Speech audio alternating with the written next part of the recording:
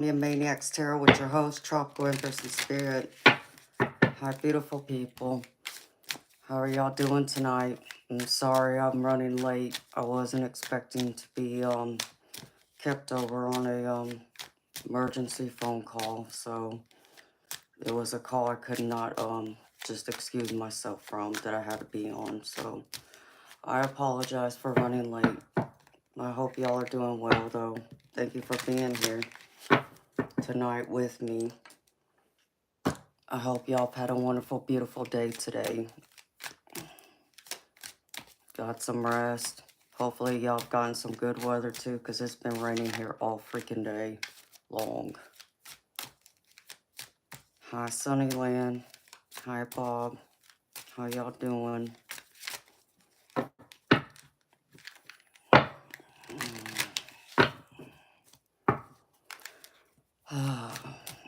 So, I did get news today. Oh, hi, Majestic. Appreciate you being here, beautiful. I did get news today that the judge had ordered for my friend to be removed from life support. But I'm hoping that it's not the last thing. Thankfully, the hospital has a lawyer, and they're helping us. They're gonna appeal it, and I end up calling in a favor from an old lawyer I knew from years ago who helped me with another case, and he actually specializes in serious injury cases, you know, where you get hurt in a car accident or at work, that kind of thing. He actually worked on my case when I had my bad car accident, and since this is a car accident injury, I called him and asked for his help. So I think he was going to get with the hospital's lawyer to find out if they can get an injunction and file an appeal. So I'm keeping my fingers crossed, because if not, they're scheduling to pull and remove her Monday. The judge is giving everybody an opportunity to the weekend to come up there and say their goodbyes, if, you know, one last time. So, yeah, me too, Majestic. I'm telling you, honey, I just don't understand some people. So I'm keeping my fingers crossed. Hi, Karen. How you doing, sweetheart? Alright, beautiful people. Let's get into this. Let's tap into y'all's energy here. I'm leaving the vibe deck alone tonight. I just feel like it's going to pull out too much energy I don't want to deal with, so.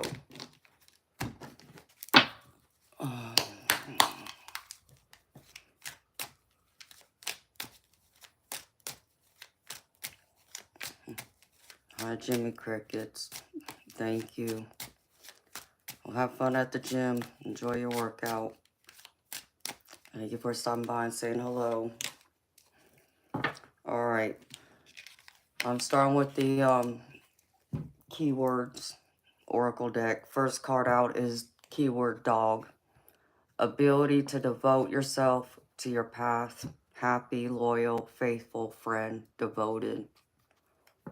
You know, I feel like this is each and every one of us speaking to ourselves, to devoting ourselves to our own path, you know, walking our own line in our life. But it's also about having that loyalty and love for, you know, our fellow neighbors, so to speak, you know, our close friends, our family, you know, the people who show up and rise up to the occasion. So that's positive energy there.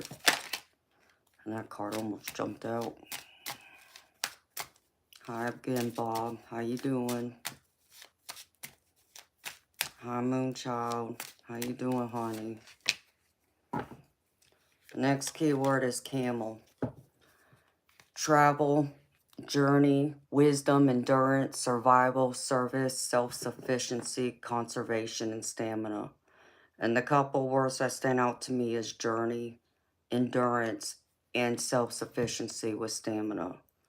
And I feel like this is all about like the ability to be devoted to yourself and your path. You know, it kind of goes with this card to me.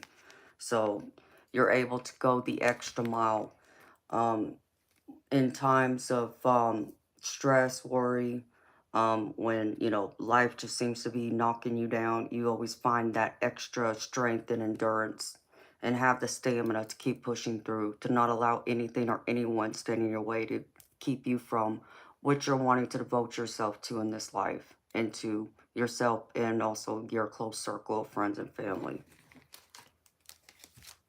So one spirit. What else? And speaking of friends and family, the next key word that came out is friend.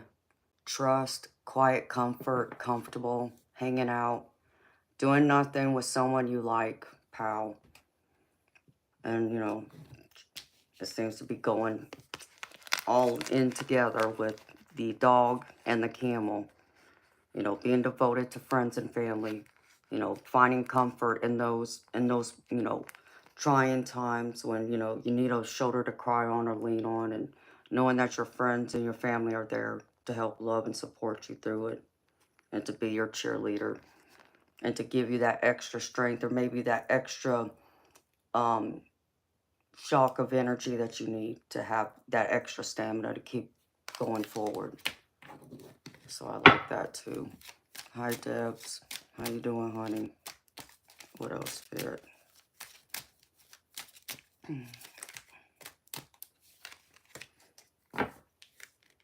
Next keyword is home. Shelter from the storm, safe place, rest, recovery, a place you feel in control, property, domain. And this feels like a safe place, a place to rest and restore. So I get like safe place, shelter from the storm, rest and recovery, which I feel like that does go with friends too, hanging out, you know, in the comfort of your loved ones' homes, not just our own home, but, you know, some of us prefer to go hang out with our friends and our family at their house. You know, it's like, we can all make that joke. It's like, you know, you want to have a get together. Okay, well, who's hosting it? You know, and it, you know, you let someone else raise their hand first, and it's like, okay, that's great. You know, I don't have to worry about cleaning my house. My house won't get messy. And yes, I'm guilty of doing that once. Okay, I did do that once because my house was a mess. So I know I I felt terrible. I had some friends, or not friends, but my in-laws from Florida. They wanted to stop in at the last minute to visit us. This was some years ago. And, you know, and I got like a 2-day notice. I'm like, yeah, my house ain't clean. Not clean enough for me to have visitors. So I felt bad, but I told him, it's like, no, I'm too busy. I don't have time to get this house scrubbed down for a visit, especially an overnight visit at that. They're like, oh, we don't mind. It's like, oh, but I mind. You know, anyone being in my house, the way it was looking, it's like, no. So I've done that.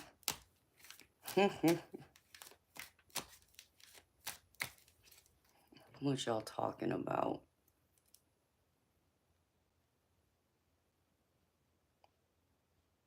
Blue screen of death, bummer. What is that? What am I missing? Debs.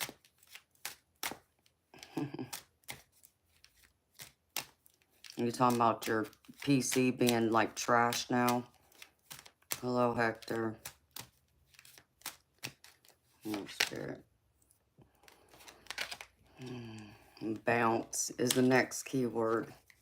Gratitude, be happy, grateful, great attitude. Life can't keep you down, bounce back. The words that stand out to me is great attitude, gratitude, be happy, grateful, and bounce back. And I feel like we all can be in, you know, be thankful and be in that happy gratitude, you know, being thankful for the good things in our lives we have, the people in our lives, you know, even just, you know, the simple things. I think even the little things that we tend to take for granted, you know, like clean water or, you know, being able to take a hot shower or even doing our laundry, you know, not have to worry about sharing your washer and dryer with others, you know, like going down to a laundromat, you know, things like that. I feel it's the simple things in life that, you know, I think some of us do tend to take for granted. And yeah, I'm calling myself out. I've taken that for granted before in the past too. So, but you're able to get through even the hardships and bounce back, like this bunny rabbit. I just find it interesting how the bunny came out. No, we just got over Easter. One more spirit, and then I'm gonna get into the spiritual symbols. Last keyword is blue. Depression, sadness, water, intuition, open spaces, and inspiration. Yeah, I think some of us probably have felt some sort of depression or sadness. You know, a lot of us are going through a lot of different difficulties in our lives. But I feel like even it's our intuition and inspiration that's pulling us through. Trusting ourselves, trusting our feelings, trusting what the divine is pointing us towards and to pay attention and listen to. And it's also helping us, you know, to be inspired to keep going, to not give up, is what I get from this. So I'm going to pull out the other deck.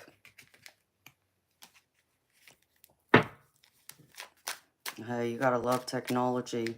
When it works great, it's perfect. But when it doesn't work, it's crappy. I can't tell you how many times I thought about throwing like a computer or a phone out the window. So just for that reason. Thank you, Hector.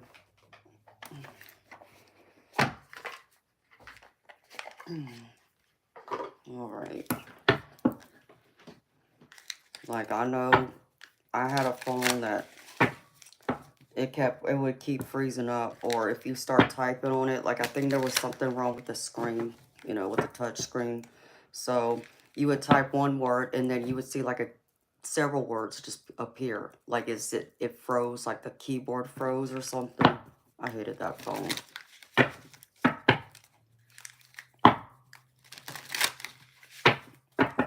Hi, Nancy.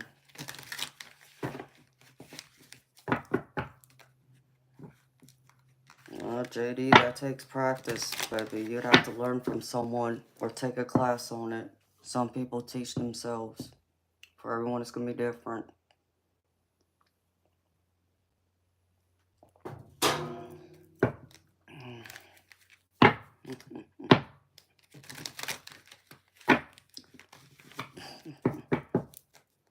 You wish I was a trans woman. Because understand me, you wouldn't know what to do with a real woman. Even if I knocked you out, you still wouldn't know what to do with me. You couldn't handle a real woman like me. Hi, Chris. How you doing, baby? Hi, Iceman.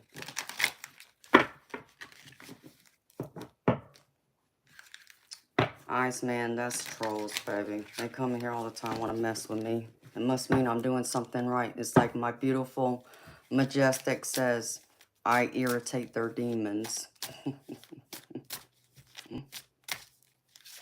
Get the card. Oh, yeah. Thank you for reminding me. I keep forgetting about this card. Yeah. Agent, whatever your freaking name is. I always love it when the divine shows up right on time. You know. This is a message just for you, Agent, whatever your name is. Straight from the divine. I love this card. I need a bigger version of this card.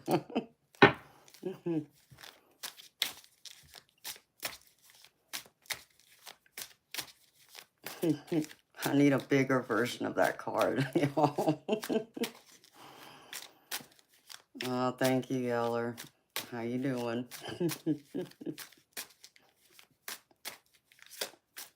JD, I learned I'm not your typical tarot reader. That's what you gotta understand. Not all tarot readers are the same. But what I can tell you is if you buy a regular Rider-Waite tarot deck, it comes with a guidebook. And every card has its own meanings. But not every tarot reader reads that way. Many of us, like myself, read intuitively. Because I tap into the spirit world and allow my spirit guides to come in and talk to me and tell me what I need to know. Hi, Richard Cushion. How you doing, baby?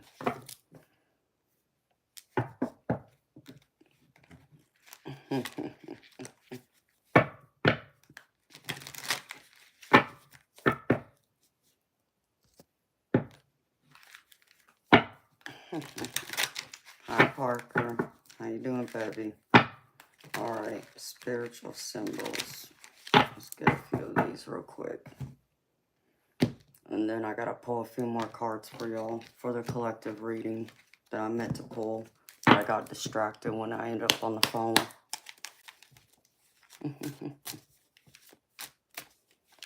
Oh, thank you, Parker. Yeah, this shirt's tropical. That's why I put it on. This is actually one of my girlfriend's tops she picked out for me last year. I hadn't had a chance to wear it yet. So thank you. I thought it was fitting.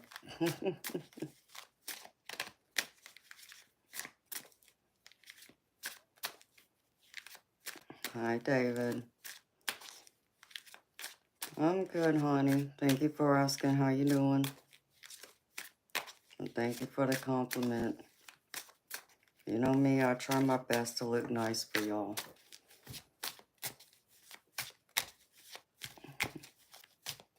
Alright, spiritual symbols.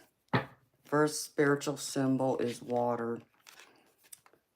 Feeling overwhelmed, detox your life, stop martyring yourself for loved ones, unaddressed emotions holding you down. I feel like many of us are feeling overwhelmed right now.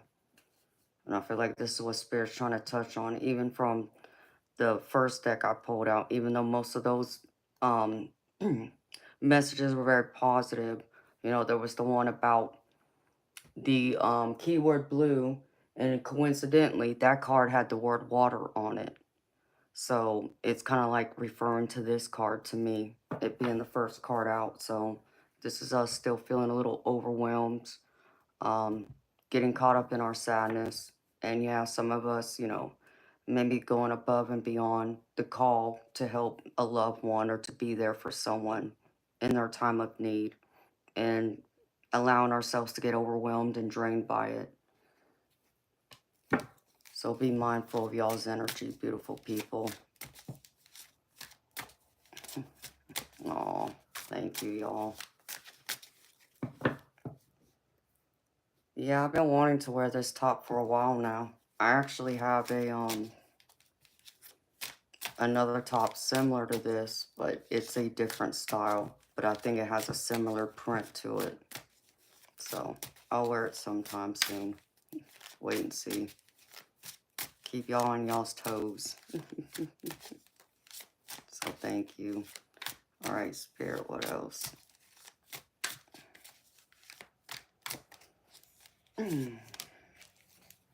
Photographs. Seek advice from others.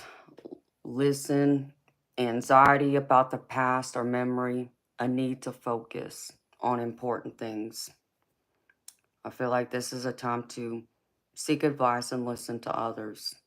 And yeah, to even think about important matters or bring up important memories from the past, you know, memories we've made with people we love and care about, because it's those positive, happy memories that give us that extra jolt of energy we need sometimes to keep going, because it's those exact memories, those moments we all live for, you know, to be happy, to be thriving, to succeed, to be all we can be. So I feel like this is Spirit wanting to acknowledge, many of us, to be reminded of those beautiful memories we've made. And, if we're going through those difficulties, to not be afraid to ask others for help, but also be willing to listen. Not just ask for advice, but also be willing to listen.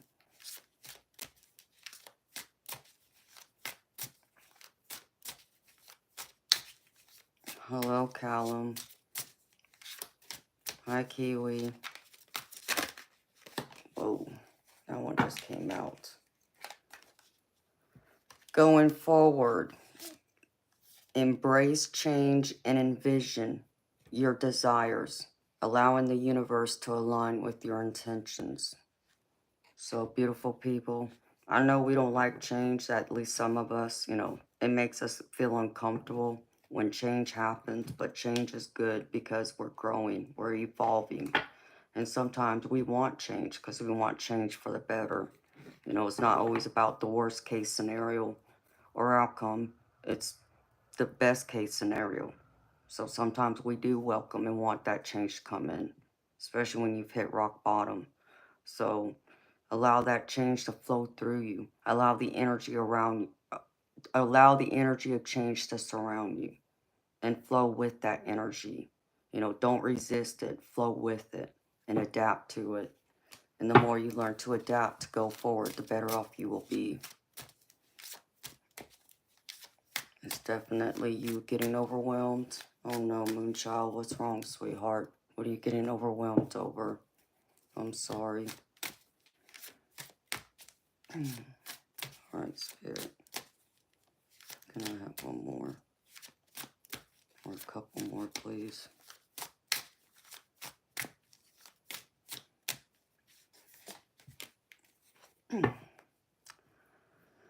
Oh, devouring mother. Selfishly loving, emotional manipulation, incompetent dependency, homicidal, cruel, gaslights, hateful, codependent, guilt trips. Yikes, I don't like this energy. I feel like there's some in here about the emotional manipulation. And yeah, even, there's someone in our circle who can be a little cruel, whether that be a mother, a sibling, maybe even a cousin, or if a friend. There's someone that can act in this energy that can always change the energy of everyone else around in the room. And they try to manipulate and then give you a guilt trip to make you feel bad, to make you feel sorry for them, in order for you to do what they want you to do for them. And that's just wrong, y'all. Don't fall into that trap. I remember there was a time I used to fall into that trap. It was so easy for me to do, and now I've kind of like learned from it and put up my boundary, and I won't allow myself to fall into that type of trap anymore. I missed you too, beautiful. Yeah, your email confused me because you made it sound like I was off for several days, and I had just taken that first night off.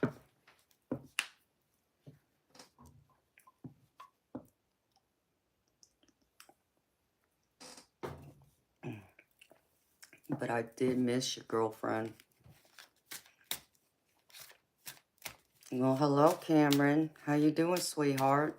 It's good to see you again. Well, honey, why didn't you subscribe? If you had subscribed, you would have gotten notifications, honey, when I'm on. That way you wouldn't have missed me. How you doing, honey?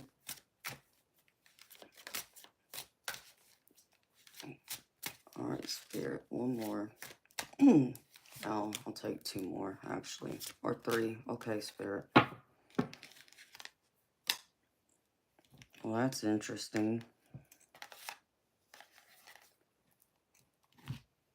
Well, first one is exploring.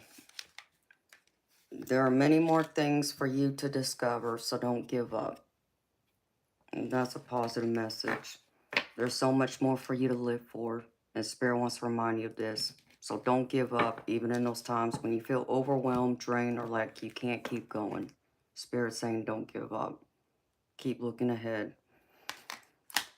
And then I get lit candle, and then snuff candle with it. It came out together, y'all. So the lit candle says finding inner peace, awareness, spiritual enlightenment, wisdom, successful outcome after struggle.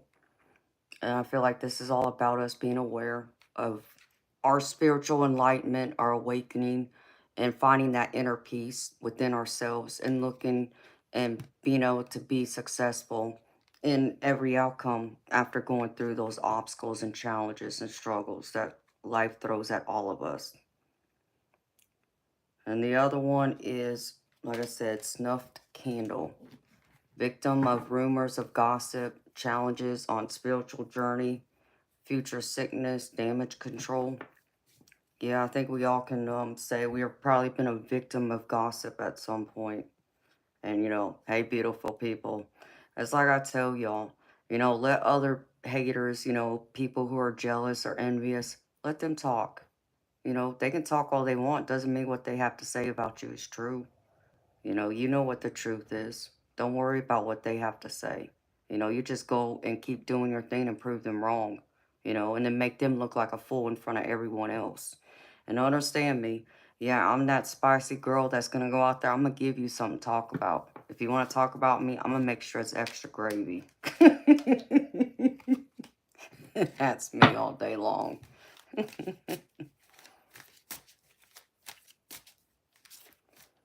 Hi, James. Yeah, Teddy moves. He'll wink at you when you least expect it.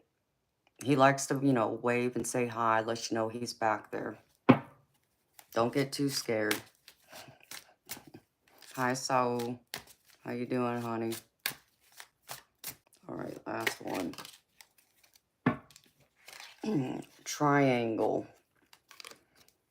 Third party situation, difficult choices. Death, failed relationships, disagreements, schemes, separation, treachery, warning, third wheel. Yikes. Yeah, I feel like, some of us, at least over the past week, when I've read on some of y'all, especially doing the general collective love reading, I've kept picking up a third party. So, like, someone puts you in a third party situation. But, third party doesn't always have to mean romantic either. It could be, you being put in the middle of, like, say, your spouse and your child, for an example. That's third party. So just be mindful of that, because I feel like someone's going to try and pull um, the wool over your eyes. The treachery words on here too. And that's why I say that. So be on the lookout for that, beautiful people. Don't let anybody do that to you.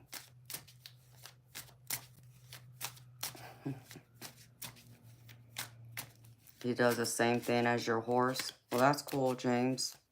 Maybe they can be buddies. Last one. And then I'm putting this up. Hourglass. Old school ways of thinking. Time is running out. Death is near. Time is the enemy. Turned upside down. Yeah, I feel like time is running out. Time can be our enemy. It feels like we're constantly on the go, or there's not enough time in the day, and then we get overwhelmed that way because we think of all the things we got to do or we want to do and accomplish in a day, and then it's like, okay, well, we got like 2 days worth of stuff to get done in, a day or half a day. So I know there's been many times that the clock's been my enemy, where I feel like I'm always fighting against the clock. So that I understand too. Don't allow it to overwhelm y'all, though.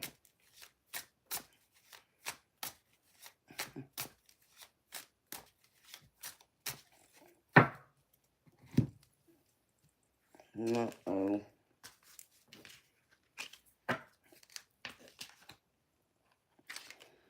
Is that right, James? Well, you want to act a fool. If you say something my mom don't like, just know you're gone.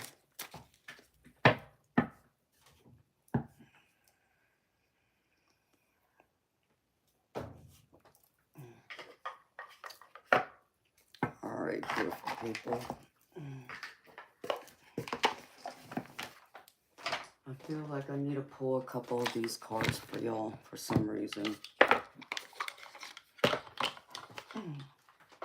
Real quick.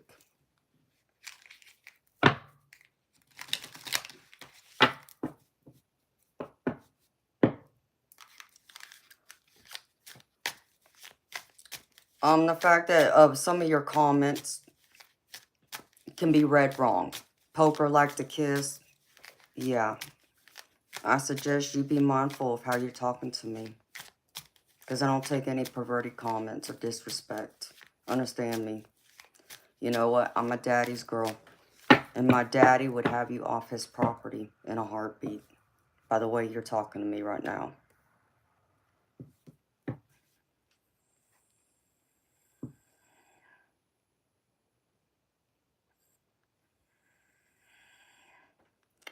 Oh, Moonchild, you're being taken advantage of, honey.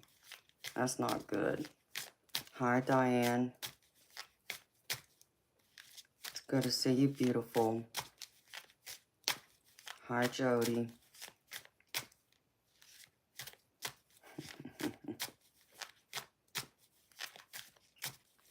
That's right. So, hey, my daddy would be in the living room cleaning his guns for every guy that came knocking on his door asking for me, wanting to take me out. Daddy didn't play about me. So I'm a daddy's girl. Daddy made sure I understood how to be treated right. Hi, Pedro.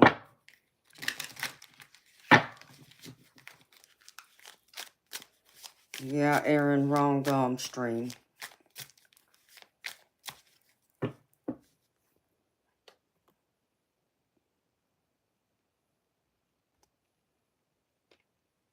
Okay, well, remove.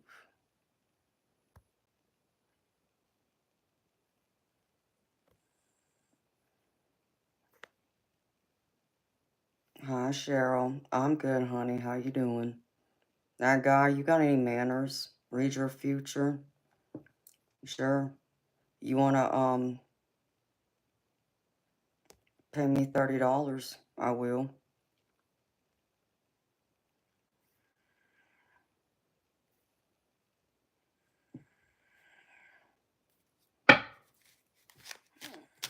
Hi, Lee. How you doing? Hi, King Hazy. How you doing, baby?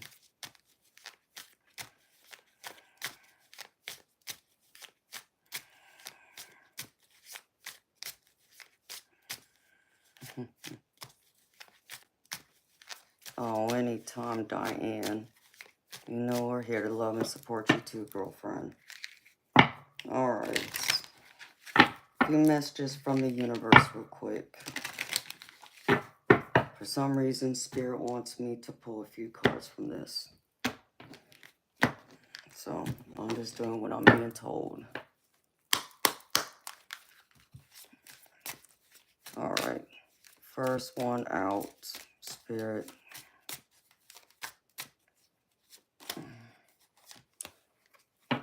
Live your life to its fullest potential. Let go of the need for approval from others. Live up to your own expectations and nobody else's. No more selling yourself short. Keep moving forward. You've got this. So beautiful people, you know, stop, you know, doubting yourself and selling yourself short. You know, be in, you know, that beautiful energy of your, you know, like the magician. You can manifest and be anything and anybody you want to be and do anything. So instead of, you know, making yourself feel so small and getting caught up in those negative, you know, doubts that you're having with yourself, lift yourself up. Be your own best friend, your biggest cheerleader, and believe in yourself that you can do anything you want to do. Anything is possible. All you gotta do is believe and take action, and you will achieve. Hi, Scott. How you doing, baby? All right. What else, Spirit?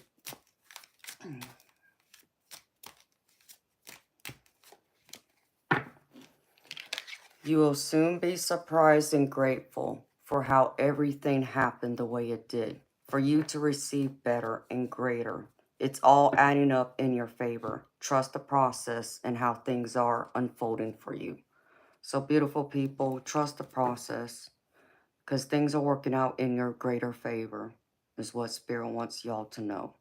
You know, even if you're going through something rough right now, going through those challenges, those struggles, know that the universe is trying to prepare you for something better and bigger, for you to receive your abundance, your reward for coming this far and being willing to go the extra mile. Claim that, welcome that abundance in and that blessing.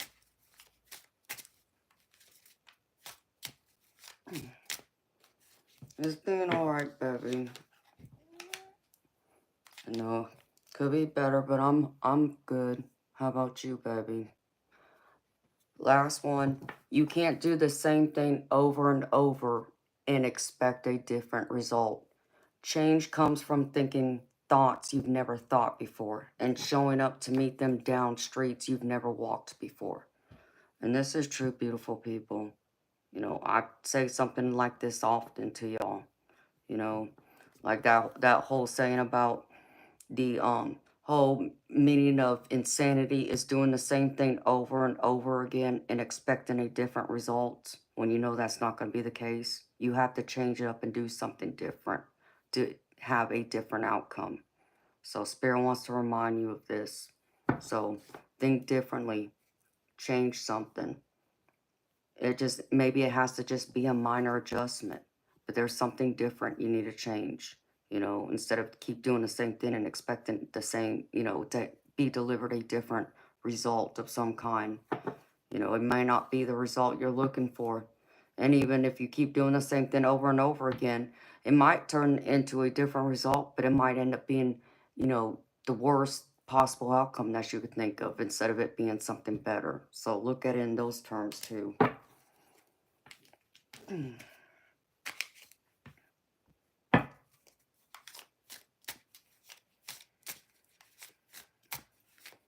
You're staying positive thanks to me. Oh, well, I'm happy, honey. I'm happy I can help with that, baby.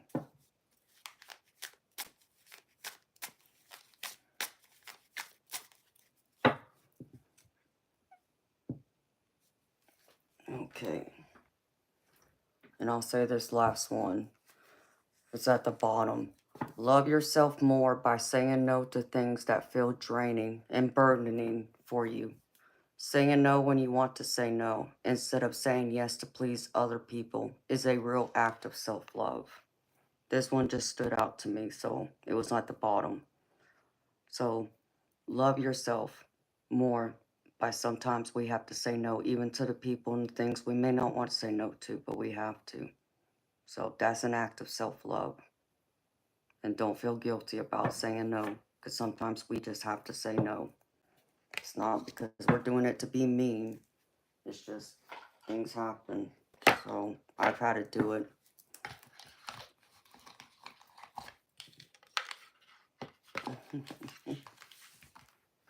All right, beautiful people. So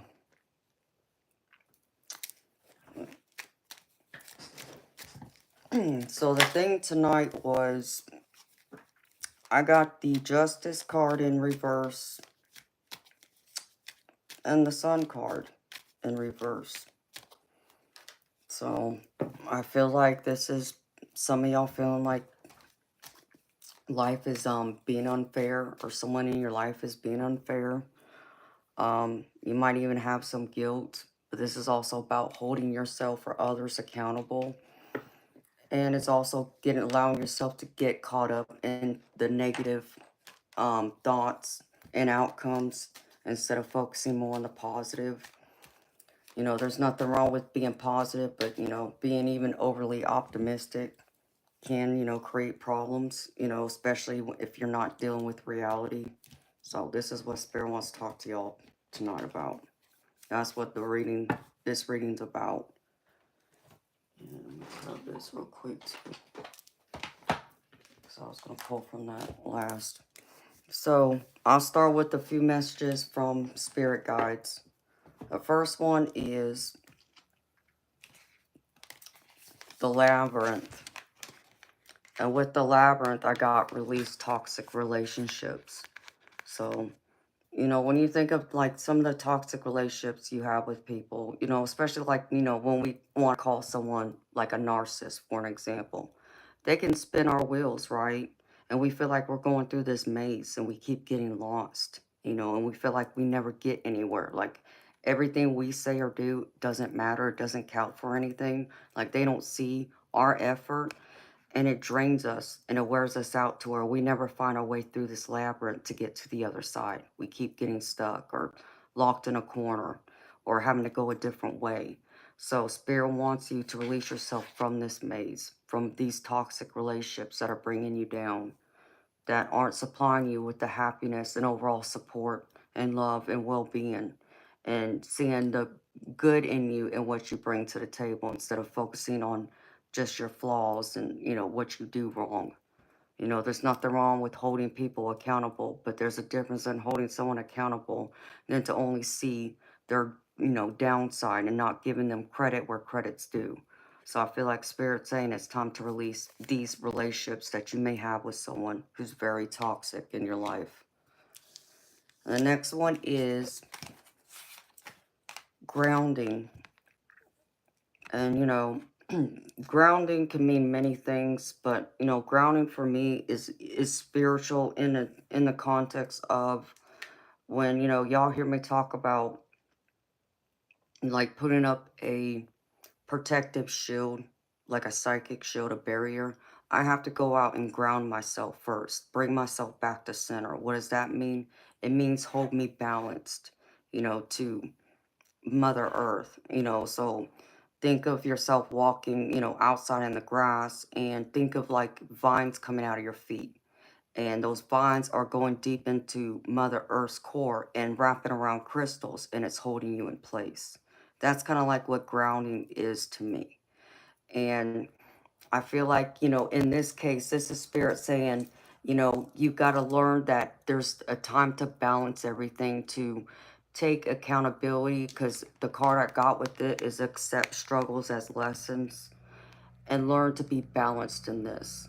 Understand that even through your most difficult times, your most difficult lessons and struggles you go through, there's still something to appreciate. There's a beauty in it where you learn to ground yourself and you're more centered, you're more balanced, you're more mature, and you've come to a turning point of being open and awakened even more in your spirituality with those experiences, because you know, I don't know about you, but for me, I turn to the divine more and ask them for help. I turn to my spirit guides and ask them for help, you know, and I seek their advice more than I seek advice from others who are physically here. So that helps ground me and keeps me centered. So I feel like Spirit wants to remind you to keep yourself balanced. Keep yourself on that solid foundation and know that these struggles you're going through aren't going to last forever. And, you know, there's lessons to be learned, yes. And sometimes we do have to, you know, redo these lessons, unfortunately, because there's something different we're supposed to walk away and learn from it that we didn't learn the first time. Or there's a different point of view because we've grown, we evolved, our mind has adapted, our, you know, our maturity has changed for the better. So we come back to it with a new perspective than what we had before.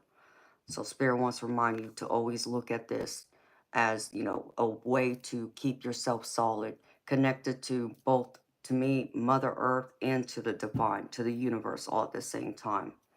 And you being the center of it all. Hi, Michael Ellis. That's right, baby. We glow up, especially in those most difficult times. You got that right, baby. The last one is vision. And with the vision, journey within. You know, when you go journey within, you know, have a vision. You know, when I say journey within, it's like a form of meditation, yes. But you think of yourself even daydreaming. You know, go within yourself. Allow yourself to dream. Allow yourself to have that inner child, that imagination to create. Because there you will find many new ideas, many new insights that you never considered before. You know, but we get so focused on, you know, the day in and day out, you know, um, chores we have to do, our obligations, to where we forget, you know, to allow ourselves in our minds to wander. And that's where our greatest creation comes out. And we can create some beautiful things, some beautiful ideas, or dream of something, you know, spectacular that we never gave two thoughts to before, because we never gave ourselves the time to just wonder and dream and think of, you know, what the future can hold for us if we were willing to go out there and reach for the stars. So have that opening, have that vision to go within. You know, and I know sometimes when I meditate just simply by closing my eyes, you know, within 5 seconds, it's crazy how it happens. I'll get like a movie clip that comes to my mind. Like the spirit's trying to show me something that's going to happen in the future, or something that I'm meant to see that's supposed to help someone else. You know, it's not about, you know, me, but it's, you know, an advice for someone else that I know. So I have that vision too, you know, when I close my eyes. You know, when you think of like how, you know, this is like the high priestess in this deck, but you see like the eye being right there. You know, people call that your third eye. You know, I don't like that name for it. I call it your psychic eye, but that's where it all starts. And that's where a lot of those creations and ideas come forward to me. And that's where that movie clip will play for me, where I'll see things and I'll know things that I can't explain how I know, but I know. So it's an opening door to that too, to your spirituality, to your psychic gifts, if you allow it, if you trust in it. Hi, Chief. How you doing, baby?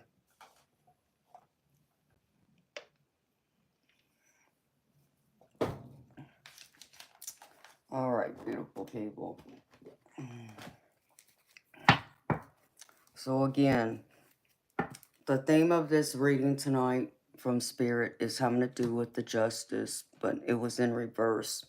So this is feeling like there's a lack of accountability, fairness, even maybe having some guilt of something, or feeling like you're being punished. And the Sun card also came out with it, which is telling me you're being, you know, getting so focused in the negative parts of things instead of trying to be more positive and change your mindset. So what does this pertain to? Well, I feel like this pertains to this Six of Pentacles, which is in the center of this, a give and take, you know, and this can be both in relationships, you know, like when you think of, you know, emotionally, mentally, you know, to give yourself your time and attention to someone else and also receive. It can also mean monetary, or giving your possessions, you know, feeling like, you know, people like are gonna take, you know, you go out to eat, let's just say, and let's just say your friends like, okay, well, I'll buy tonight, and then next time you buy. There's that even give and take, right? And like in, you know, our relationships, us connecting with each other, you know, one picks up the phone, hi, how you doing, you know, and catches up with you. And then maybe a week later, you know, the other person calls you, you know, instead of you calling them, you know, to do the same thing. There's that even give and take. And I feel like there's someone in here that wants to be and give you that even give and take, to know you can rely on them, because I get the King of Cups with this. So, and don't pay attention to the gender, y'all. This, you know, can be a masculine energy, but it can also be, my ladies, it could be a feminine in your life, okay? It's just that they're showing me more of their masculine energy, so place it how it fits. But this all centers around, you know, feeling like maybe you're not getting enough, you know, from this relationship, feeling like you're not giving or receiving an even give and take, like there's an unfairness here. Or maybe you feel a guilt in this of not giving yourself enough, or giving to your relationships enough. Since, you know, we're talking about the Justice card here in reverse, which is the theme. So I feel like, you know, It's time for more of your loving, nurturing, emotional side to come out in this King of Cups to share with the people in your life. You know, your friends, your family, your romantic partner, and your pets. You know, think of everyone in your life that's important to you. Maybe, you know, you haven't been as present with them as maybe you should be. And maybe it's time to now switch the roles and show up for them. Be present with them more, like they've been there for you. So be that even give and take so you don't feel guilty or you don't feel like it's, you know, being unfair, or maybe you've given too much of yourself and you're not receiving enough from them. So I feel like now either which way, y'all can flip the roles here. This King of Cups right here, whether this can represent you or someone else in your life. Someone's wanting to step forward and be that loving, nurturing person you can rely on, who's dependable, who's stable, who's mature, who's willing to, like give you their shirt off their back if you need it. That kind of energy is what I see here. So in the recent past energy, I get the Three of Wands. So there's a situation or possibly even a relationship that, you've been all excited about. I feel like this is more about a situation, like a project type, than it is about a relationship. But I do get romantic love in this. But I feel like this involves like a work relationship where there was some type of project you were given the opportunity to work on, to collaborate with people. And I'd see you getting all excited about this, you know, having this opportunity to shine, with this Ace of Wands, which in turn is also being able to give and take, like this um Six of Pentacles, that even give and take, that collaboration, and someone willing to give you the same amount of credit for your hard work and your good deeds as, you're giving to them. So this is something you're really excited about. When it comes to love, I feel like this is that relationship you've been waiting for. You've been waiting for this perfect opportunity to find that new person who's going to light up your world, who's going to give you something to be thankful and wake up for each and every day, that wants to show up for you and show you that you can count on them and they will be there. They're not going to be like your last relationship or your last partner. They're not going to let you down like that. So I feel like this is someone you can be very excited about growing with. And in the present energy, I get the Hierophant. And the Hierophant is all about like institutions, like you think of like religious organizations, but it's also someone who has a lot of knowledge. Like you think of like, in a religious sense, you think of like the Pope, for an example. Everybody looks to the Pope for guidance, religious guidance, in Christianity. It's that type of energy, but you can place this in all aspects of your life. Who's that person that has all this knowledge, in a specific area that you're focusing on? Maybe this is, professional. I feel like a lot of this is professional. Um, Someone like a manager is the energy I get, is who this Hierophant is, who's coming in to mentor you, to help you and show you that you have a lot of potential, that there's a lot of options for you, because I get a Seven of Cups here, and they want you to know that I feel like you're being recognized, you're being appreciated for your hard work from this Three of Wands energy, and they know that you have all these options. You could go work elsewhere, but they are recognizing that you're choosing to stay put and work for them. And I feel like this person is showing you, showing that they recognize your efforts, your hard work, and they want to see you succeed and continue to grow. And when we're talking about in like a love relationship, romantic love, the Hierophant can be like that marriage card. So, when I pull it, it's like the marriage card. But this doesn't have to mean necessarily marriage, but like someone wants to create a serious relationship with you and see it in the long term, to see it go the, extra mile and all the way to the end. Where again, they understand that, there's a lot of, you have a lot of suitors out there who would want to pursue you, but they too see you're choosing to continue this relationship with them and waiting to see where it grows. And I feel like this person really wants to give you more than what you've been given in the past. I feel like there's a really strong masculine energy I'm picking up more than a feminine energy who's willing to step up to the plate and offer you that comfort, that soft place to fall. Um, be your best friend, besides your lover and your partner. That's going to show up, on those days that you need them the most, that there won't be any hesitation. You won't have to second guess, are they going to be there? They will be there. And that's what I'm being shown here. And that's the energy I'm reading from this, that they're willing to give you all these extra cups of love, is what Spirit just said.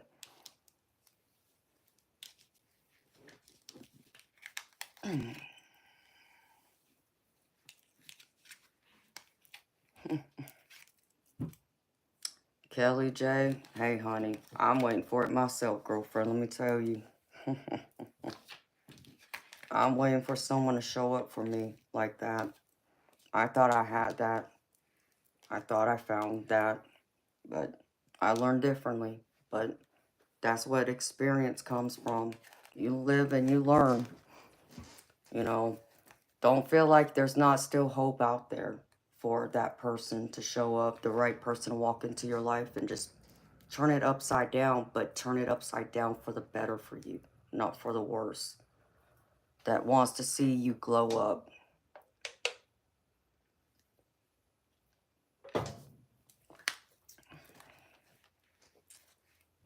So don't be afraid of it, honey, is what I can say to you.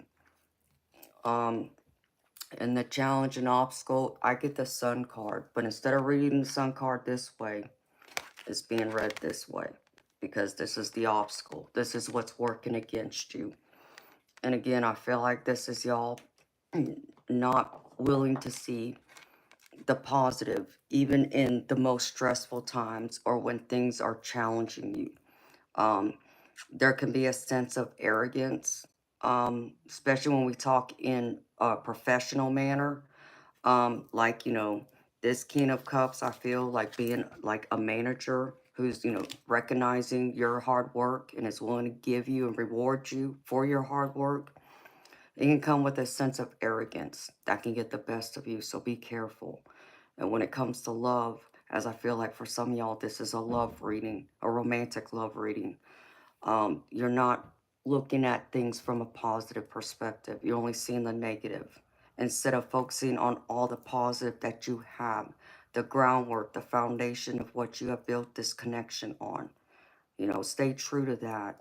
Focus on the positive in what you have built with the person, not the flaws, not the little cracks that have come along the way. Be more positive is what Spirit wants you to know, because you have built a foundation with someone. There's a foundation here. There's seeds planted in this ground for your relationship, whether you want to talk about it in a romantic sense or professional sense. Place it how it fits. Because I get the Seven of Pentacles with this, which is telling me you got all these seeds planted. This foundation is being built right beneath your feet right now. It's just going to take time to nurture it and watch it grow. And that comes with having patience too, which can be another thing that, you may struggle with. Not being able to be positive because you feel like you're, having to be a little too patient, or you're waiting forever. You're ready for your reward now, not having to wait for your abundance. But Spirit saying you gotta wait, be a little more patient, as I feel like it's coming forward for you. Because in y'all's possible future outcome, I get the Three of Pentacles.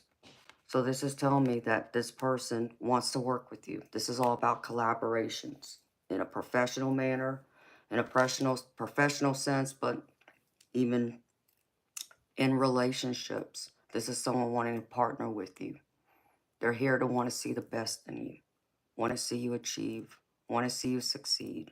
And they want to be the one there guiding you and standing beside you, not, standing in front of you and trying to push you down. They want to work with you and, hold you up in case you fall, is the energy I get, which that's loving, beautiful energy to me. And this King of Swords is coming forward, to be that person. You know, this King of Swords is normally one who's not tied to their emotions. You know, they're more in, you know, their logic, their mind, they're the thinker, instead of using their emotions. But I feel like there's this shift in even their energy, whether this is a masculine or feminine energy. I feel like you're breaking through to their heart, and you're peeling away the layers where they're willing to step up. You know, maybe they haven't been as emotionally supportive of you or as emotionally engaged with you as you had hoped. Well, I feel like that's starting to open up now, because I see like spirit showing me like a flower that's, you know, closed up and it's starting to blossom. It's starting to gradually open up like this. That's what spirit's showing me.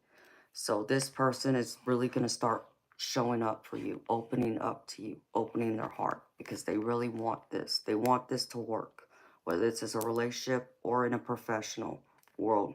Place it how it fits. And I feel like it's going to work out good, to the positive. I feel like you can really rely on this person, that they're going to, you know, show up and surprise you in more ways than one. And I like that. Man, whoever that is, they need to hurry up and show up in my life. Okay. Hi, Lily Hillis. Hi, 420.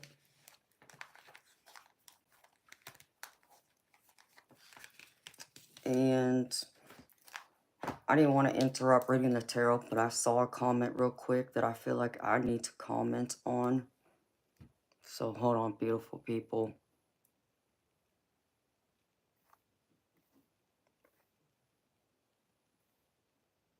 Hello, Usman.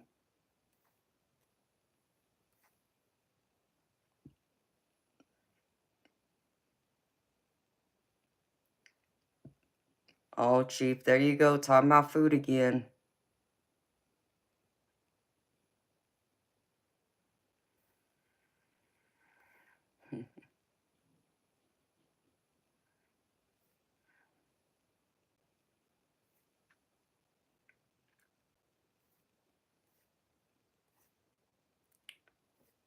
Yeah, KB, you acted like a fool with me last night.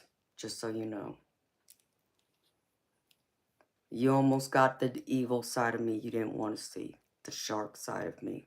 So, know this. And do me a favor. If you're going to go out there, you know, and drink, and you're going to be intoxicated like that, you know, don't say anything. Because what you said last night was very rude and very disrespectful. And, you know, if you had not been here before many times and been the type of person you are, I know my moms would have hit you already. But because you've been here, you got to pass. Understand me. You got to pass. But it won't happen again. So I suggest you be mindful of how you act here with me and with everyone else who's here, because it was beyond rude and disrespectful. And it didn't sound like you, KB. And I'm not the only one who said that. Someone else said that too. So obviously we all realized that you had been drunk or something along those lines. But I accept your apology.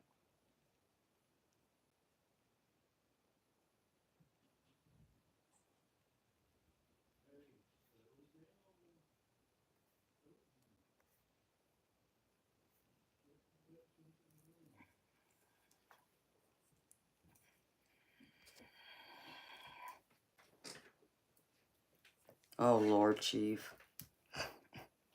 Hi, Joe King. Only you would make a smart aleck comment like that.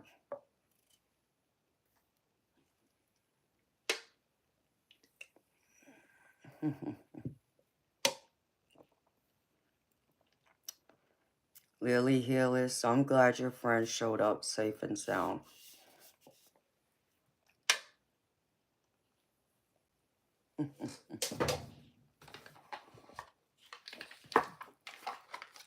Alright. Alright, beautiful people. So here's the oracle cards. So, from the guides of the hidden realms, Oh, I love you too, Chief. It's alright, baby. I mean, I was able to munch on something earlier. You have an empty plate in front of you and you're waiting, Bob? I'm waiting too. This is holding space for love. It says you may be having an experience meant to teach you a lesson that you thought you'd already learned. It's causing you to feel like you're retracing your steps, but you are truly progressing, moving forward, like a dancer on a spiral staircase. Along the way, you learn how to love and accept yourself and then are better able to hold space for others. Now you're being asked to observe a person or situation with an open, loving heart, releasing the need to judge or fix. It's more important now to understand them than for you to express your perspective. Can you slow down and listen deeply with your heart rather than your head? Drop the lens of the past and see through compassionate eyes. Listen between the lines to what's not being said in words, but what may be expressed in a more subtle way. Allow things to be as they are and still be willing to move forward to explore and learn and let curiosity lead the way. You're in a beautiful place right now, so love the imperfections you're gifted with. It will set everyone free. So, beautiful people, this is all about having your heart open and not being judgmental, but also listening with an open heart and being present with, uh, that person or group of people. So always be present and, always make sure you're listening. It's not just about listening, but it's also about being understood. Communication, yeah, it's important to listen, but it's more than listening. It's also knowing that you've been understood. So be willing to listen to understand and also to do it with a compassionate heart instead of being so judgmental.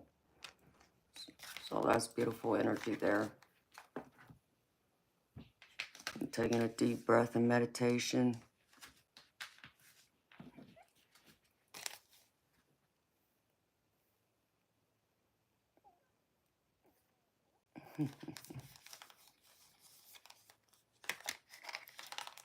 Okay.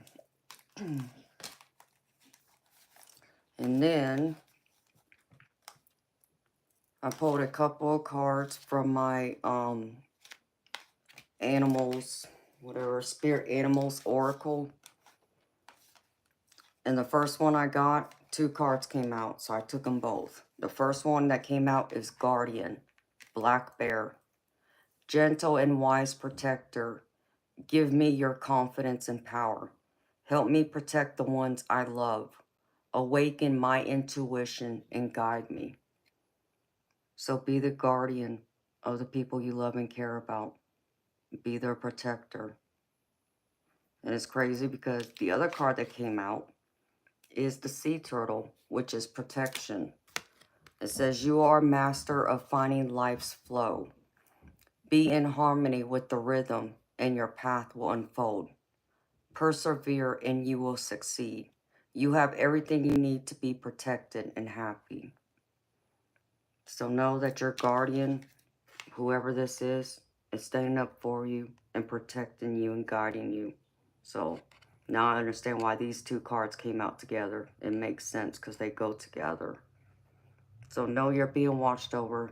There's someone in your close circle who is your protector, your guardian, and they're doing everything to be there to protect you and guide you. So lean on them, which I love that. That's beautiful energy there. Okay. I'm going to pull a few cards for y'all's professional abundance. I try and do this for those who are interested in their career and finances. First card that came out is talent. You have an exceptional talent in art that needs to be discovered or expanded. It's time to make a fortune in your creativity. So you have a creative talent that you need to explore is what Spirit's saying. So if you've been having questions about that or you've been doubting yourself, this is Spirit wanting to remind you, you are talented and don't fear it. Don't fear that you're not going to be successful and have your abundance by using it. And that's a beautiful thing. That's a powerful thing. The next one that came out is Traveler. There's an opportunity for you to travel for work or business. You might be attending a convention or a training that will enhance your skills. So here's the Traveler. You may be traveling, being able to see the world or parts of the world while you're, working on your talent, sharing your creativity, helping to inspire others, helping your company, your employer grow, or maybe this is yourself, your own business. You're able to travel to grow your business. That's a great thing too. Couple more, Spirit. Yes, they are, Chief. I love bears. I got many pictures of the bears that showed up at my house, my old house, in my yard. There's one that's a cub. Next one is mainstream. It's time to be seen and show your talent to the world. Your business is getting more the audience at this moment. So you're supposed to be in the mainstream. You're supposed to be in the spotlight. So if you've been having doubts about that, here's your confirmation that yes, if you've been thinking of doing this or considering it, or maybe you are already doing this, you're exactly where you're meant to be. You're supposed to be in the spot like that, in the mainstream. One more, Spirit.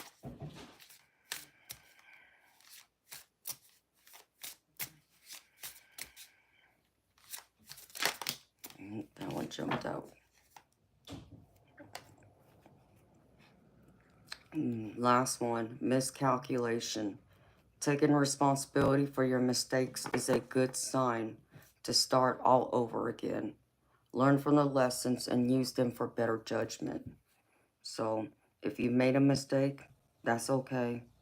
Take accountability, own up to it, so you don't make those mistakes again, because that's how we grow. That's how we learn, right? Sometimes we have to make mistakes in order to learn. So don't beat yourself up over it. And then I pulled y'all a postcard from Spirit. And it says, Dearest you, since you're on Earth, you understand how buildings are built. Yes, a good solid foundation, and yet flexibility too, in case of earthquakes. Truth be told, you can't offer something sustainable unless it is built from a solid base. Whether it be an idea that takes form one step at a time, or an actual house that needs a sturdy foundation, dug, poured, and built. We want to remind you of this because you might need a little encouragement to see this is true in your life at this time. Celebrate the fact that right now you can repair the cracks in the foundation of your life effortlessly, as well as do a general site check to ensure your hard work is being well supported. Do this and know you are building your life on a perfect and sound foundation that will allow you to welcome the many miracles waiting to come to visit. We're so happy for you and so intrigued by what you're building. So know that the building you are building your life on, it's on a solid foundation. Make sure you're just checking any small cracks like this card says and repairing them, so that foundation stays solid and strong. But your loved ones, your spirit guides, your spirit team, they're all cheering you on. And they're in amazement of the foundation of your life that you have built. And they're so excited to see you do more as you continue to build on your foundation and grow it like a big, beautiful castle, you can say. That's how I read that. And then the angel card I pulled for y'all tonight is Miriam, healing the heart. This is a sacred time of healing. In order for you to feel whole once more, It's essential for you to reclaim all the lost parts of yourself. Call back all the aspects of yourself, all the gifts and talents that you have been forced to hide or repress. Be unleashing by unleashing this tender aspects of your deeper self, you allow your heart to rebuild and strengthen. And the positive affirmation here is, I reclaim myself and my story. I am ready for wholeness. I reclaim myself and my story. I am ready for wholeness. So be willing to heal your heart. Spirit's asking you to, and they're trying to help you. And that's what I have for y'all, beautiful people. For the general collective reading, again, take what resonated and leave behind the rest.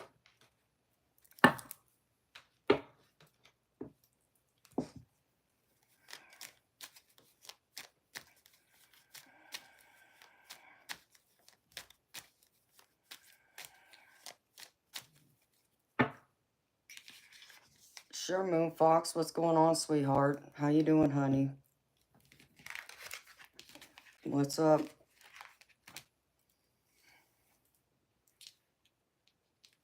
Oh no. I hope this ain't going out. Good thing I have a backup.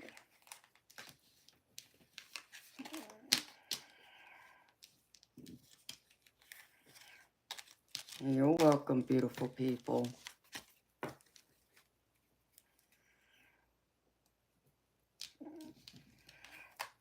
Hello, Eliza.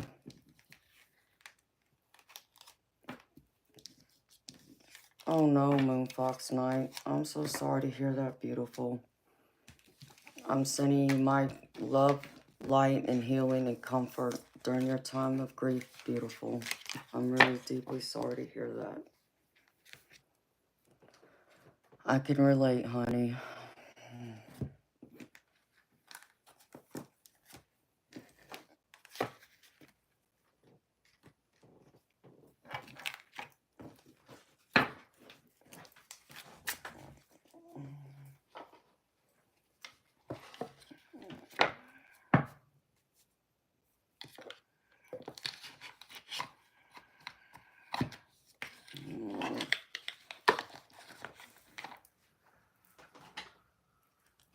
I'm so deeply sorry, beautiful.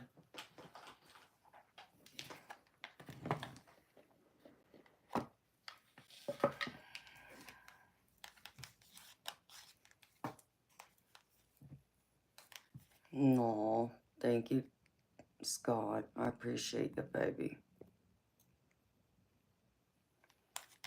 Thank you so much, honey.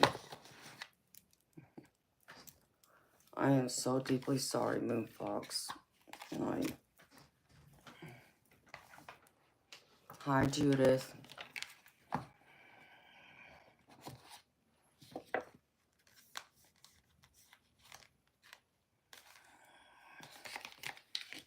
Oh, thank you, Judith. I was worried knowing I was running late for y'all. I hate being late. I'm sorry that I was late, y'all.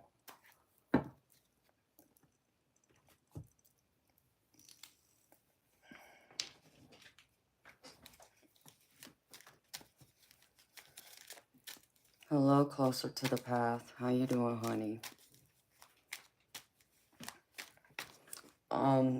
Moon Fox Night, what you mean, sweetheart? You don't know what to do, honey. Clarify that for me. Like you don't know how to grieve her? But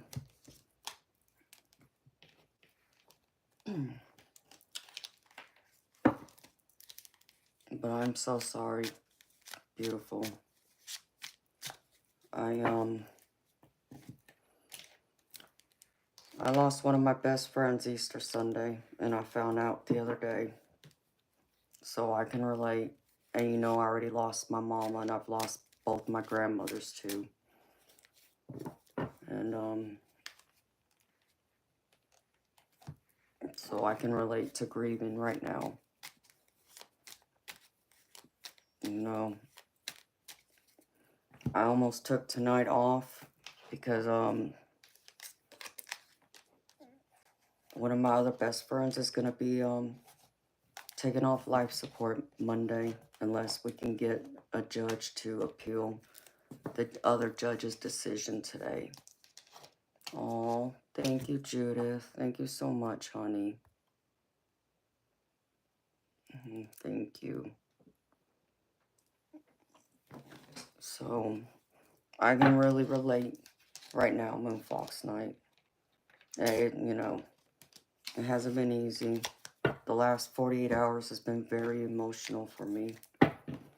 But Spirit told me to be here. And I know by being here, this is helping me because I'm not isolating myself. I'm being surrounded by people I know who want me here, who care about me. And that's going to help me to not get so lost in the pain, in the grieving. But I know I feel so many different things.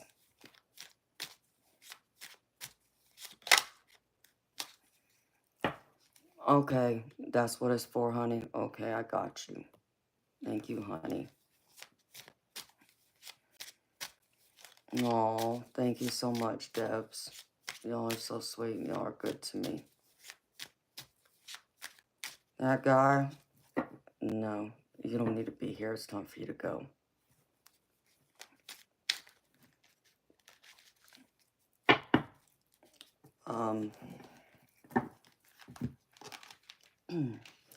Moon Fox Night, Miss Judith just paid for you to receive a reading, honey. So, I'll be happy to do a reading for you, girlfriend.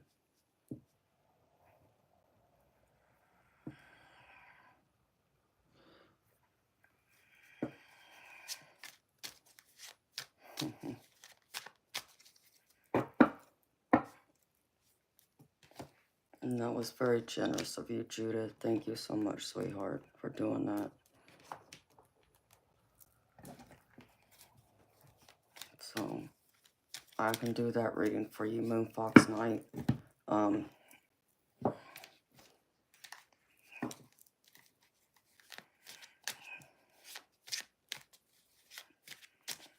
Oh, yes, that's a beautiful thing, Debs. Thank you, everyone, for liking and subscribing. Y'all are the best.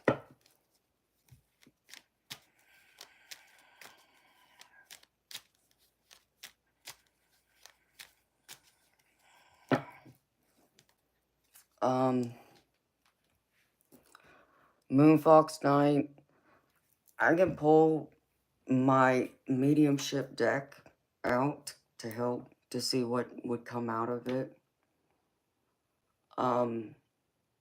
Knowing she just recently passed away, though, it's kind of hard to make that connection right now because you gotta understand, she just left our world. And when spirits leave, they go, to heaven. Obviously they're welcomed in by loved ones they haven't seen who died, before them. And there's like a big, happy celebration or reunion. And they also do a life review. And then they also have to take time to get adjusted to like their spirit body, right? So sometimes it could take like, I would normally tell people to wait like around a year before trying. But beautiful, I have no problem, pulling out, my mediumship deck to see what messages would come out for you.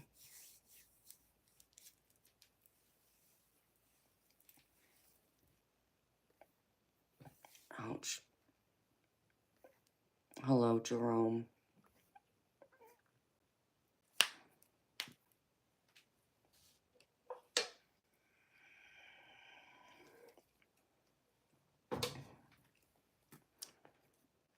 So if you want, beautiful, I can do that for you.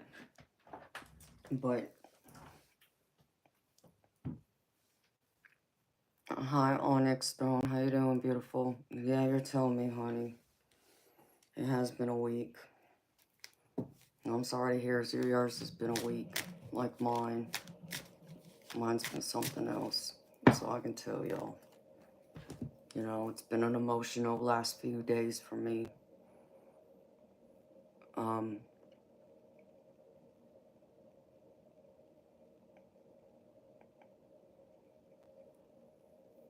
Hello, Goth Ministries.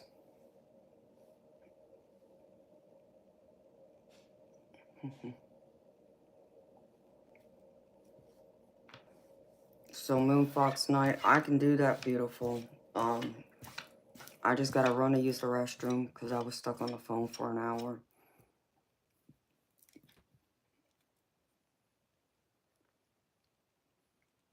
Well, beautiful, you know you can talk to her right now. She can hear you.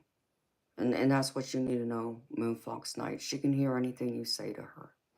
It's just if you're like expecting to get a visit from her, expecting her to show up or anything like that, that it would be too soon for something like that to happen. I'm not saying it can't or it won't, but because I get an understanding of how it works up there, she's just in heaven right now, you know, being welcome back home, having a big celebration with everyone, um, enjoying that time, you know, getting to see everyone again and so forth. But like I said, I do have a mediumship deck that I bought.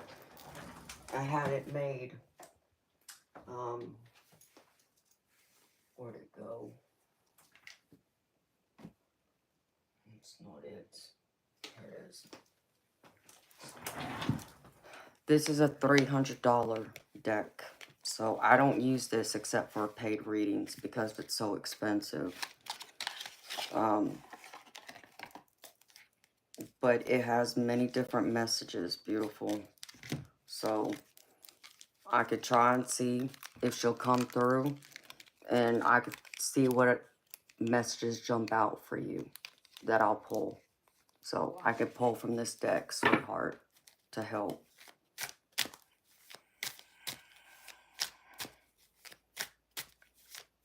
But what I can tell you, Moonfox, do not feel like you can't talk to her. You can talk to her, beautiful. She will hear you.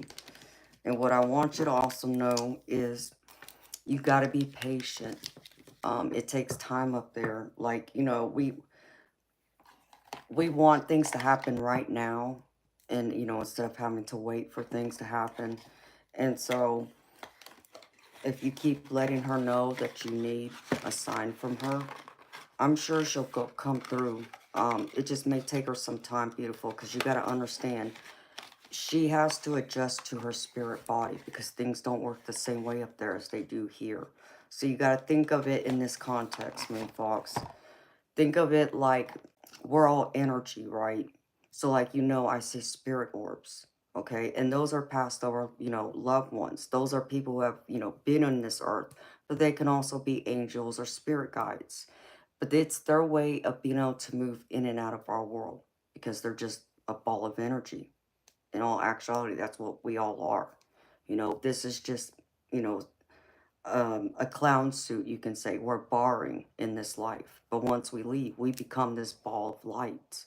You know, and you put all of our balls of light together, we are all one, right? So, but that's how they're able to move in and out of our world. And just like that ball of light is energy, you got to understand they need other sources of energy to manifest. So when you think of like being able to see a ghost, like a full body apparition, for an example, those spirits have to draw on energy from somewhere in order to manifest. They need more energy. So like that's why you normally will hear of people saying they tend to experience more visits like when it's during like thunderstorms because of the rain and the lightning that comes through. It gives them that extra jolt of energy they need to be able to, you know, appear to you, to be able to speak to you, to even mess with your gadgets like your, you know, your phone, your, you know, your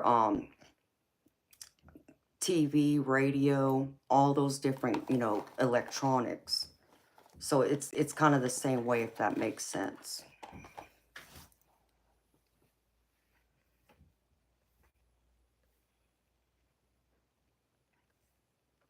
And they will visit you in your dreams too.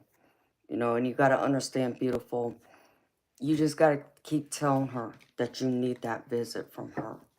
You know, and one of the easiest ways I can tell you they're able to connect to us is in our dreams. Because we're more relaxed. We're more open to receiving. You know, you can say that our, like, psychic eye, so to speak, is more open to receiving. So they will come and visit us in our dreams. It's just I know some of us don't always remember our dreams, but it also may take time to beautiful. It may not happen overnight. Hi, YouTuber. How you doing, honey?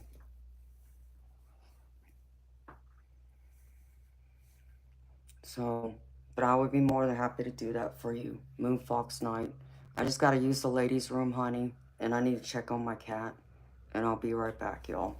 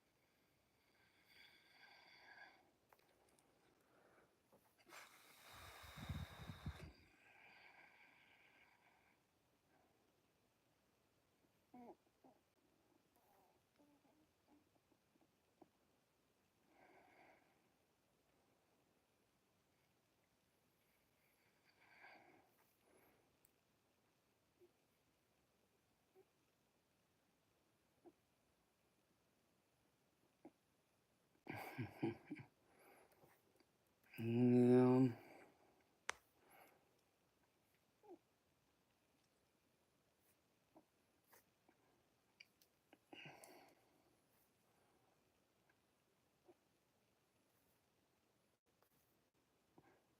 Well, let's see if something will come out Moon Fox Night.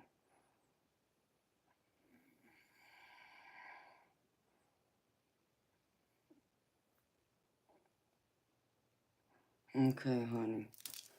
Well, I'll try and see what comes out. Let me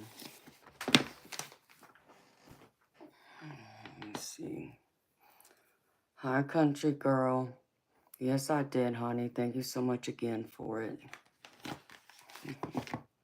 Aw, thank you, Jason. How you doing, baby? It's good to see you. Hi, Sean. How you doing, baby?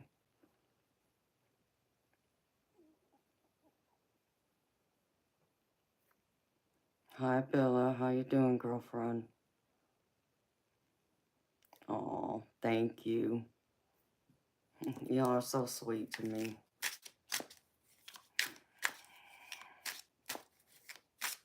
Yes, baby, I did, and I didn't see it in there. Jason, for whatever reason, it seems like,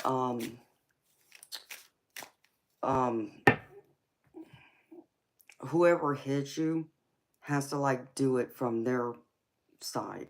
Because it's crazy. Like, my side, it's, you know, I've had my channel for, what I said, like 10 months. And I've been streaming 8 of those 10 months. So, and it shows that I've only hidden like 250 people roughly. And I know I've hidden a lot more people than that. So it's like, I don't know what it is, or I should say I know a lot more people have been hidden. You know, not just by me, but by my mods. There should be a lot more people, but they're not there. So it's like I'm only being shown the ones that I've hidden, not the ones that my mods have hidden, if that makes any sense.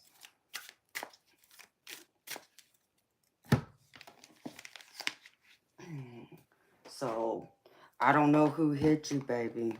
I'm gonna have to contact YouTube and find out. I gotta contact them for something else anyways. So, I'll ask them to find out if there's a way I can get to that list. Since it's my channel, I should be able to access and see every single name that's been hidden. Just give me, you know, some time, baby, to look into that. But yeah, I did check for you, baby.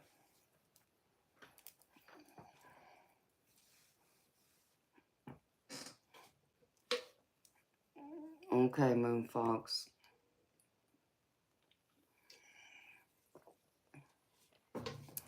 Thank you, Sean. That's very sweet of you, baby.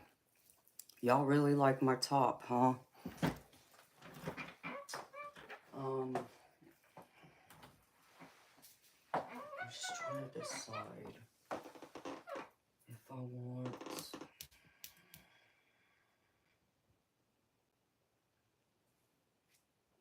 which tarot deck to use. Let's see.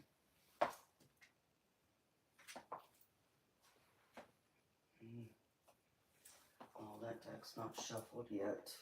Damn it.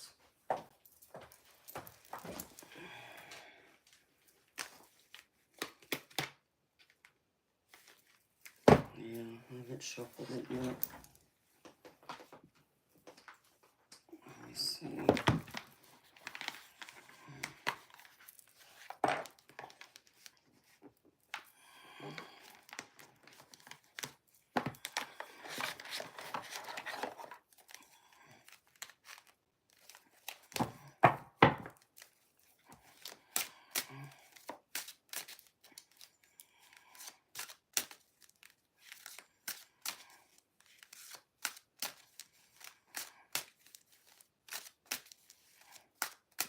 It's slowly getting warmer.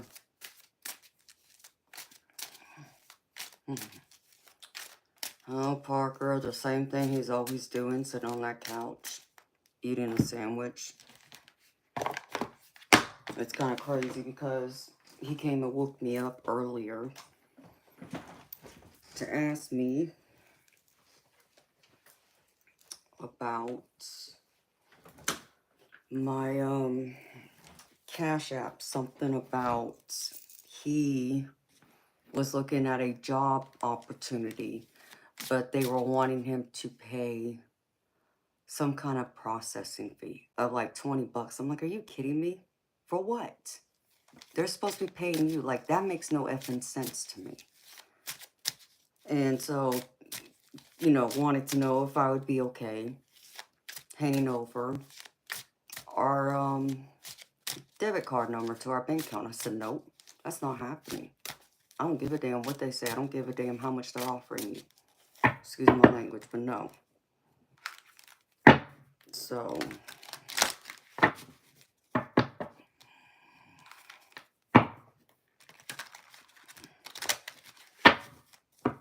oh, country girl, if you want to get a reading from me, yeah, beautiful. I'll be here tomorrow night.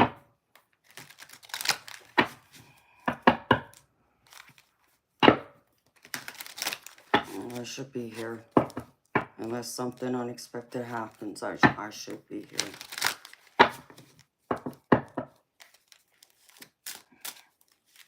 Yeah, YouTube. That's what it sounds like to me, a scam. And that's what I told him. I don't even care if it's only $20. You're not getting my bank account information. You can go take a hike. So, it's crazy to me. Like, I've never heard of you having to pay for something up front like that. Like, no. Exactly. YouTube. Hi, Ray. So, I don't know what he was doing, but he better not hand over that information, or we're going to have more problems. So, alright. Let me see. I'm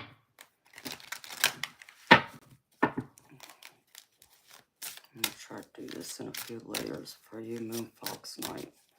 You just want to know if she has any advice, you know, or from your spirit guides. Just advice or messages, pretty much, right, Moonfox? Exactly, Moonfox. That's what I don't understand. It's like $20 for what? He said some kind of processing fee for his training or something. I'm like, no. No. I don't care what they say. Nope.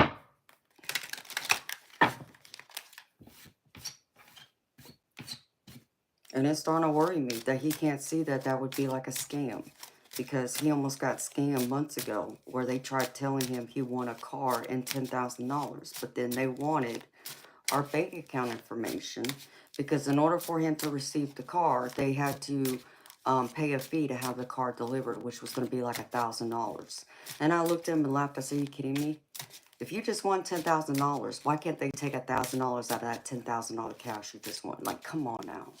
Like, it's like he's not using his head. I don't understand. And I know he's very smart. I mean, considering what he used to do. And it's like, now it's like, I don't know what happened.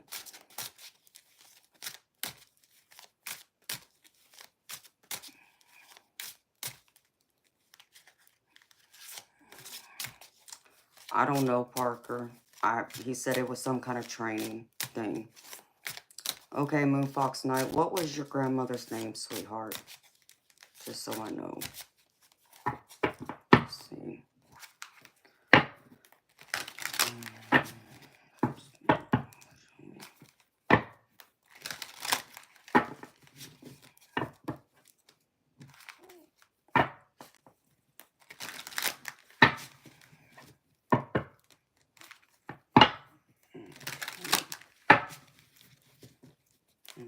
Got it to pull something. Where'd it go?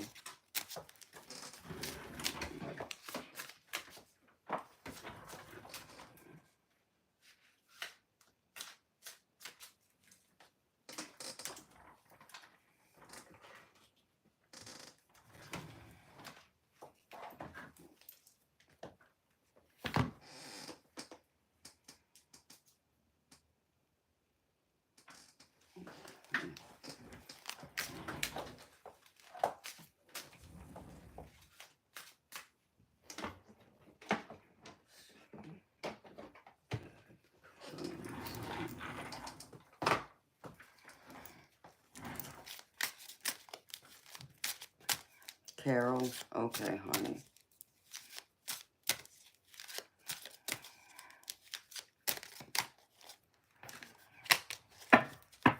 Well, happy birthday, Mike. Sean. Yeah, baby, I am sad.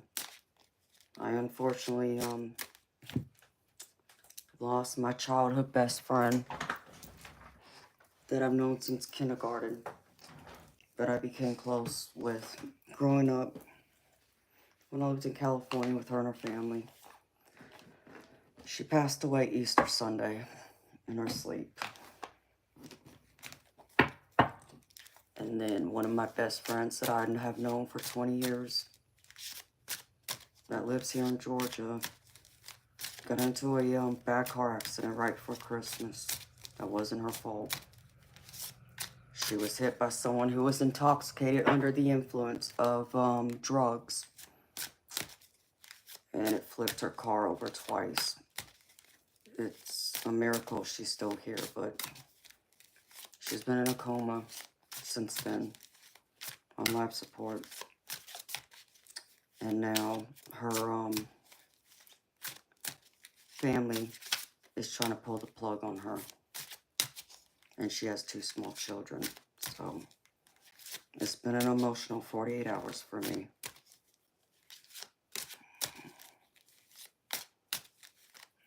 Well, thank you. You know, doing my best. You know, it helps me to be here with y'all. To try not to think about it. Because otherwise my grief will overwhelm me and I can't let that happen. I have to push through it and push it out of me as best I can. Because obviously there's nothing I can do, you know.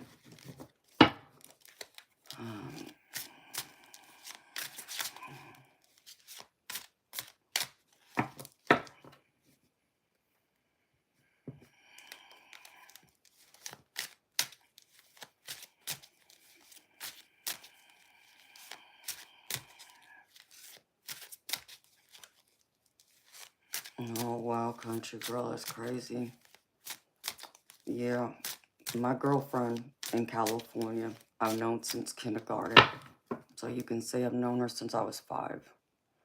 And then my girlfriend here that got into the bad car accident, I've known her for over 20 years.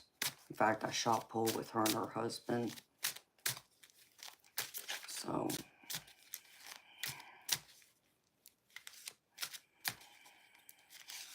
no, thank you, Moonfox Night.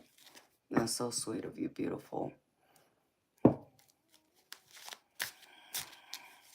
Oh, you're welcome, honey, anytime.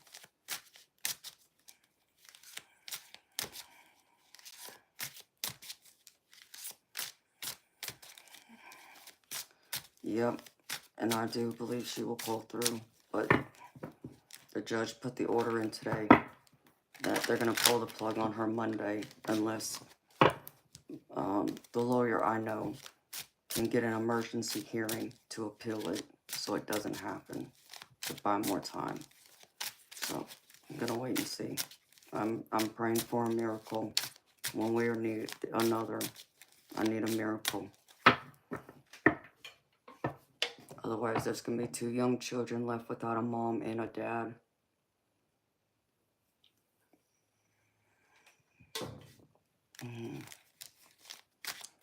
No, same here, Moonfox Night. I'm sending you love and healing, light and comfort, honey. And I'm hugging you. My spirit's hugging you, Moonfox Night. No, thank you, Sean. I am, baby.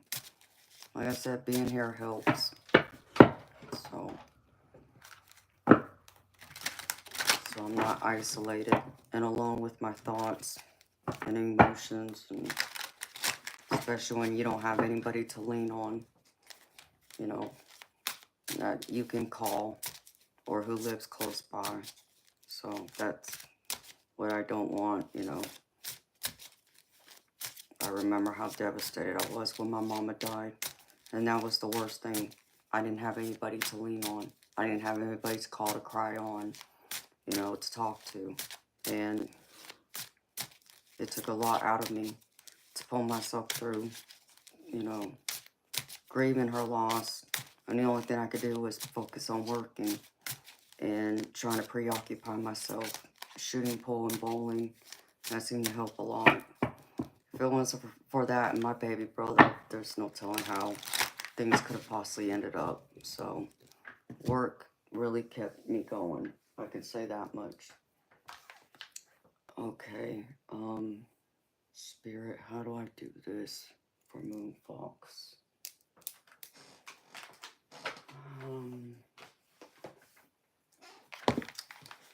I remember about this deck. I haven't used this deck yet, Moon Fox Night, so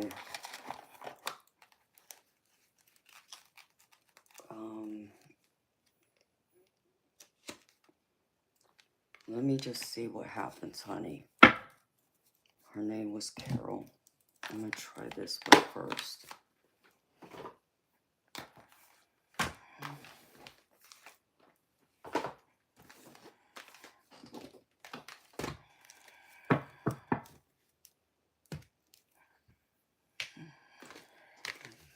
This way. All right, for Carol, Spirit.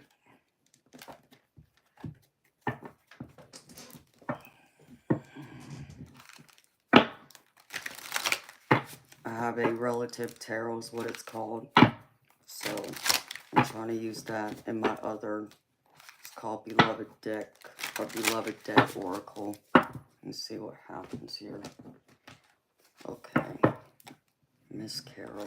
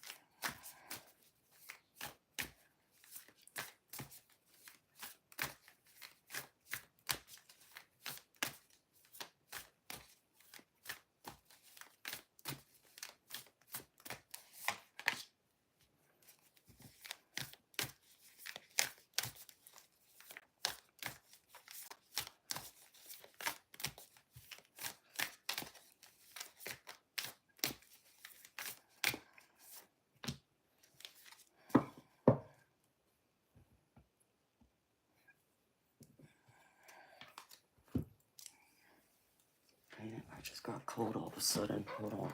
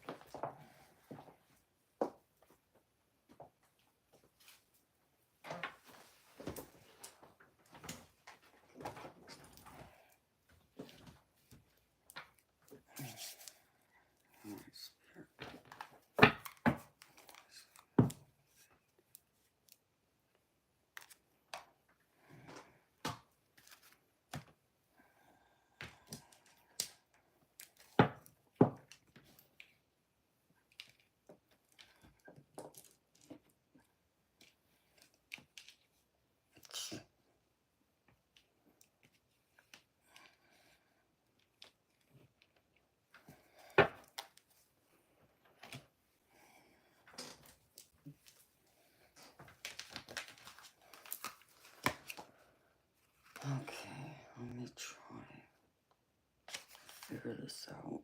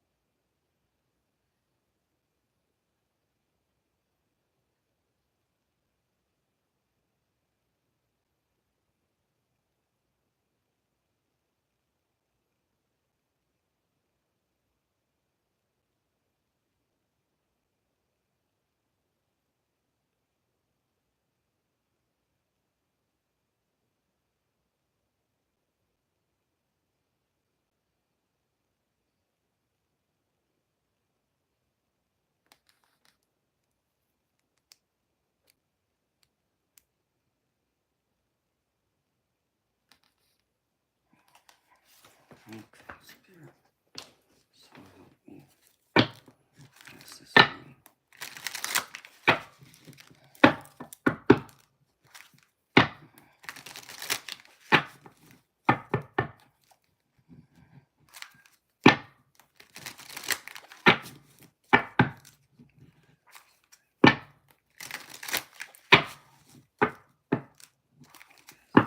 Protective Spirit.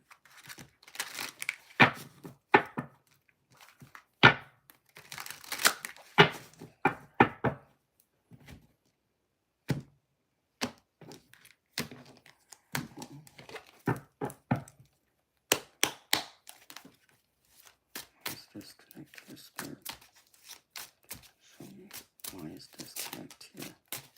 Clarify. Disconnect. Protective Spirit.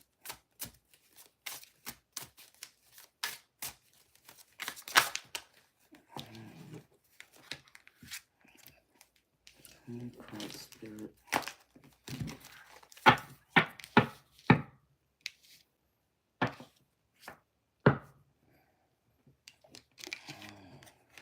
Burdens. Alright, Spirit. Show me. Burdens from what? What is the burdens pertaining to Spirit?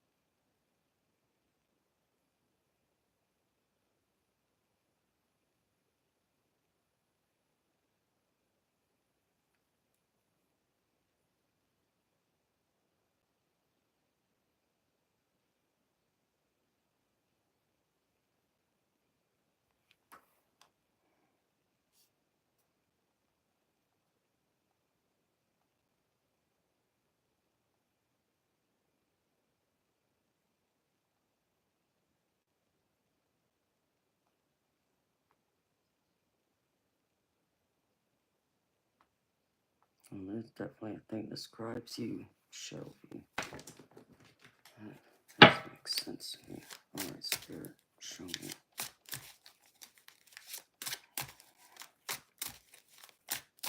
Clarify. Alright, thank you.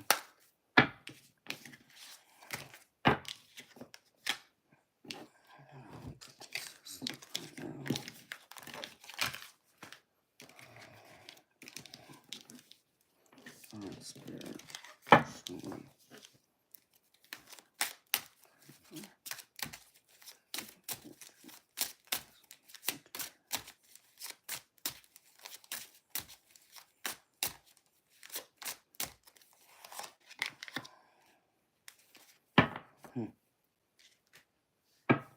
Straight at the bottom. Okay.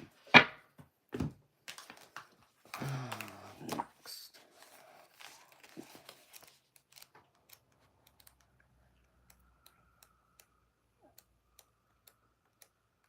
I always forget about these two decks I have. I should have used them with others, and I keep forgetting I have them.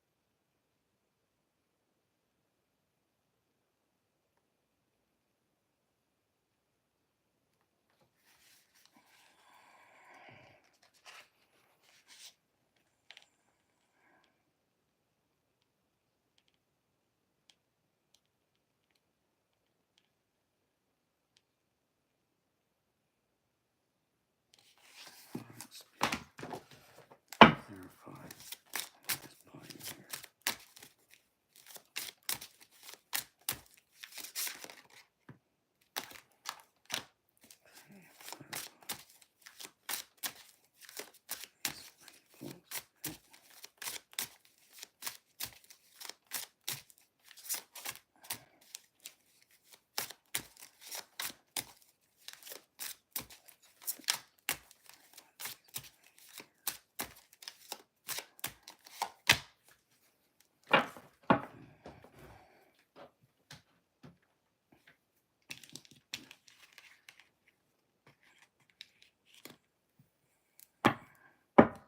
Love thyself. Okay, I got it.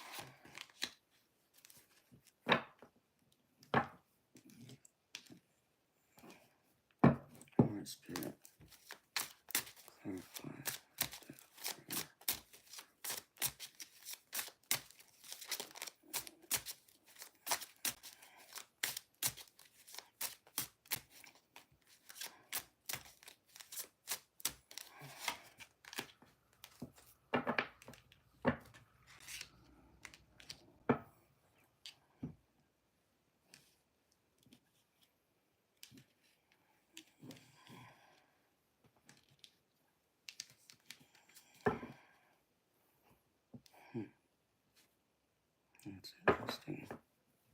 Alright, Spirit.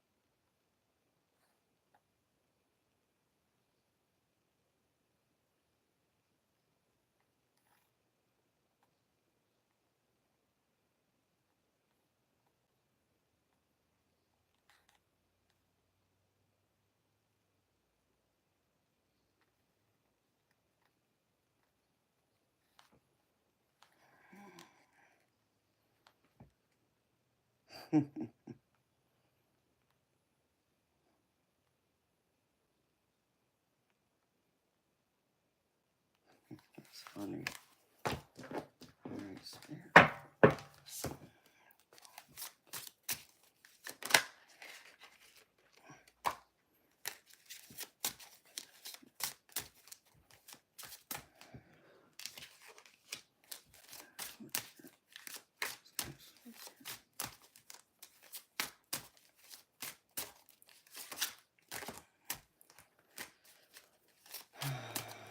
Clarify, Spirit.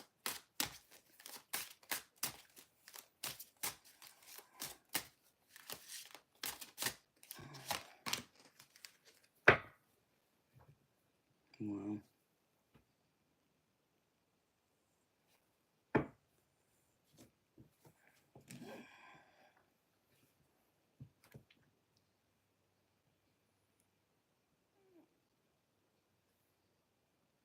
Alright, Spirit. Mhm.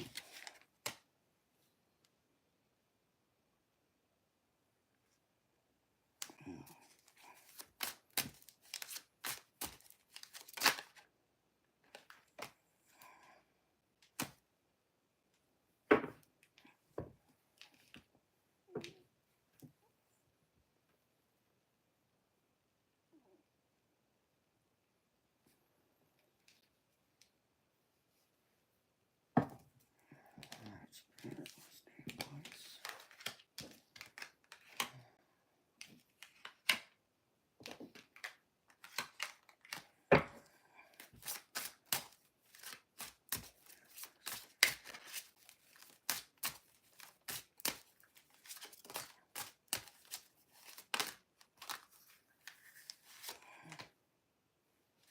World.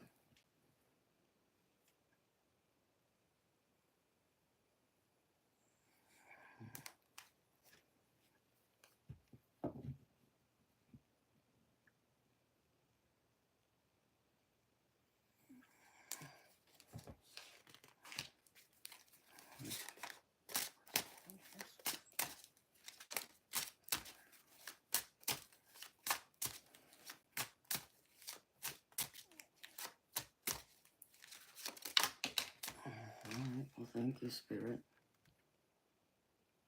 And 12 years again.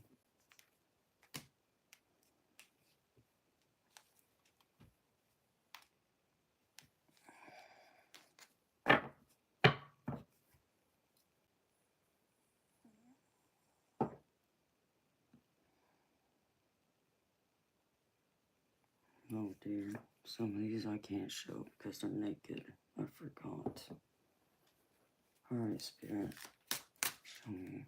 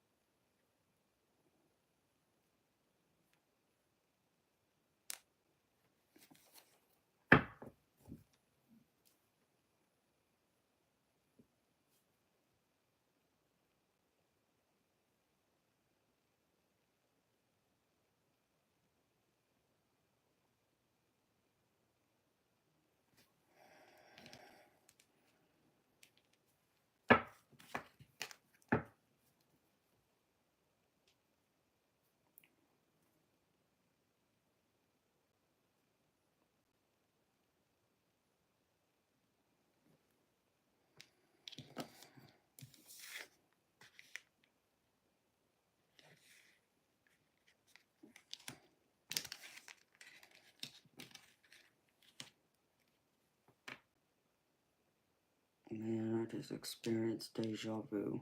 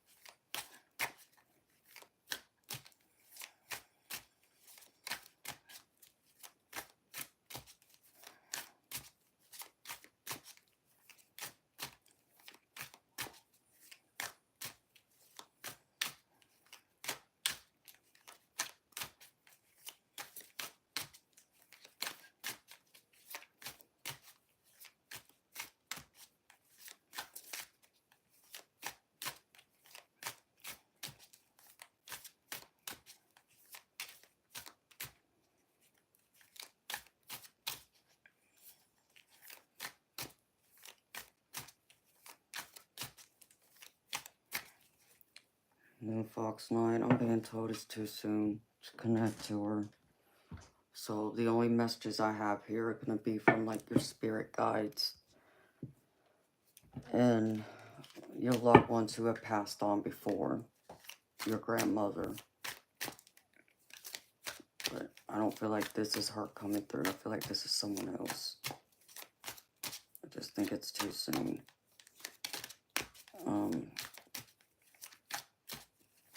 It's always hard because I know how much, we all miss our loved ones and we'd give anything to see them one last time, to hear their voice, to touch them, to feel them, just to know that they're there. But, you know, Moon Fox Night, even for someone like me, beautiful, I had to wait 12 years. Yeah, you heard me. 12 years before I got a message from my mama. And a lot of that was because I was in so much grief. My raw, grief, my despair went on for many years. It was the hardest thing to let her go. And I think a lot that kept me in that mindset and that pain is because I didn't get to say goodbye. I was robbed out of saying goodbye to her. And also because the last time we spoke, we had a huge fight. When I say fight, Moon Fox Night, I said things to my mama that nobody should have, said to anyone. It was that cutthroat. It was that ugly. And that's why, like, I've had to learn over the years when I get angry, when someone hurts me deeply and I'm angry, I have to walk away. Because otherwise, you corner me and you expect me to talk to you, you're going to get an ugly side of me you've never seen or you never thought would come out of me. And I could be very ugly and very cutthroat. And that's the way I was with my mama that day because she cornered me and she forced me to talk to her in a time that I was still so angry at her. I couldn't see straight. And I was deeply hurt by her too. And so I let my mama have it. When I say I cussed my mama into a millennium, it's no exaggeration. I cussed her into a millennium. I said some cruel things. I said some horrible things. A side of me came out that I never thought, I had. And if you could talk about how high my voice went, I screamed, I yelled from the top of my lungs. Well, I knew everybody in the neighborhood heard me, but I didn't care.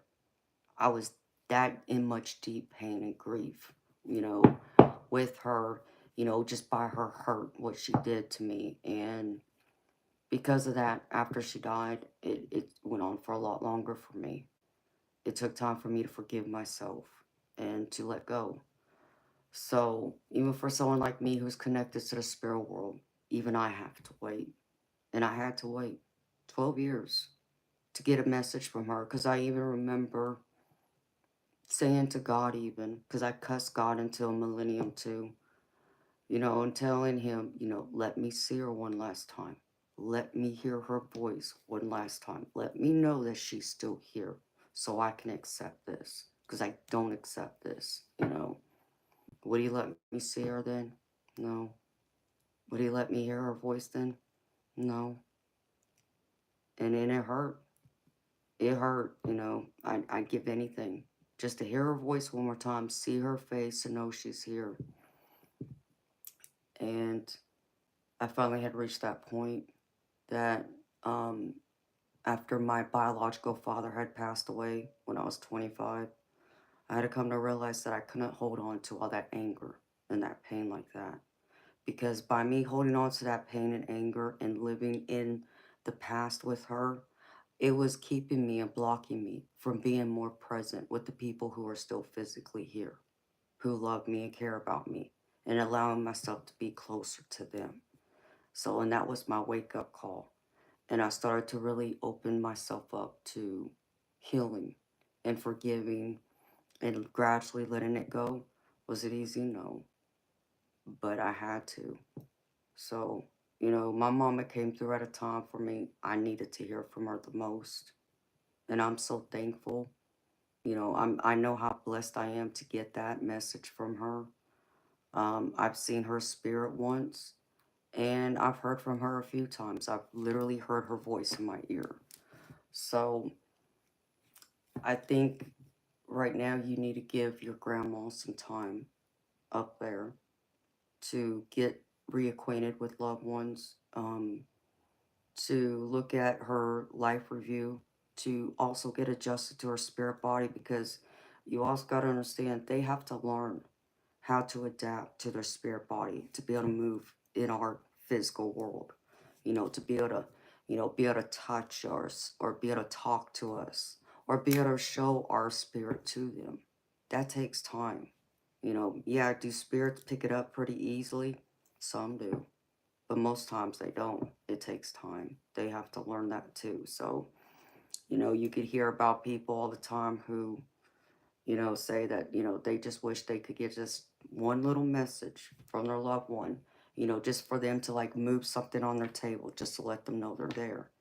Yeah, they would love to do that. And it's not that they don't try, because they do.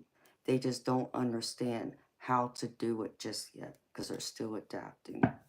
So I feel like you just got to give her that time. Beautiful.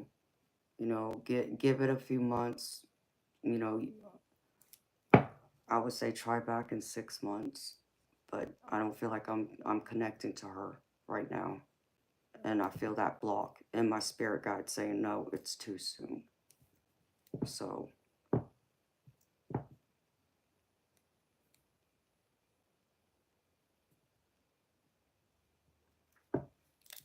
you know, beautiful, but you won't forget. And it's crazy that you say that, because one of the cards that came out right here is memories and gratitude. You need to, you know, remember your memories and be grateful for the times you've had with her. You know, um, what I would tell you to do, beautiful, this is how I had to mourn. And I'm still going to have to do that, because naturally I lost my best friend. And my biological father's birthday is next month, May 3rd. So I'm going to have to do something to honor him. And because I allow myself to remember the memories, hold on to the good times, and, you know, we have photographs of that. But I also still try and live in the present and do something that they loved in this life, that they enjoyed in this life. So let's just say, for an example, let's just say your grandma liked to paint. Well, do you have any of her paintings? You know, just an example. I'm not saying she was a painter, but as an example. And then, is there a way for you, you know, you don't have to be the greatest painter, but, you know, paint to bring back those memories you have with her. Was there any a time that you sat down and painted with her, as an example? Practice those things. Continue doing those things. Because what I can tell you is, when we learn to live in the present and do the things in this world that they loved, that they enjoyed themselves, and we start to enjoy them, and it starts to, you know, bring us happiness and joy and fulfillment, they live through us. They're able to experience life through our eyes now and watch us feel it and see our expressions and hear our thoughts and get all involved in that, and they get excited about that. You know, they eat it up when they see us get excited doing something that they loved in this life or enjoyed doing. So for me, you know, like my mama, I'd always go to the bowling alley because my mama was a great bowler.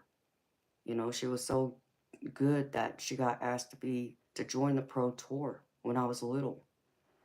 And so when I need to feel that closeness to her, I go to the bowling alley and I pick up my bowling ball.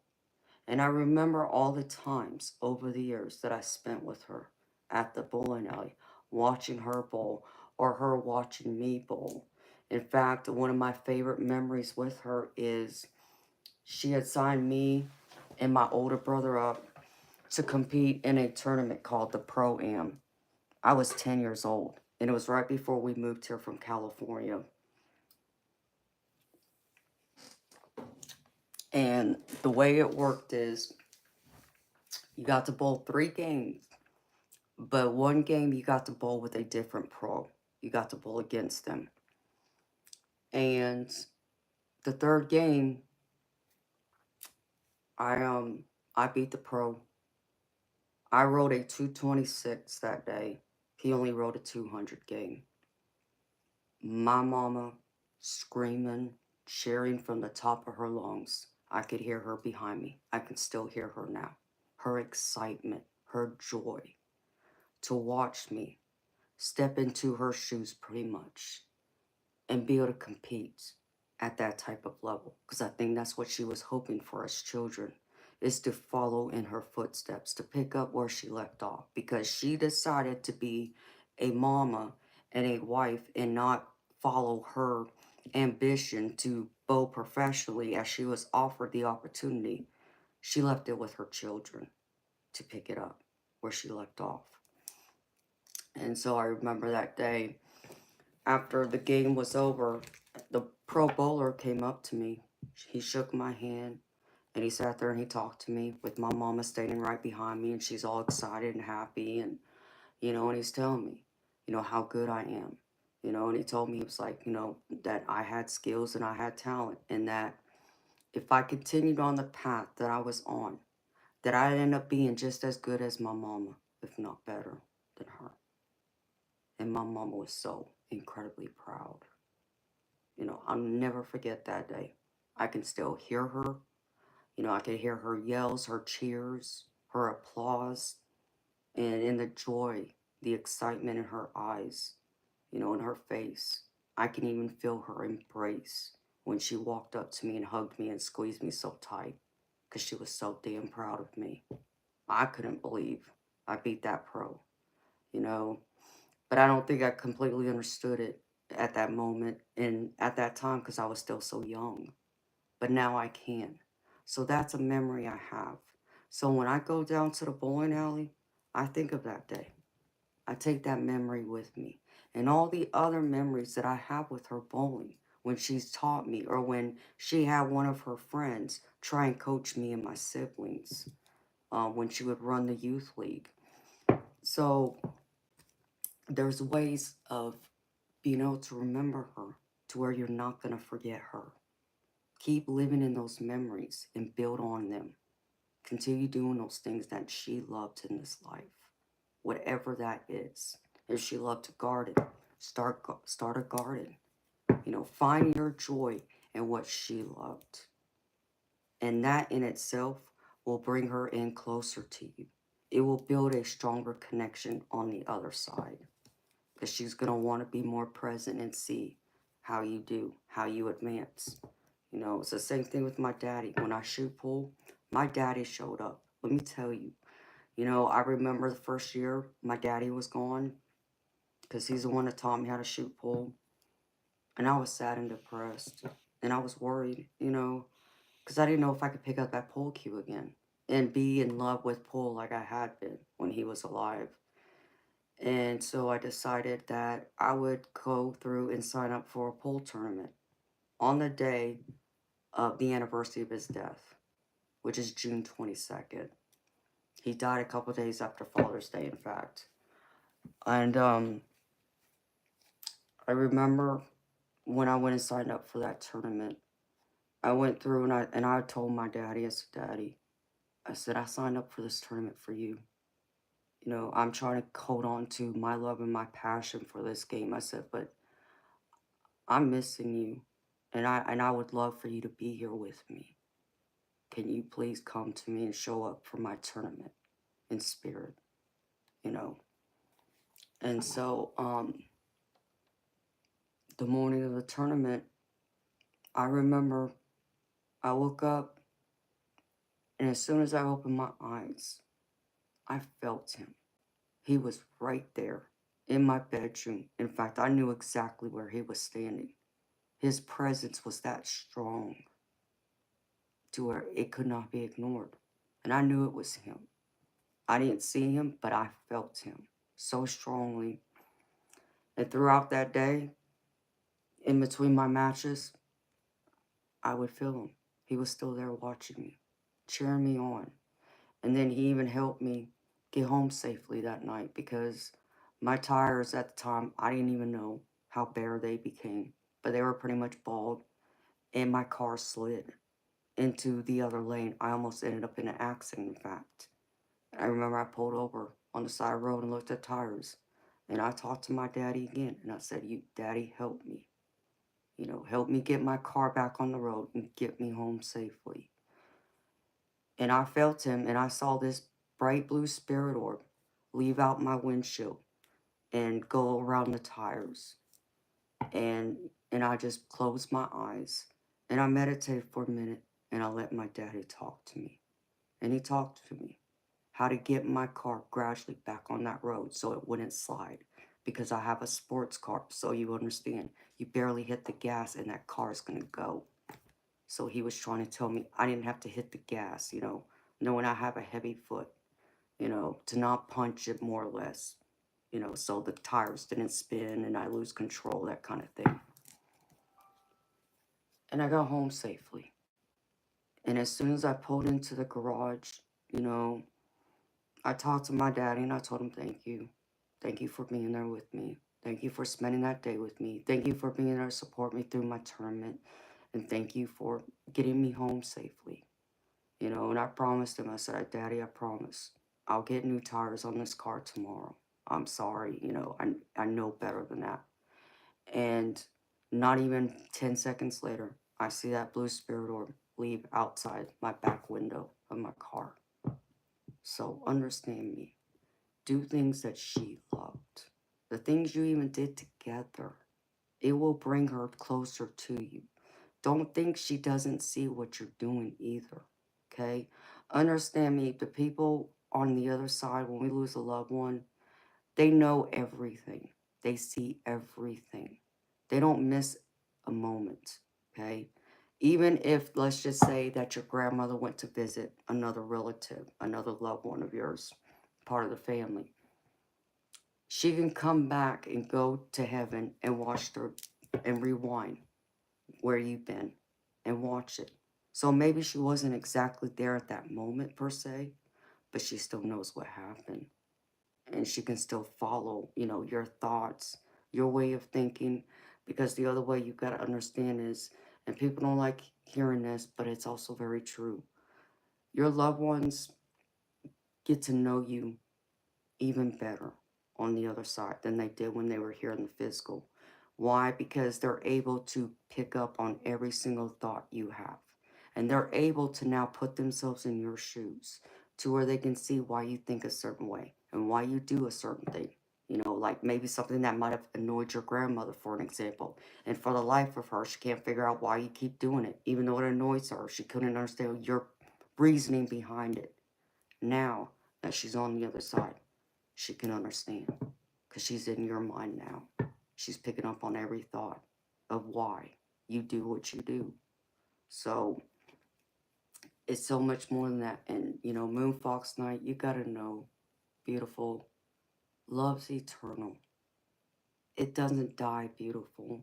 It lives on in infinity, okay? And know that your grandma left her love behind. She left it with you. And you carry that with your heart, with your mind, with your soul. You embody all of it. And all you can do is be all those things that she dreamed you to be and more. But no, you're not going to forget her. Don't think that you are. Even if you were to go through, every day to make sure you don't forget her, write it down, Moon Fox Night. Pull out a journal. Write down a memory you have with her to make sure you don't forget. So you have it to fall back on and look back on. It's like, oh yeah, I remember when me and Grandma did this, we went there, So I know it's not easy. And I know it's not the same. Yeah. I've been lucky and blessed to feel my mother's embrace since she's been gone too, which I there's no words for that. It's priceless. To feel my mama, stroke my hair like this, which is something she did every now and then when we would be together, because she always talked about how my hair feels so silky soft to her touch. She loved to rub on like ribbons and stuff. So my hair was part of it. Um, there was a time that I know I felt her. I felt her arms around me, so, but like I said, it took many years. It didn't happen overnight. As much as I wanted it to, it didn't happen overnight. I had to wait. But once it did, it brought so much healing to me that there aren't enough words. And since then, I've had so many more experiences, so many more visits that I'm aware of with her. And she's come to visit me in my dreams more. In fact, I even got a recent message from her, um, pretty much telling me that if I feel like I need to run away, she supports me. And that's how she worded it. If you really feel like it's time to run away, she's behind me in that, which means leaving him. So I have her love and support in that, which I knew I would have either way, but she wanted to make sure I knew that. Um, you know, it's not gonna ever be easy, beautiful, and it doesn't matter what I say, you know, it can't replace the memories you've already built with her, the memories you've already created. Those live on within you. And just as much as you think of her in those times, she's right there with you. All you got to do is talk to her and believe she's right there. Know she's there. Her spirit is there. She will never leave you, beautiful. It's just in a matter of a blink of an eye. You think of her and she will show up. And in the times that are most important to you, the holidays, special occasions, birthdays, our loved ones know, how much it hurts us, their absence. That's when they will show up the most.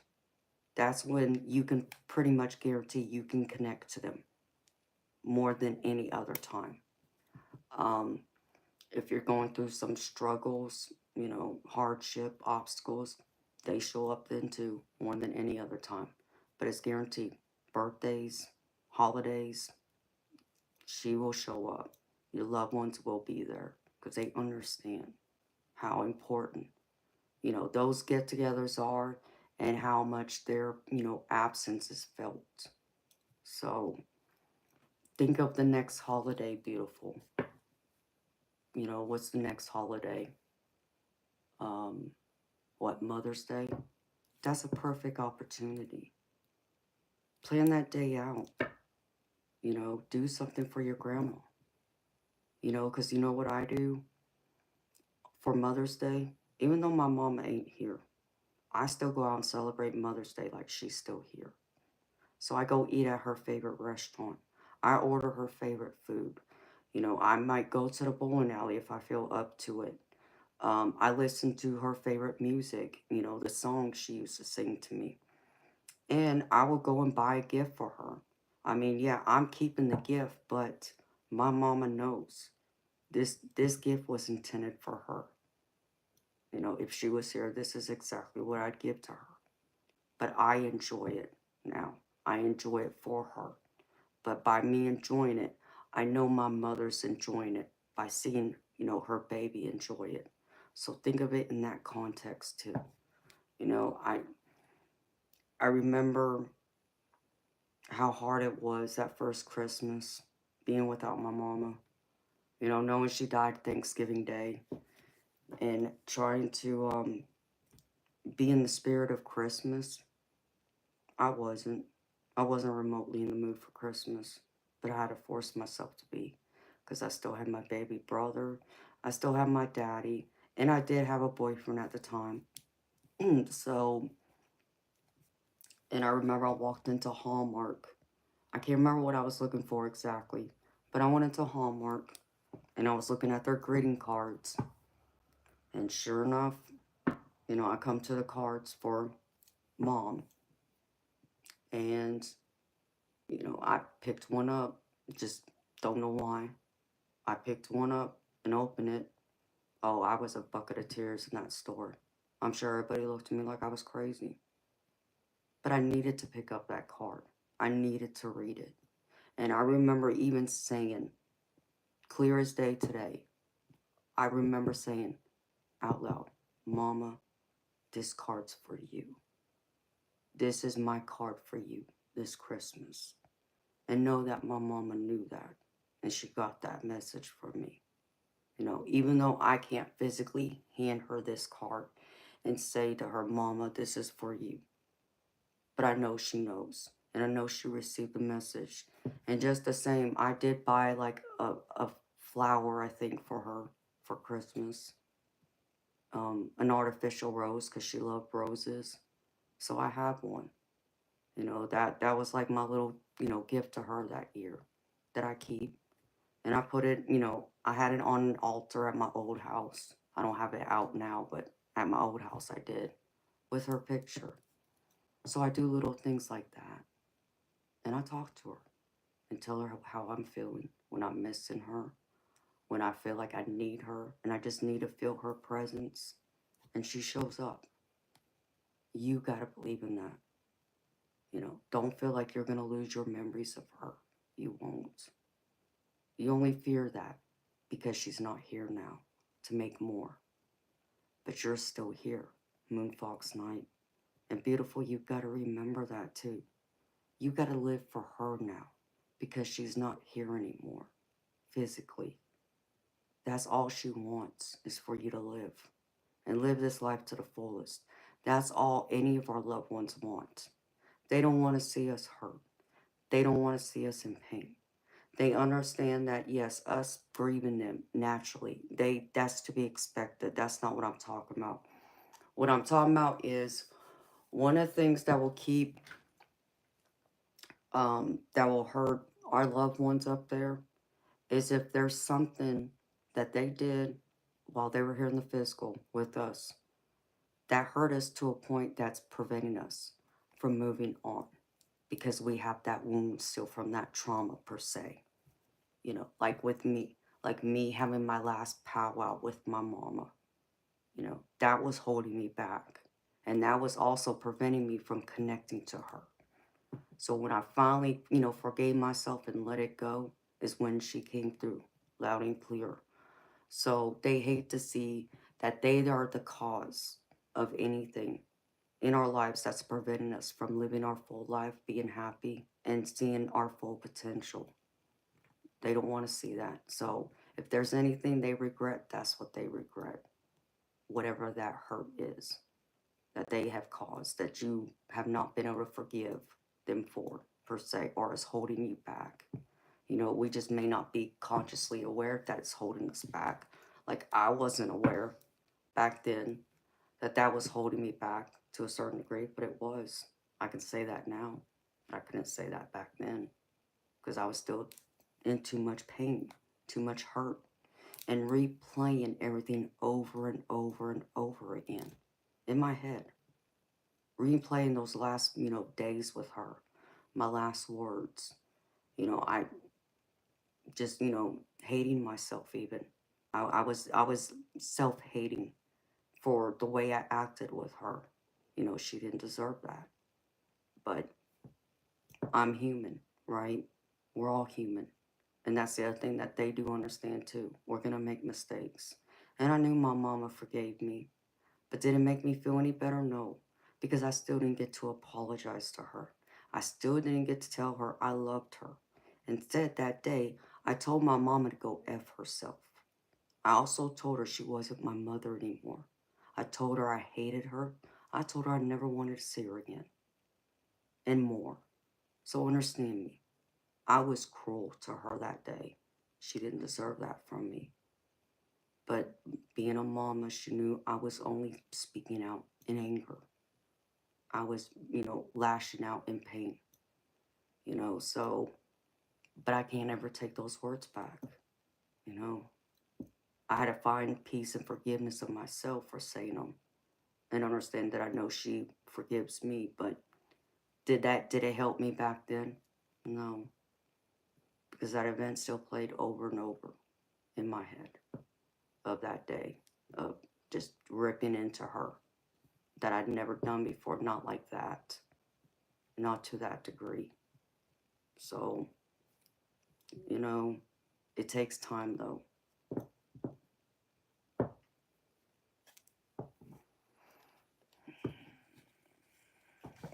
And you should do that, Moonfox Night. Do that. Go on that safari. Don't allow it to hold you back, beautiful. Because understand me, she will be there with you. She wants you to go on that safari. She wants you to do everything in this life that you would do if she was still physically here. Know that she's still here, just in a different way. She hasn't left you, beautiful. That I can promise you, she hasn't left you. She's never left you. She's just in a different form now. She's here in a different way. But she's always connected to you. To your heart, to your mind, to your soul. And to your dreams. So, and I know you do, beautiful. I know you miss her. And my heart hurts for you, girlfriend. It really, really does. You know, I wish I could hug you too. You know, I wish I could take you out and do something with you to honor your grandmother and celebrate her life and her love. But that's what she would want you to do. Do that one thing that she loved, that brought light to her life, that she always looked forward to. Maybe it's something like y'all got together on Sunday and went and had brunch at her favorite restaurant. Do something like that. You know, it doesn't have to be big. It doesn't have to be extravagant. It's just an acknowledgement that you remember her and you are appreciating those memories you've made with her. And you appreciate all the things in this life she was and that she still is, only in a different way. But you acknowledge the person she was while she was physically here with you.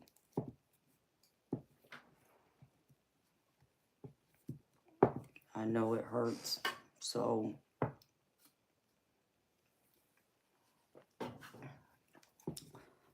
just give it some time, beautiful. And I could pull out this deck then and see if she'll come through.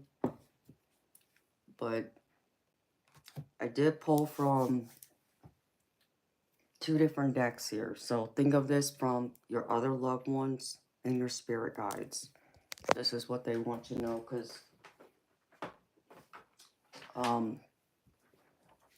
it's going to be a little different. It may not make sense, and I had to go into this book to kind of understand the meanings of these cards, because I haven't touched this deck in months, in fact. I haven't touched it, I don't think, since like right after I got it. And I had a different purpose for it. So I just keep forgetting I have it. Doggone it, there goes my bladder again.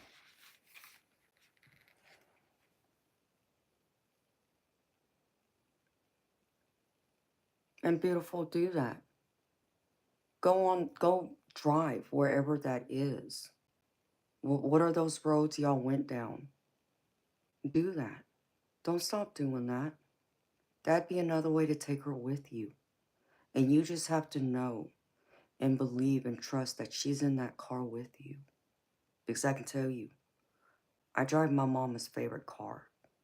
My mama loved Camaros. A Z28 to be exact. I have 2 of them. I named those cars after my parents, in fact. And every single time I get in that car, I know my mom's with me because I'm driving her favorite car, her favorite make and model.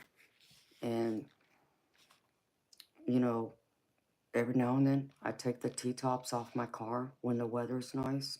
My mama loved that too. And I just drive. and I played the music my mama loved.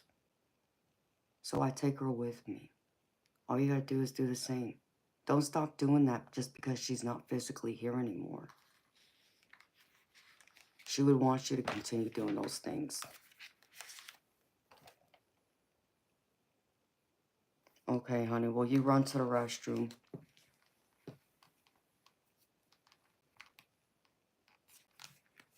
She was a driving instructor. Oh, yeah, well, she would have, been yelling at me because I got a heavy foot and a sports car.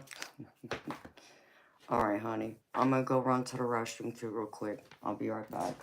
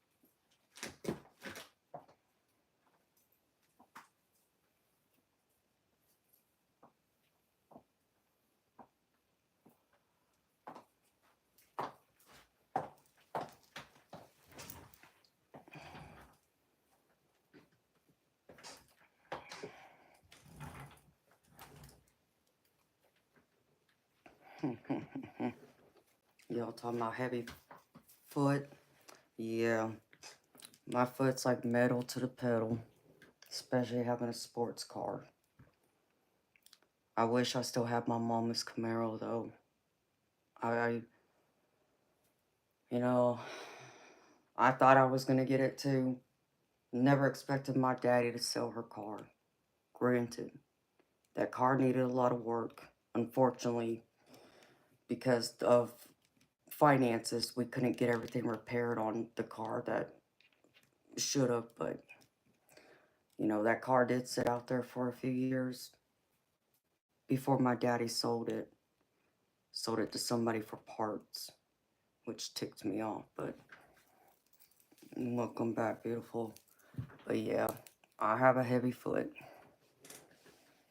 I wish I still had her Camaro, but I got two C28s, so, and I cherish them, which one of them still needs to be fixed. The other one needs brakes and tires, but, so, um, so Moonfox night, I pulled, like, from my beloved dead oracle. I asked Spirit, you know, and I even included your grandmother in this. What things do they want to address with you, talk to you about, for you to focus on, more or less, okay? The first one, let me pull this up. The first card I pulled out is disconnect. And this card is pretty much talking about there being a need to disconnect from people, from toxicity, more or less. The people who are operating in a low vibrational type frequency. You need to distance yourself from them. Even if this is like loved ones, like friends, blood family, whoever they are. Love them at arm's length. But you got to find a way to disconnect from this toxicity because it's not serving you any good. Because they're telling me you need to drop these burdens that you're carrying for them. Because the Ten of Wands came out with it. And the Justice card.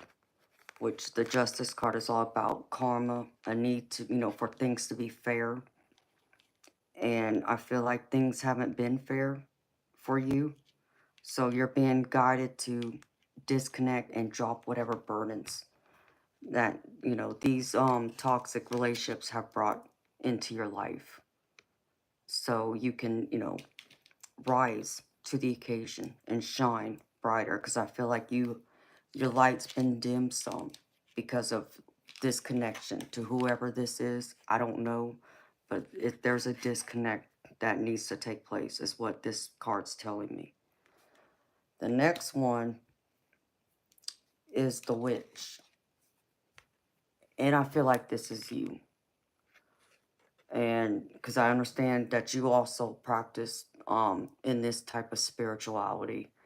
So I feel like you're being represented here. And Spirit's asking you to focus more on your spirituality right now. You know, lean into it more. Bring it in more. Do more of what involves, you know, what you do in your spirituality, in your practice. Because they're showing me that there's a lot of abundance here for you. Opportunity. That you're like this strong leader. Like I feel, like Moonfox Night, I feel like you're a witch. So yeah, when I pulled this card, this made me think of you automatically. And that's what they confirmed. This is you. Like, I feel like you're meant to, like, start your own business of some kind. I feel like, you know, and I know you have your artistry, but I feel like part of starting a business involves around your spirituality, your practice. Because Spirit had me pull the King of Pentacles.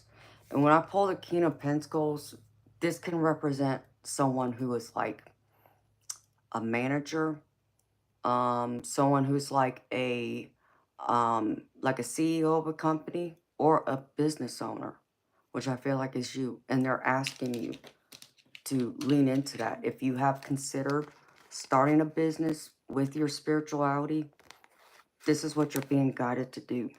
Because they're showing me you're going to have great abundance with this. That things are going to go more in your favor. If you, you know, really consider doing this, doing more with it, it's going to bring you a lot more abundance, is what I'm picking up from them.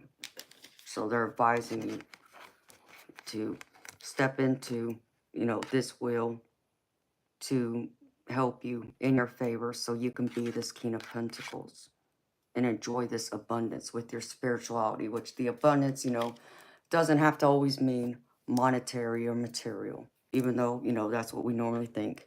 But it's, you know, your spiritual abundance, your mental, your emotional, your physical abundance, all of it combined.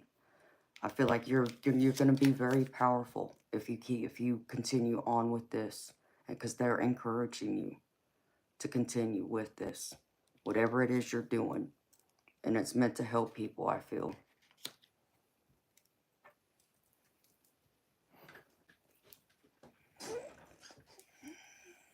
Well, good. I'm glad. So yeah, that's what I got showed there. The next one is body. And this represents your overall well-being. You know, your physical body, yes, but your spiritual, your mental, and your emotional. And this card's advising you need to take better care of yourself. You need to give yourself more self-love. Put time and attention to focus on your overall well-being. Like, the way I understand it from this book, like if you haven't gone out for like a walk in a while, you know, like they're advising you to like put your sneakers on, be willing to go take a walk in your neighborhood, explore, you know, get your blood flowing to help your physical body. If there's any other, you know, things going on with you, it advises you to pay attention, to listen to it. Don't ignore it. You know, listen to what your body's saying to you. And I get the Lover's card with this, which I gotta hide this because they're naked. I can't show this. But see, I have the Lovers here, you know, and this is about love of self. Self-love is what I'm picking up. And this Ace of Pentacles is telling me this is also another opportunity for you to grow, to be better, to be more engaged. Like I've like your overall well-being, to be more in your spirituality, but in your mental and emotional well-being, to be engaging with people. Like I feel like you need to get yourself around other people who have the same interests as you when it comes to like your artistry, but also this, your spirituality, that you will grow that much more abundance. And that overall happiness and showing love of self is going to bring in that many more opportunities because you're going to glow. Like, I feel like you're supposed to go through this big glow up now. And now that, you know, you have another beautiful loved one on the other side, they'll be able to help you even with this. And they'll be there to help kind of guide you through it too. So they want you to pay more attention to your overall well-being, and they're advising you to really focus in and listen to your body. If it's telling you something hurts, something isn't right, you know, go get professional, go see a professional, make sure you get that checked out, and, you know, find that center balance. And,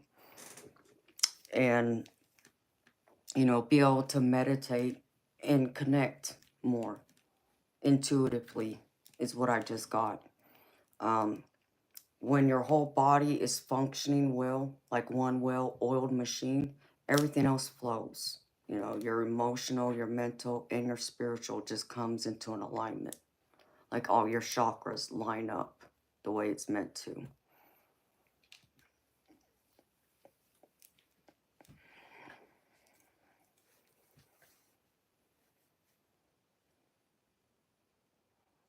Oh, that's beautiful. Hey, Jesus. Well, good. I'm happy you're understanding them. Beautiful. And then the next one is called, this is an act of love, but you see it's called objectivity. And this card's about being like mindful. Let me get to it real quick so I make sure I tell you right before I say anything else. Man, I'm gonna have to make sure I pull out this deck again sometime. I keep forgetting about it, but I have it. Let's see, where'd it go? Make sure I understand this real quick.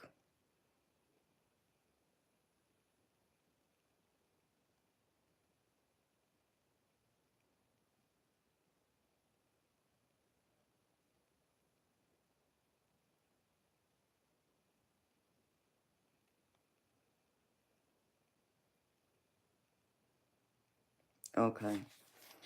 So it's pretty much saying that this card is all about being balanced, stable, and rational, and have an objective way of thinking, feeling, and behaving.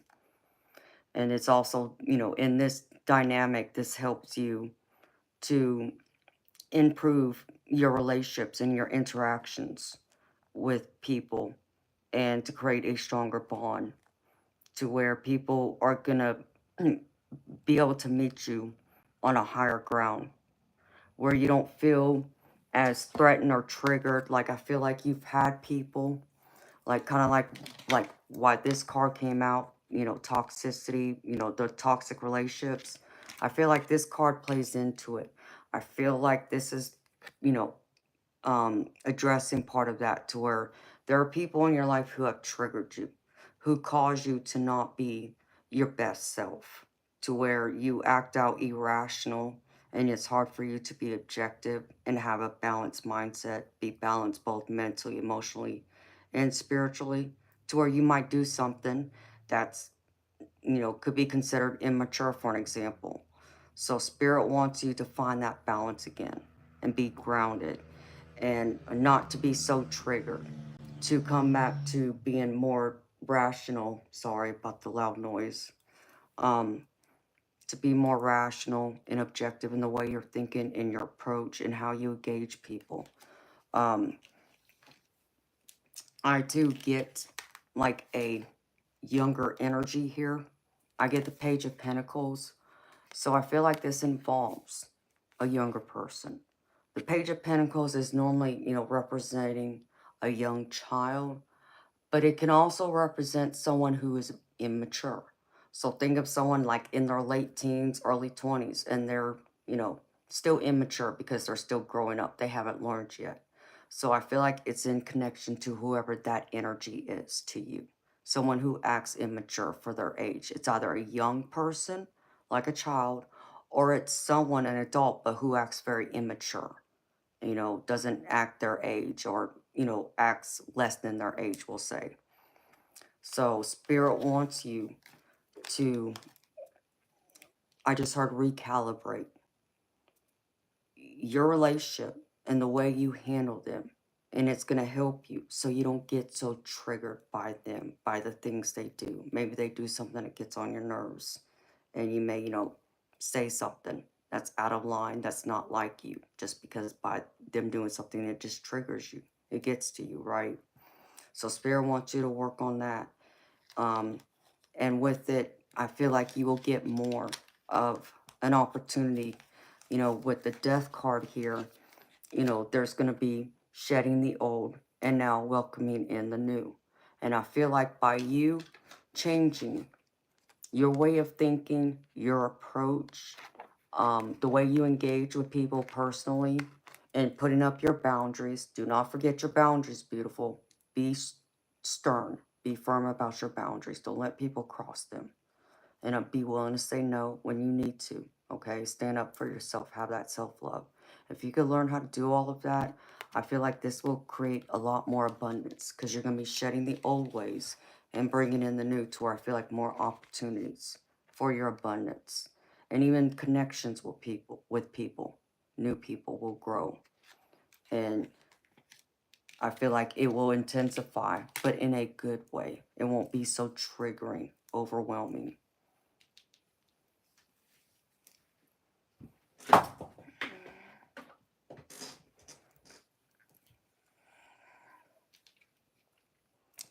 And then the last one I have here is conflict.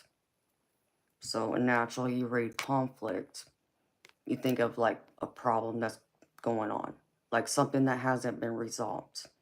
And this could indicate like a conflict that was going on in the family, like pertaining to your grandmother. Maybe something's been stirred up that didn't get resolved while she was alive.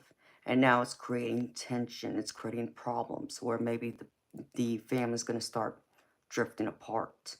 So they want you to address this conflict, to come to it with love, compassion, and understanding and forgiveness.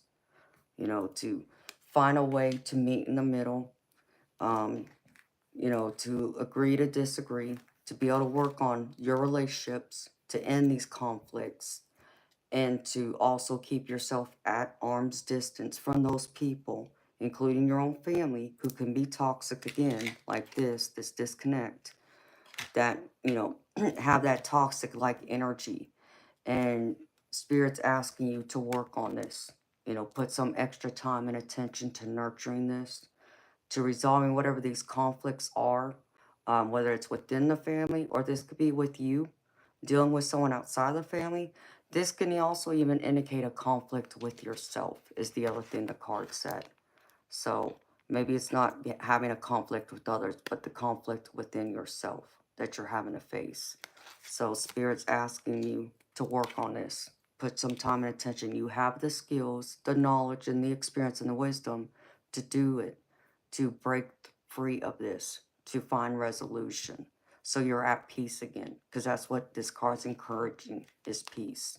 They're encouraging to end any conflict and find peace. Be grounded in it. Detach yourself from any thing that could be holding you back, any negativity, because I get the devil energy here. And the devil energy is all about being tied to addictions. It's also about being tied to the material, you know, financial, like money, too much. But it's also a card about being tied and getting lost in your negative thoughts, in your doubts, or codependency relationship. So place it how it fits here. Whatever this devil energy represents for you, Spirit's wanting you to work on that, to break free, break the chains from this. This devil energy doesn't need to play a role in your life anymore.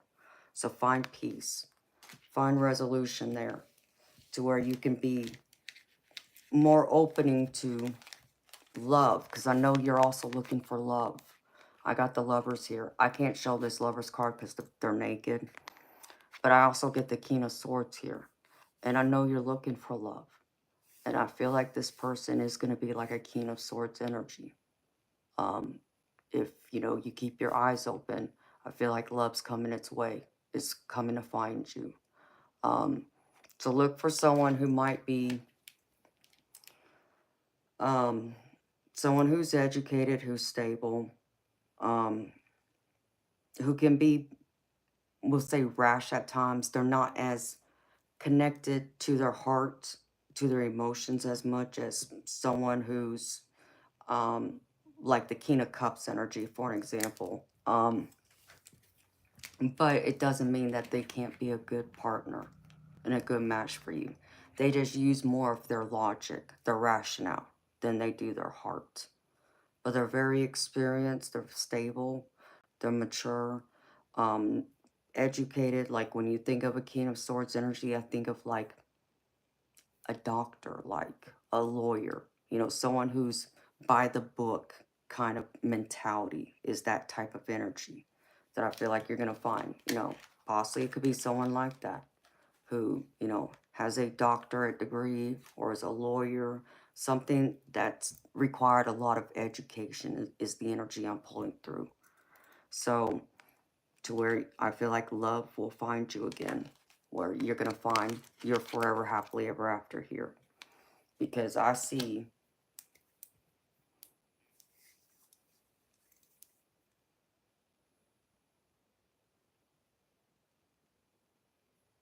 No, that's beautiful. I understand, beautiful.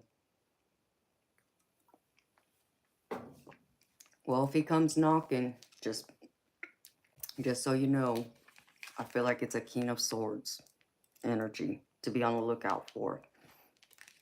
But someone with a lot of experience, someone who wants to partner with you. This can even be someone, I think of like even like someone who's a business owner or who has experience of running a business, who's like a manager. That's the energy I pick up. That can even help you to create your business if you seriously consider doing that. You know, you got your artistry, so there's that part of it. So that's already being established. But do you pull your spirituality into it too? Your practice, add that into it.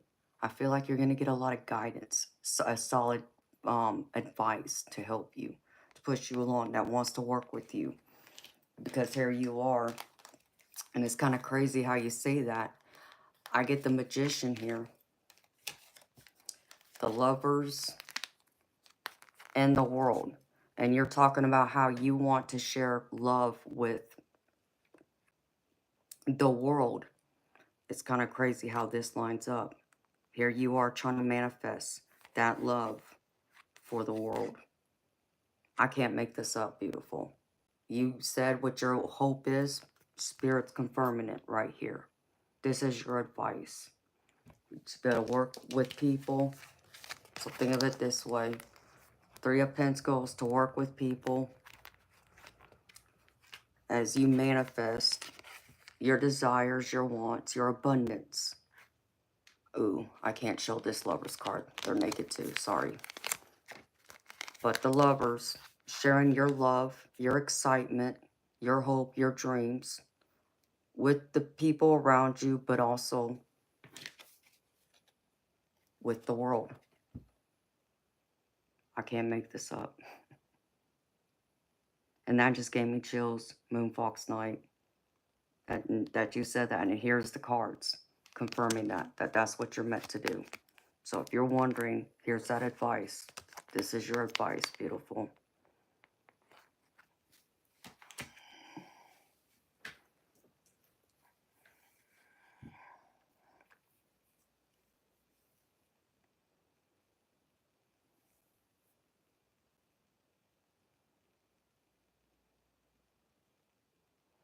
And boom, Moonfox Night, that's so beautiful because that reminds me so much of my mama.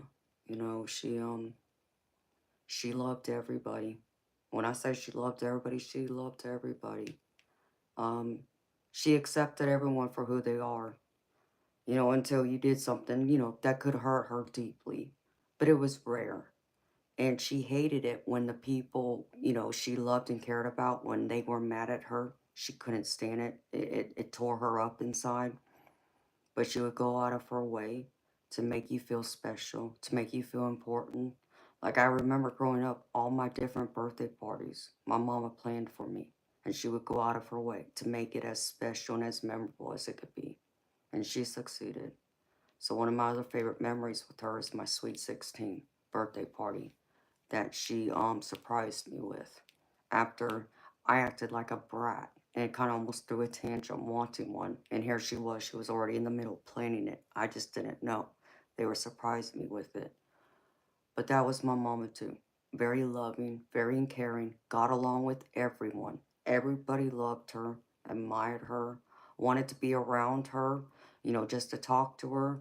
And even though she was such a good bowler, and you know could go into a bowling alley and clean house, as I often got told, you know, that people always feared when she walked in the door, because if they saw my mama walk into a bowling alley for a tournament that they were playing in, they knew it was going to be a bad day for them, because they knew my mama came in there to kick butt, and she did.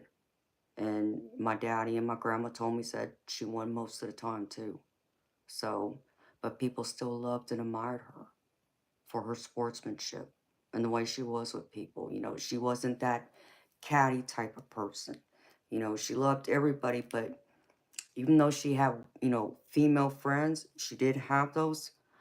But my mama was very peculiar about her female friends too, because she wasn't about the competition, the jealousy, the cattiness. She wasn't like that. She was more of a tomboy. So she tended to get along with men better for that reason. Because people, guys didn't look at her like a threat in that way. Like, women can look at other women that way. My mama wasn't that way, and I guess that's probably where I get it from too. So I understand that completely.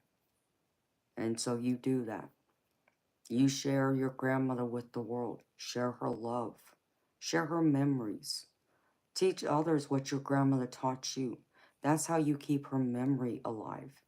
She wants you to talk about her and bring her up with other family members, with friends. Whoever will listen to whatever beautiful stories you want to talk about, your memories with her.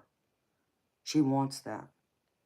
And she knows that you'll remember her. You are remembering her just by talking about her. So be in that energy and share that love with everyone. And that's a beautiful thing, Moonfox Night. I understand not having to focus on romantic love right now. But I just get a sneaky feeling that now that your grandma's over there, I feel like she's gonna help you find him now. I just have a feeling, beautiful. I can't explain it, but I get this feeling that your romantic partner is gonna show up in the coming year. Is what I feel. You're gonna meet him, and your grandma's gonna help bring him towards you now. That's what I'm picking up, beautiful. And yeah, and I'm sure she could probably talk your ear off too, huh? I know my grandma was that way. My mama could talk too, but I think all grandmas can talk. So there's these couple of oracle cards I pulled that jumped out from my spirit messages deck. And like I said, the first one is gratitude. And it says life is one big continuous circle of giving and receiving energy. Be thankful for who and what's in your life instead of complaining about what you don't have. If you focus on gratitude, you'll start to attract prosperity and abundance. And you know how you hear me and others talk about when you can be in gratitude, when you can be thankful for what you do have, that's when the universe has a beautiful way of coming in and blessing you unexpectedly. And, by surprise, when you least expect it. And it comes out of nowhere. You get blessed with, a gift of money, for an example, or a material possession of some kind. So that gratitude is important. But it also came out with memories. And this one says, your memories are like diamonds in the treasure chest of your spirit. More and more memories are arising within you. Remember the happier moments with your loved ones who are here in the spirit world, for neither time nor distance can stop the energy of love that you have for one another. So enjoy those memories. Remember everything you have with her. And write it down. Moonfox Night, make a journal. Write a book just for yourself. To write down all those memories, all those times that matter to you, that are most important, so you don't forget. And then live in her energy. Be that type of person like you said she was. But also share her love of life with others, what she enjoyed in this life. Whether that was, doing arts and crafts, or sewing, or knitting, or baking, or gardening, or shopping.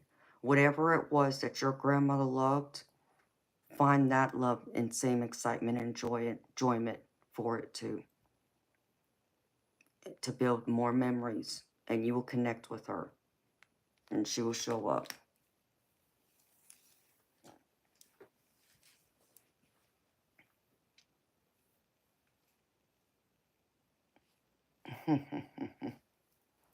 Well, I don't think you're going to have to worry about being struck down by lightning, beautiful.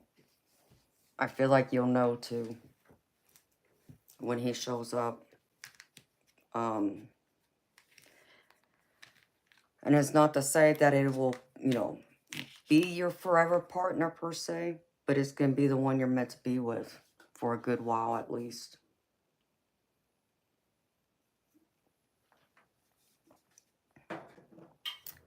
But I do feel like it's going to be more than likely a twin flame, soulmate type energy. That's what I am picking up.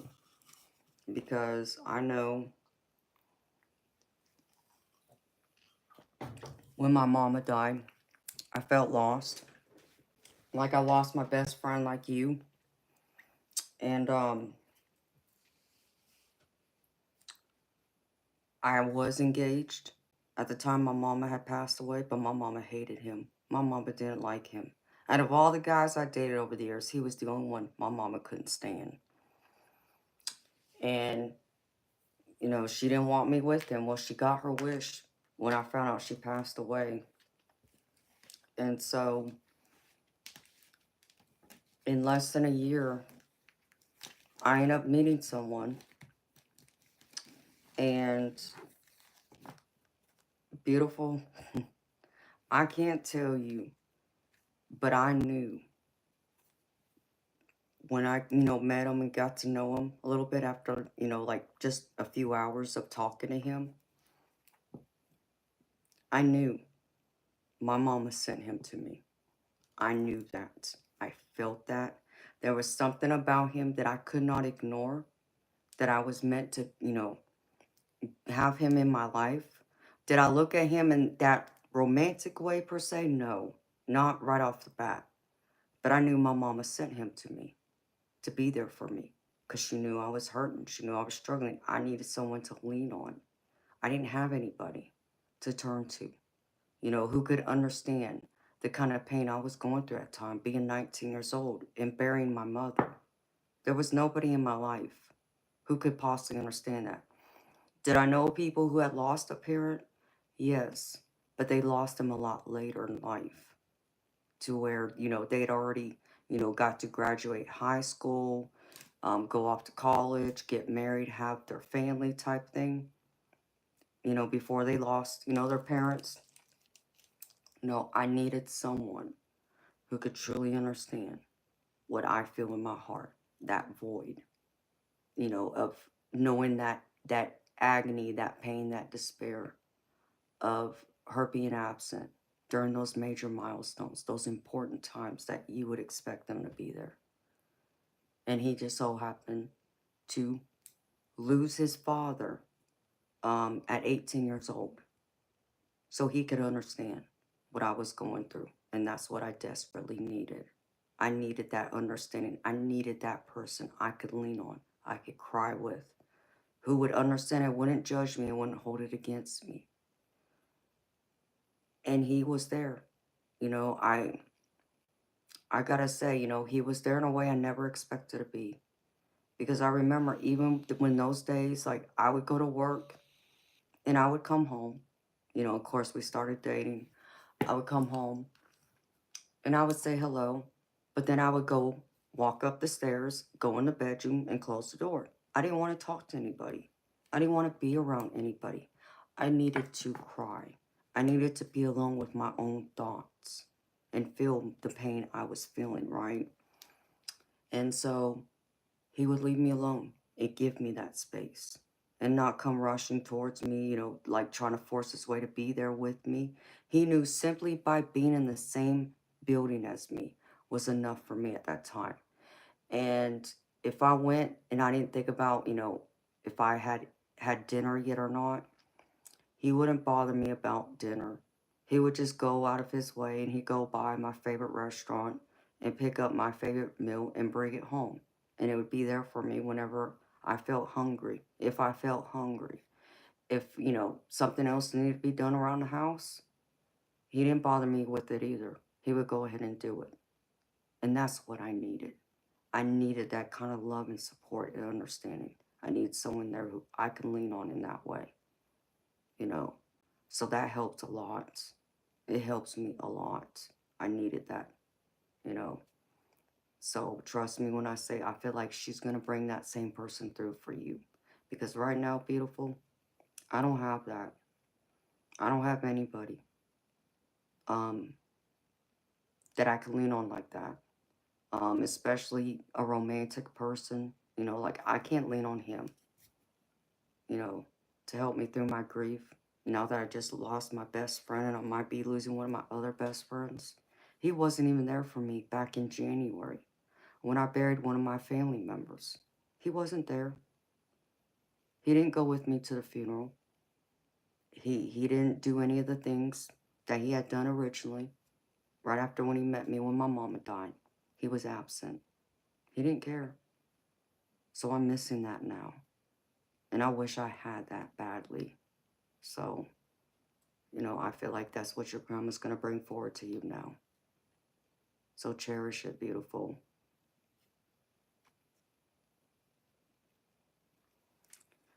And, you know,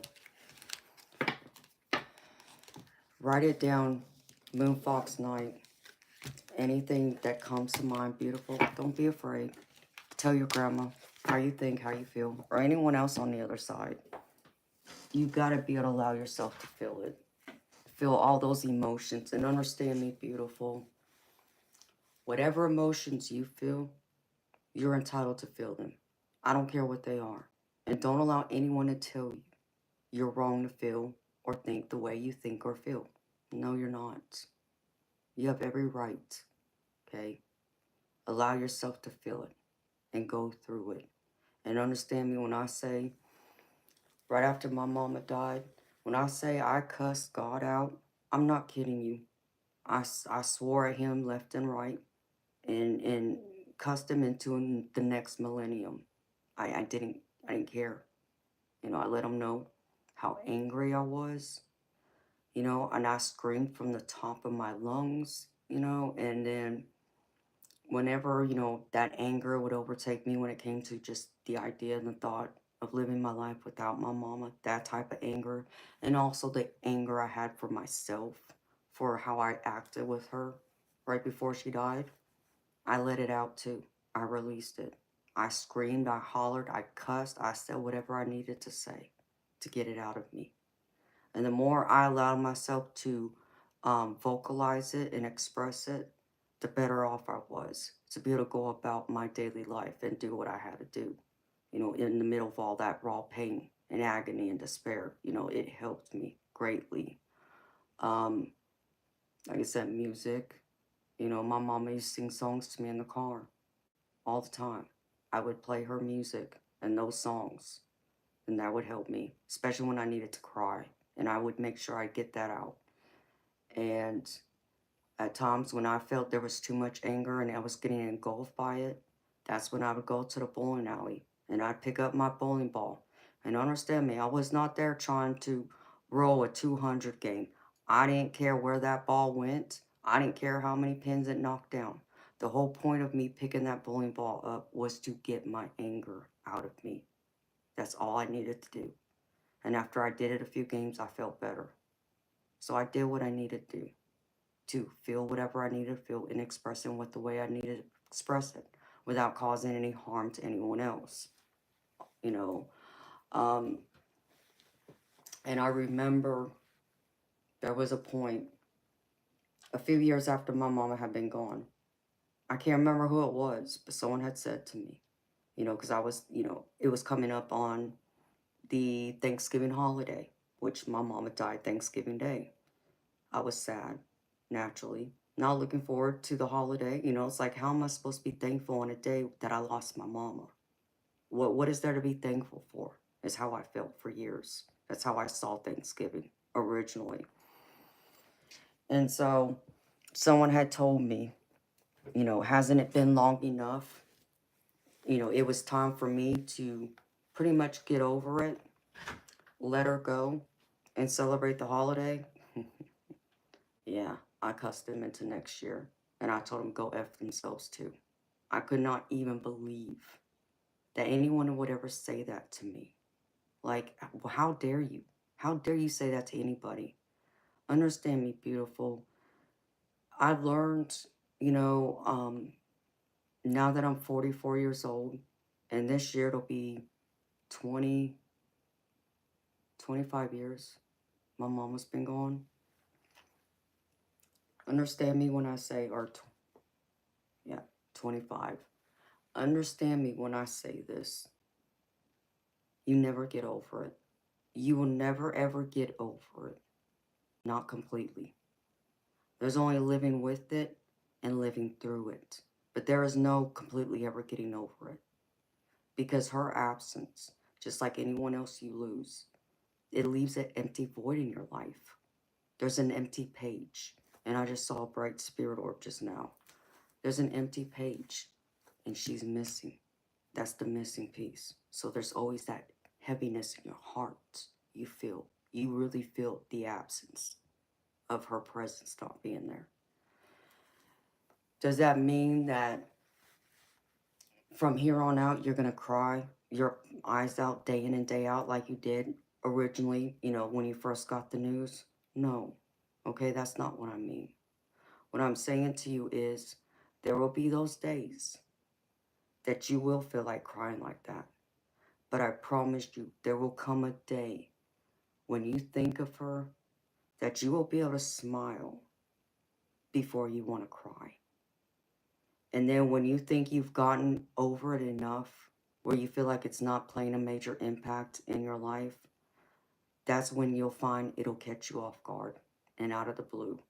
You think you're doing fine and you're going about your life, living your, you know, life day to day, and then suddenly out of nowhere, you notice you start crying. Maybe something you saw reminds you of her and you just break down. That's normal. That's natural. That's part of the grieving process. You'll forever grieve her, but I promise you it will get easier in time. But no, you won't ever forget her, and I don't mean that that's how you're going to get over it, is by forgetting her, because I surely haven't forgotten anybody I've lost. But yeah, so anybody tells you it's been too long, or it's time to let them go, tell them go F themselves. Tell them take a hike. They can't possibly understand what it's like to lose someone that close to your heart.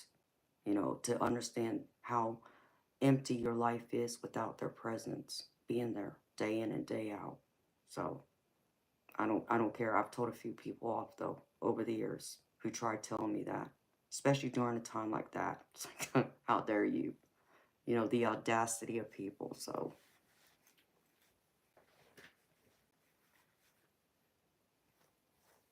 exactly. Then they won't.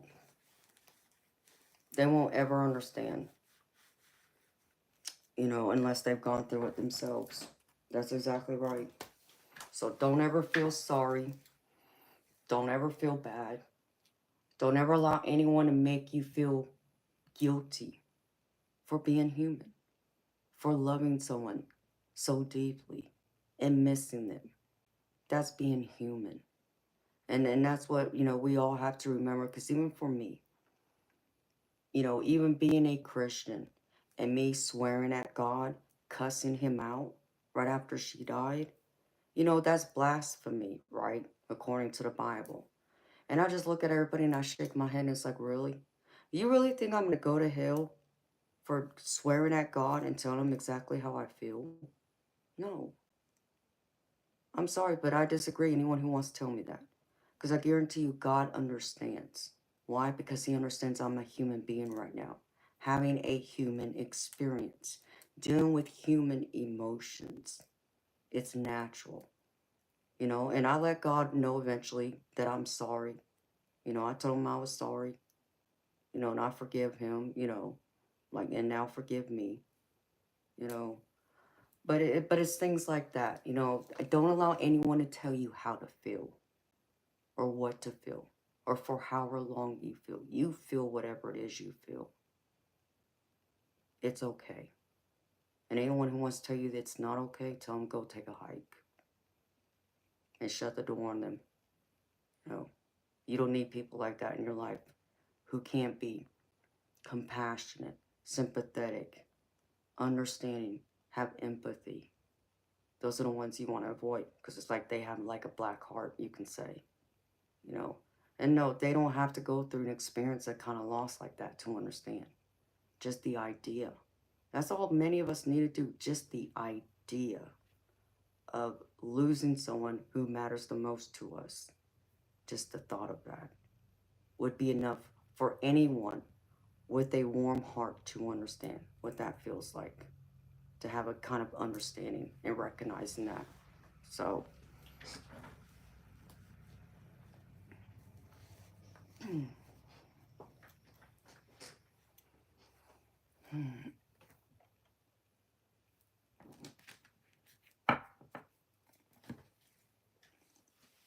yeah, exactly. He gave us emotions for a reason. That's exactly it. Hi, Eric. Hi, Fred. So, I allow those emotions to run through me and feel them. And I don't apologize for them. I feel what I feel. I'm a human being having a human experience like the rest of us. I'm not perfect. Never claim to be perfect. Not remotely close to being perfect. I'm human. I'm nobody special, you can say, you know.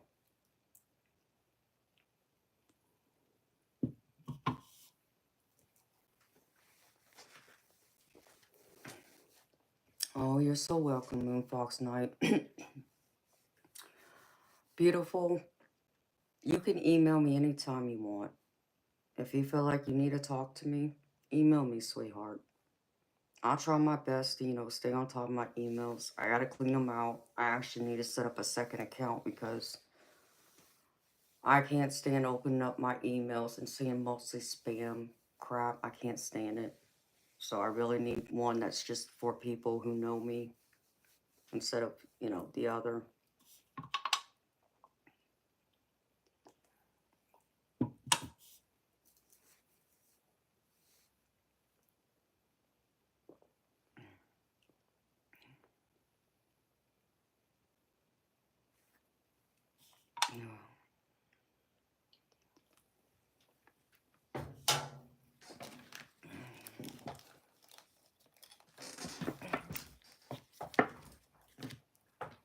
Well, I hope that my experiences have helped you, honey.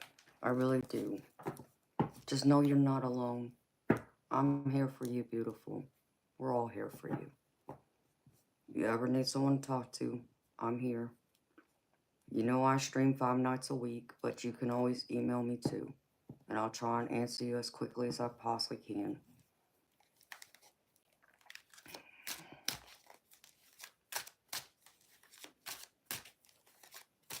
Account, are you another troll?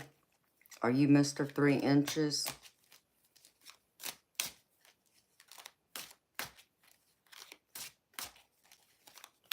Oh, you're so welcome, beautiful. Anytime. I'm glad it helped you.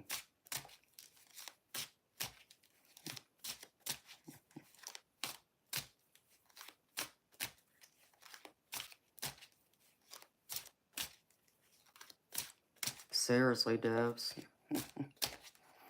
I know. I had to bring in Mr. 3 Inches again.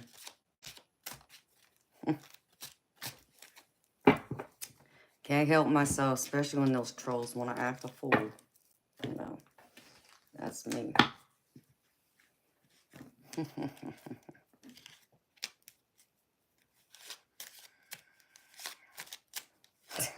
That's messed up, Eric. That's messed up.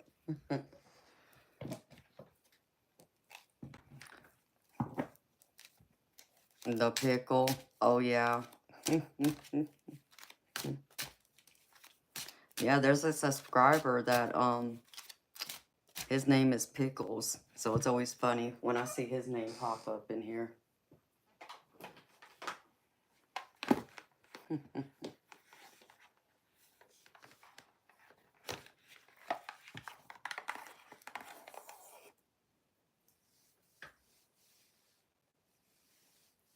Hi, Veronica.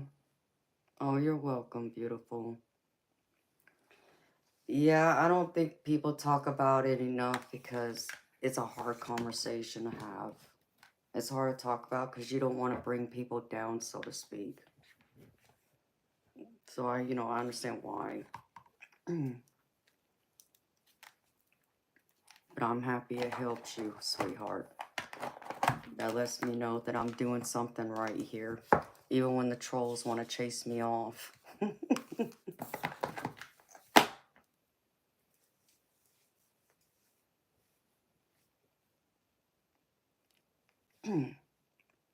SME Smeglis. If I didn't say your name right, Smeglis.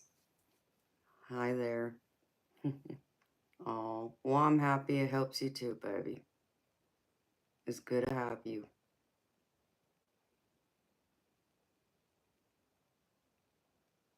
Oh, you're so welcome, Moonfox Night. Anytime, beautiful. Thank you for being here and being one of my mods too. So I'm happy you've come by to see me and talk to me, beautiful. I feel honored, that you felt, connected to talk to me about it. And I'm glad I could be the one to help you, sweetheart. But I'm sending you healing love, light, and comfort during your time right now. And I'm wishing you nothing but the best, beautiful. Hang on to your memories. They'll never leave you. Her love is eternal, just like yours. And it will light the way. Your love for her will light your way. Just trust in that. And I hope you have wonderful, beautiful, sweet dreams, girlfriend. And have a good day tomorrow. Good night, honey. I'm grateful to know you, sweetheart. Okay. I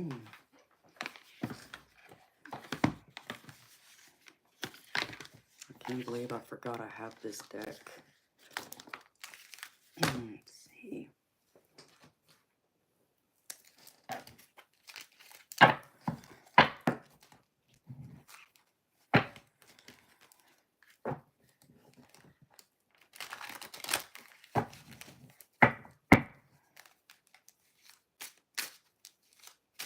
Yes, I heard Eric.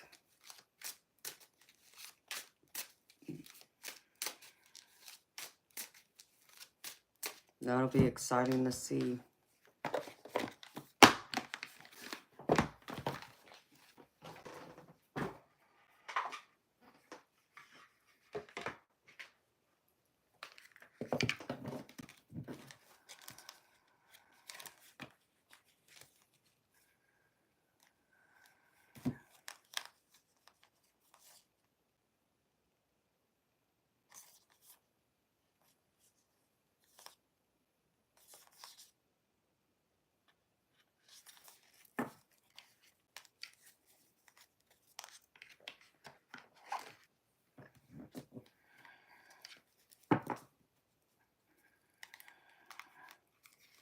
Sweet means.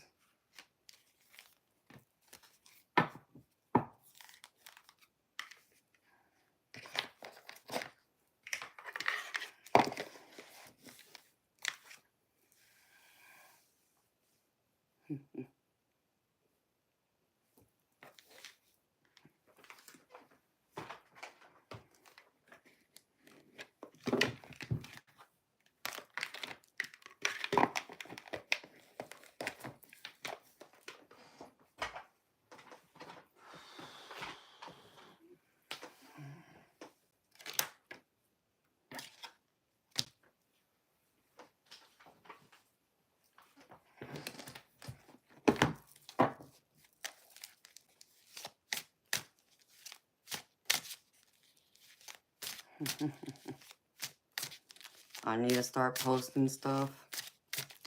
Yeah, I need to start posting stuff here and there. I've been trying to get the membership started. I'm kind of still battling between how I want to do it. I'm torn.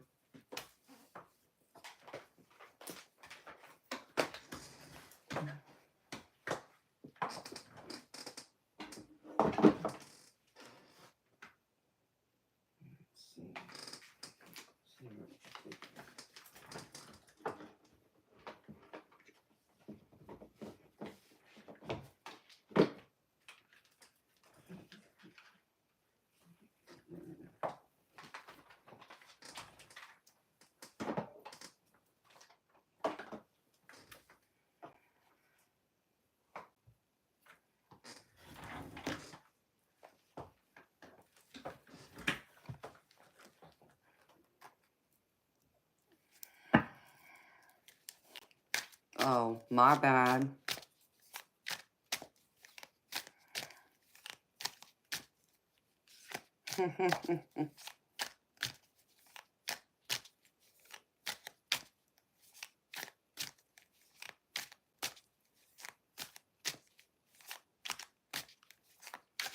Oh, cool beans, Deb.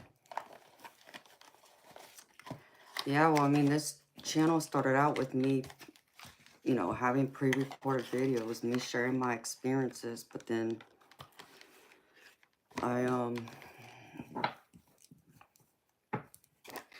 haven't done it, you know, I did one, I think, back in December, something like that. January, maybe. But I was trying to decide about the memberships, like I was saving some of them for when I got the membership started. Oh, Sunnyland. Don't worry, beautiful. But yeah, I gotta start focusing on that. Make that a priority.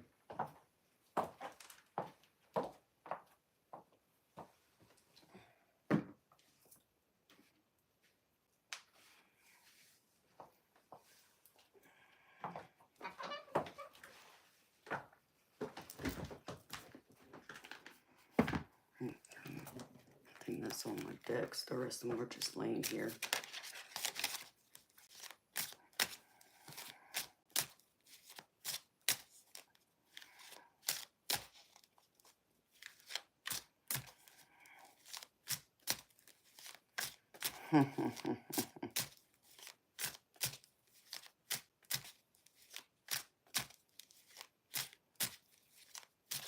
Amen, Debs. I agree.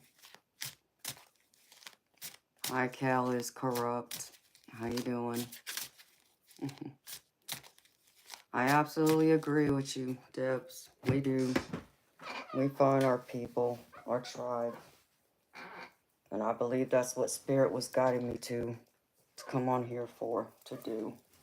And I have found several of y'all now that I've been on here. And I'm thankful to have each and every one of you.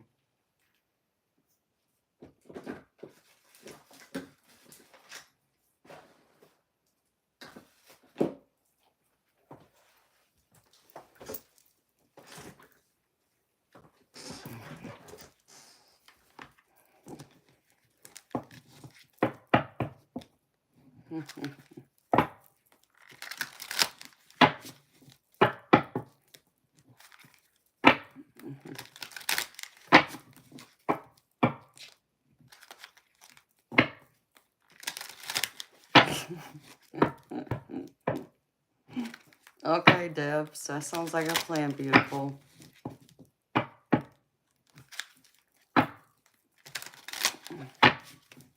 You're glad I'm among the simulation? What, do you think we're in a matrix?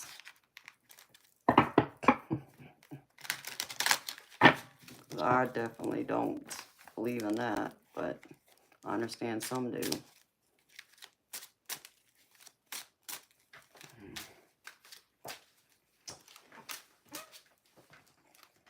Well, would you kindly explain? Whoa, that was a huge orb. Oh my gosh. I don't even know how to describe what I just saw. Hi, beautiful spirit. Well, you made sure you got my attention, didn't you?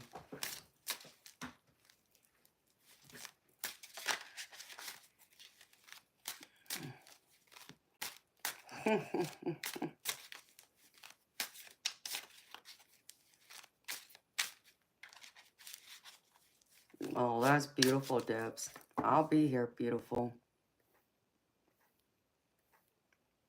Hi, Kevin.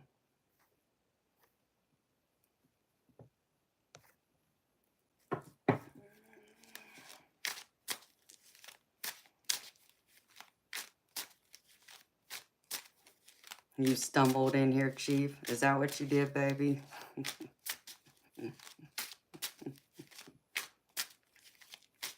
I know, I gotta eat more. In fact, I need a munch right now. Oh, let's see. Do I have anything in here? I think I do.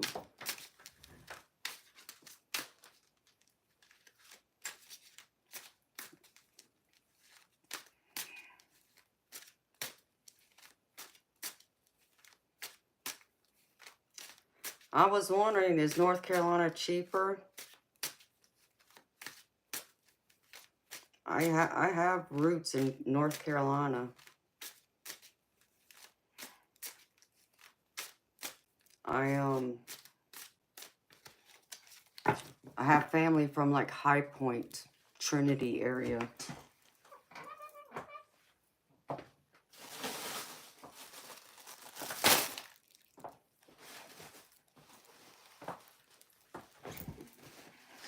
It's all part of my extended family.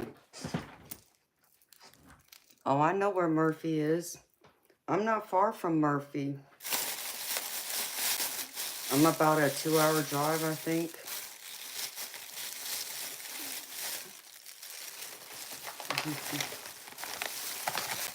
Hi, Steven. How you doing, baby?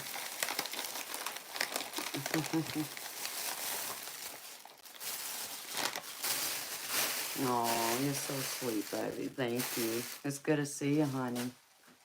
It's been a minute since I've seen your name pop up in here. So I'm happy you're still here around and you're still around, baby.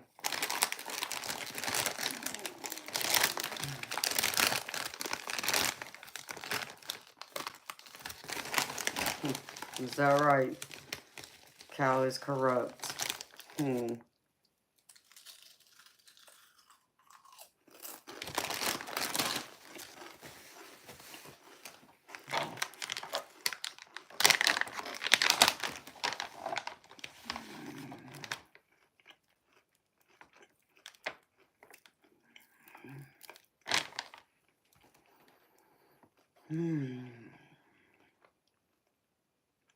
Hello, Naja.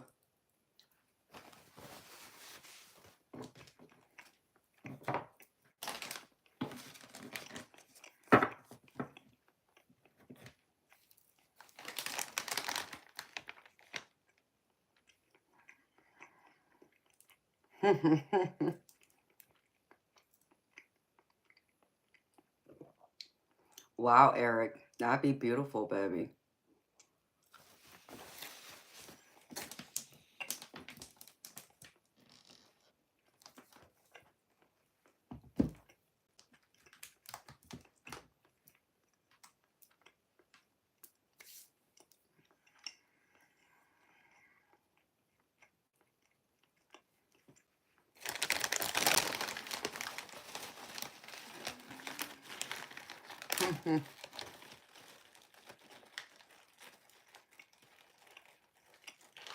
Oh, I understand, Stephen.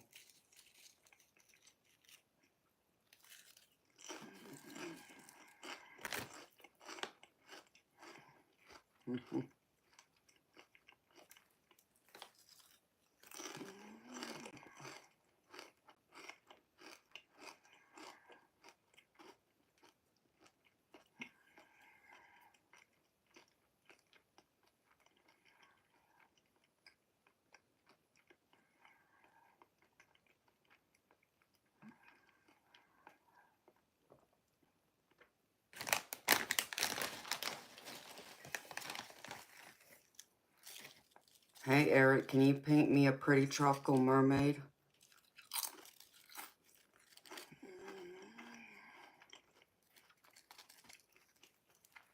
Oh, that's cool, Debs.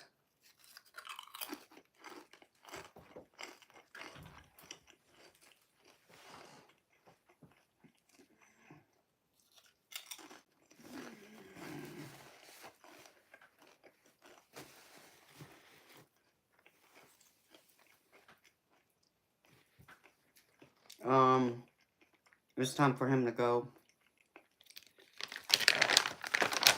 I'm not liking where this is going and what he's trying to insinuate.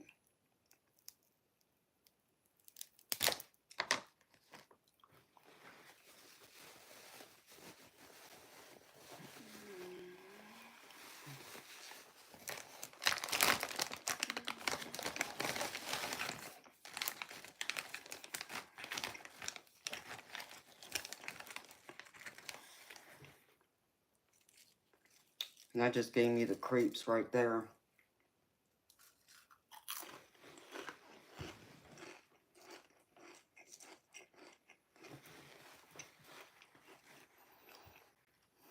Eric, brunette hair, baby.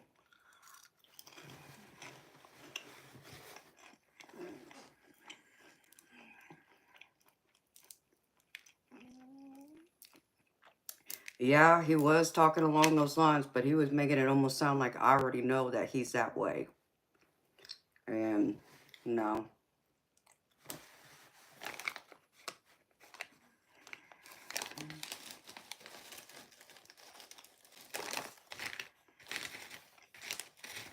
Why? What color hair would you paint her, Eric?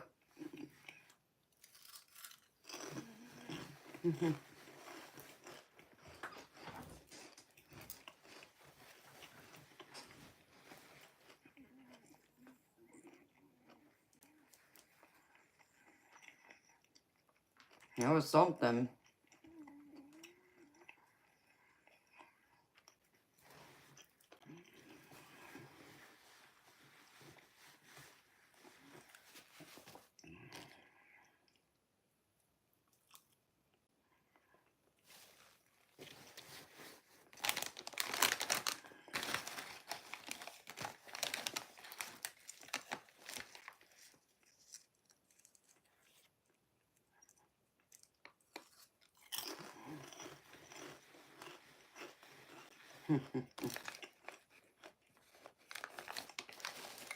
It's possible, Bob. Yeah, no, I don't want her to have red hair, baby. Think of her in, like me, tropical.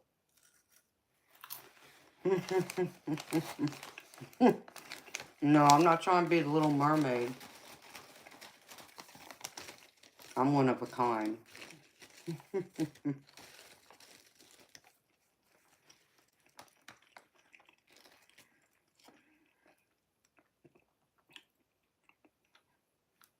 Well, that's cool, Debs.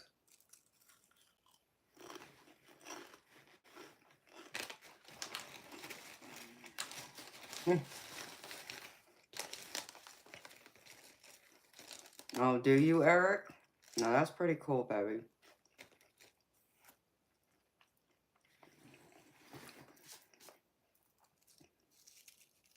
I don't have any tattoos, but that'd be cool. Is she sitting on an anchor?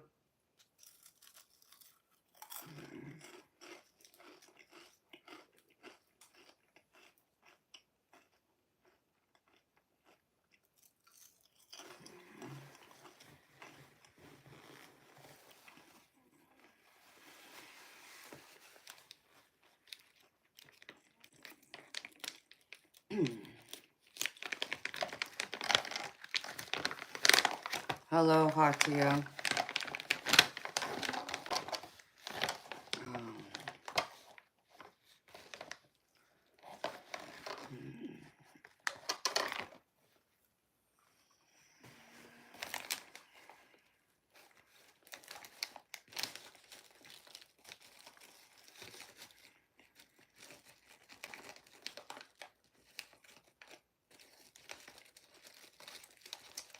Oh, Debs, he just don't know nothing, does he?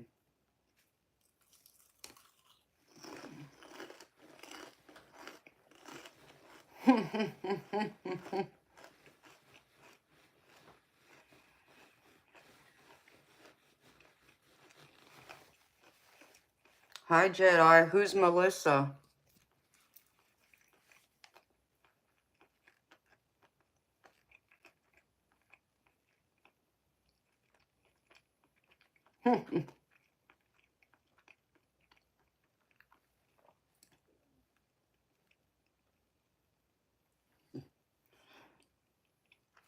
I was about to say, Jedi, did you forget which stream you were in, baby?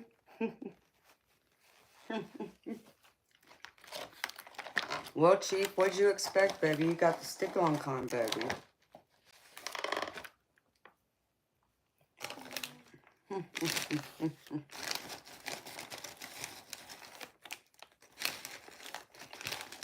Yeah, Jedi, spill the beans. Who's Melissa?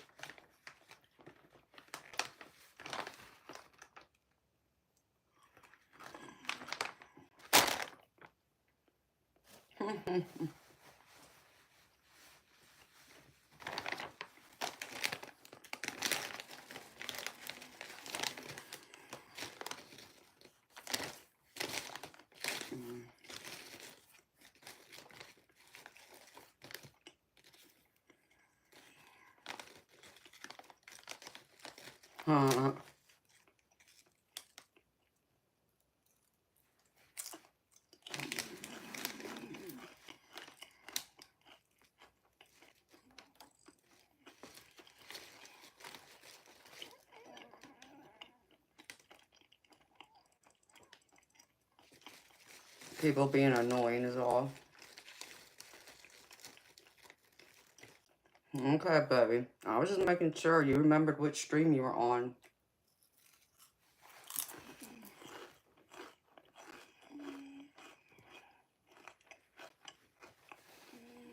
Mm-hmm.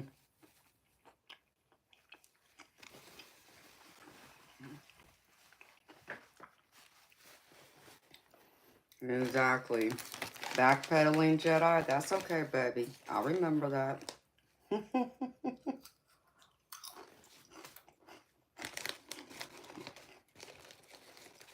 Should I change my name to Melissa now?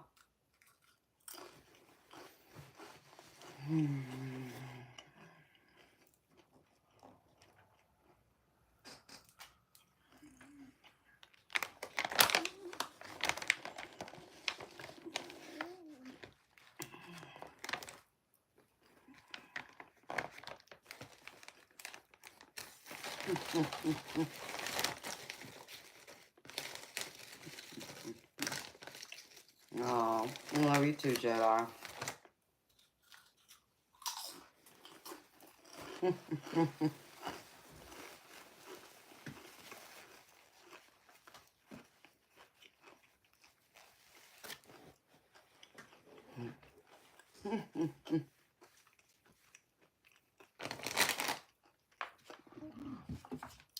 Hi, Andrea. How you doing, beautiful?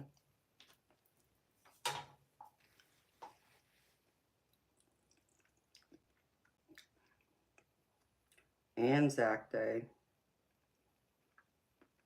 Hi, Cynthia. How you doing, beautiful?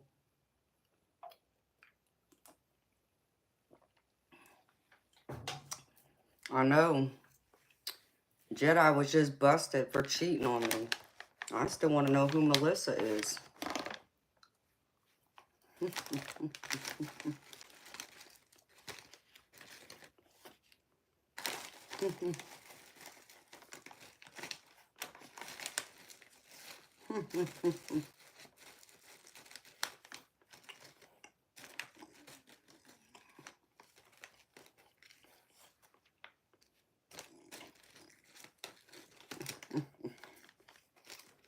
Eric, we're just joking, baby.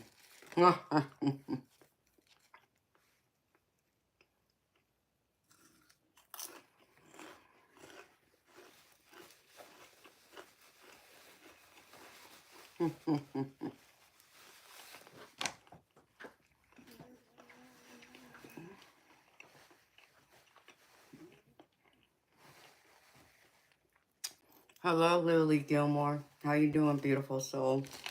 It's good to see that. Andrea, I'm happy to see you, beautiful. It's been a minute.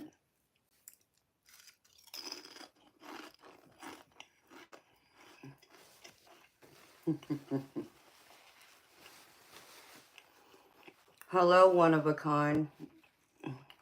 One of a kind you'll never find, huh? Is that right? Could you please explain to me why you came up with that name? What's the meaning behind it?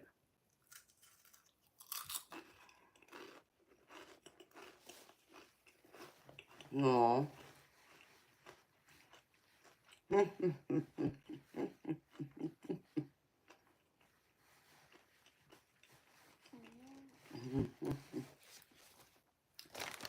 Well, beautiful soul, you're right. You're one of a kind, honey.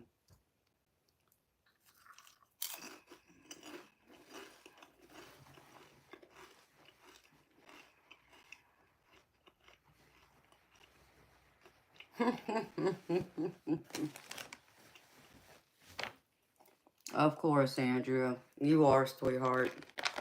I know you haven't been around in a minute, but I understand people get busy. Life gets busy. I get it.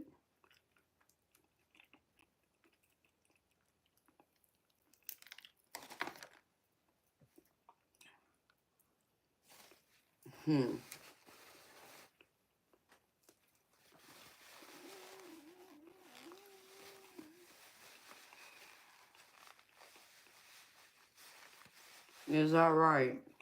You gonna take a demon out? Okay.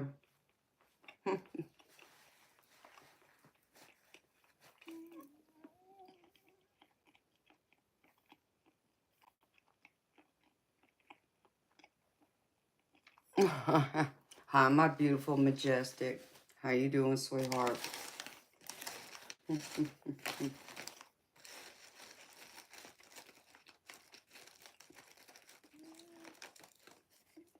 It's always good to see you, beautiful.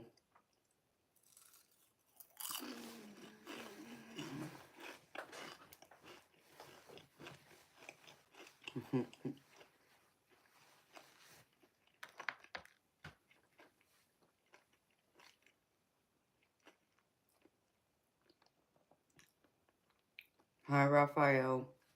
How you doing?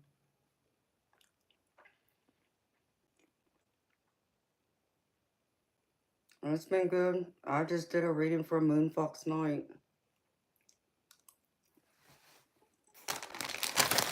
Please.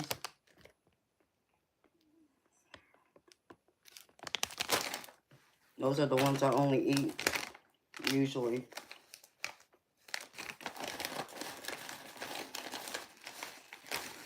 You know, me and my junk food.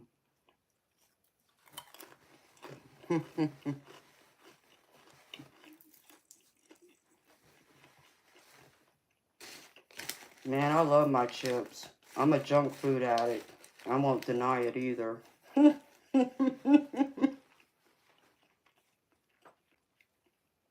Oh, I got those too, baby.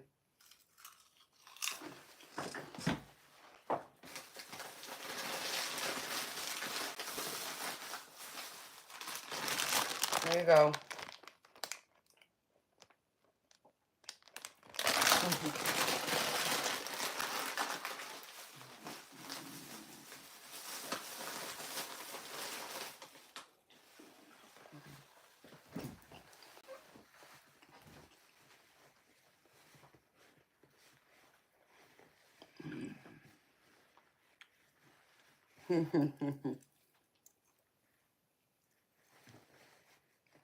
No, I'm sorry. I didn't mean to make y'all hungry.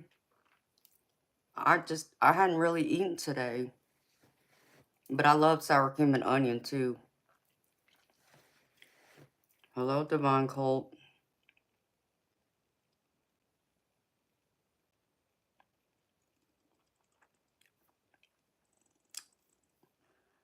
Buttercup. Yes, it is comfort food, majestic. That's, yeah, I've always seen spirit orbs since I was 6, 7 years old. So as far back as I can remember. They just appear out of nowhere. I just had a big, huge one over here appear majestic. It was probably one of the biggest ones I've ever seen. It was probably bigger than the size of a beach ball, is how big it was. It made me think of like like one of those round windows you see on like, I guess like a boat, like a cruise ship or something. That's what it reminded me of. It was that size and just, you know, it being round the way it was. But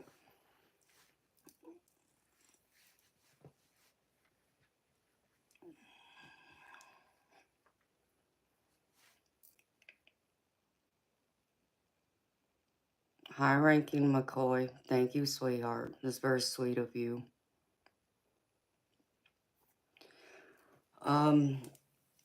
Yeah, they, Andrea, unfortunately, the judge, made a decision to take her off the life support.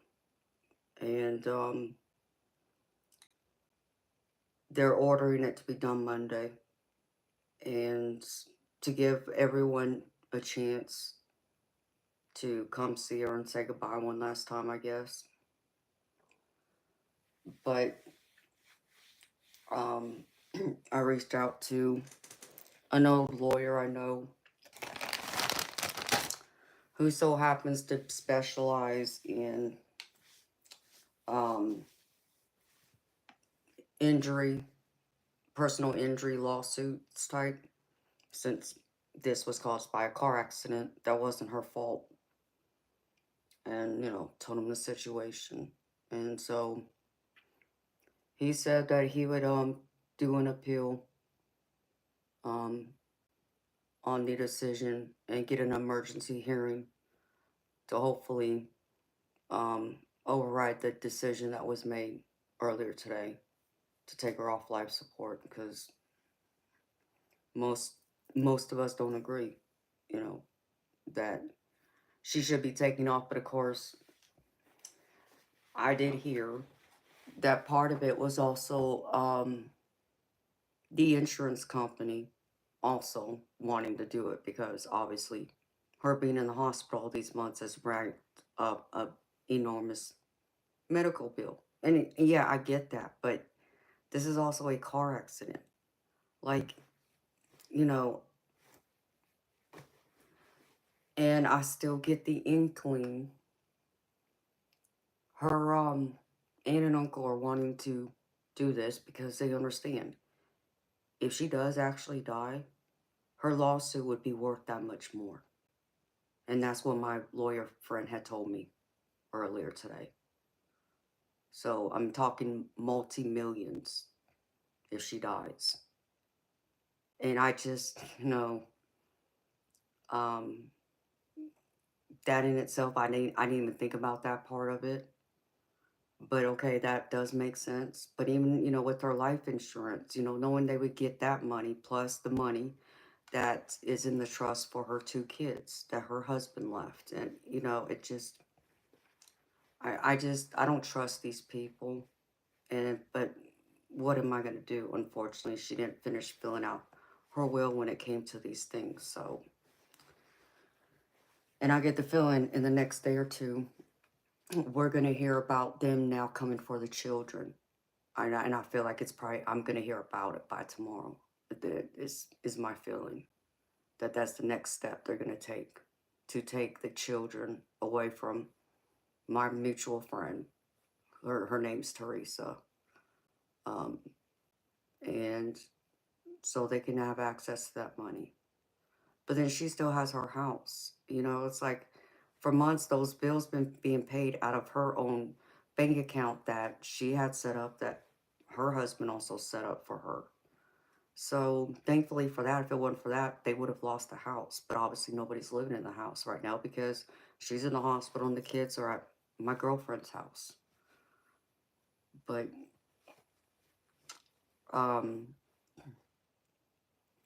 yeah, so that was the other bit of news I got.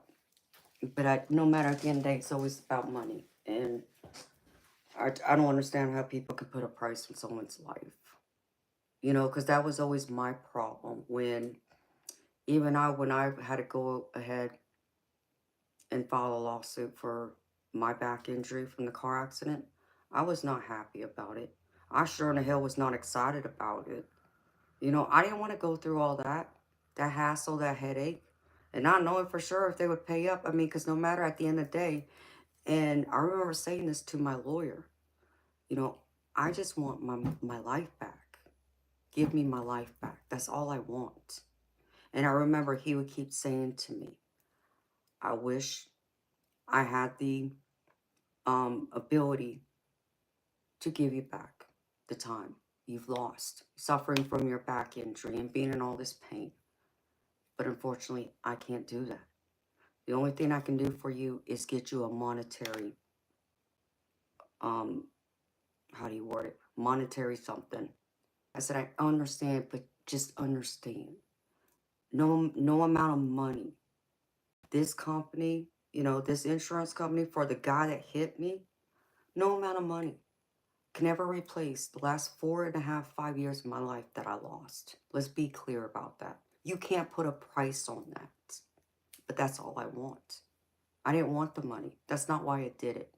I did it because I felt the insurance company needed to be held accountable. It was the principle of the matter. And I felt like my insurance company needed to be reimbursed for all the expenses they were covering that I had to go through and, you know, get, you know, that they had to pay out on my behalf. That's why I did it, not for my personal gain. Not in that sense, you know, but it's, you know, it ticks me off though, because I really feel like it's about the money. It's about the money, and that's all they're worried about. And then what's gonna happen to those children? You know, just the idea and the thought. It infuriates me. It hurts me so much so I want to cry right now because I hurt for them, and I can't. I just can't understand how anybody could do that and take someone's parent away like that for money. How cruel. I mean, is that really the world we're living in? That people are that cruel? You know, the two young innocent children who've already lost a lot by losing their dad. And now you're going to take their mother away? No. I can't stand behind this. So I'm hoping and I'm praying for a miracle.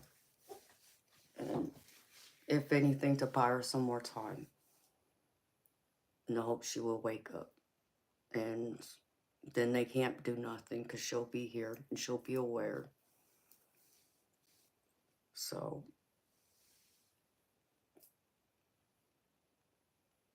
oh, thank you. You're beautiful.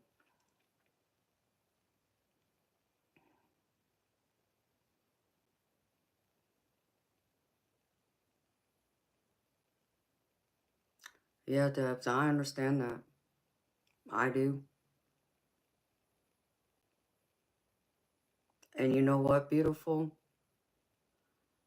You know, the fact that you would have gotten about that much money is a lot more than what I've got at the end of it. And I mean the full claim.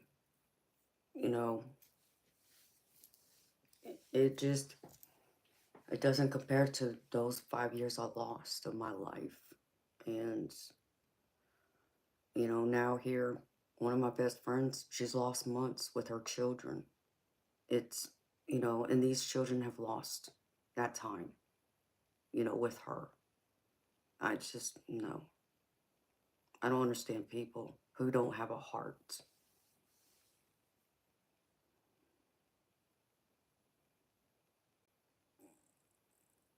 Hi, Lynn. Thank you, beautiful. And I do. I have to believe that it will work out. And God's going to make sure it's going to turn out right.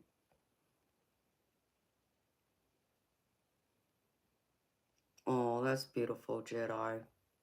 Well, happy birthday to your baby girl.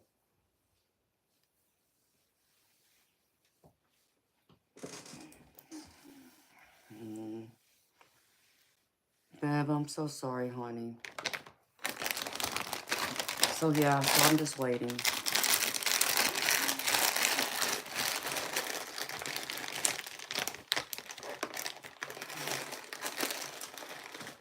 Yeah, I was 21 when I had my accident. So I understand, Debs. I was 21. Or no, 22. Because it happened less than a year after I had been married. So it happened in 2003.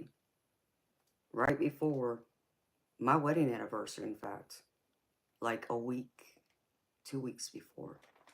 It just... And I was on my way to work. And that's what pissed me off. I wasn't doing anything. I wasn't going, you know, playing around, partying, doing something silly. I was on my way to work. And that happened. I just, yeah. So, being responsible. And it's happened. But, you know, I can only thank God that I had enough strength to not give up on getting myself better, because I know that took a lot out of me. And going to all those different doctors around the clock, trying to get an answer, trying to get help, trying to get fixed, nobody listening to me. It was a lot. We went through a lot.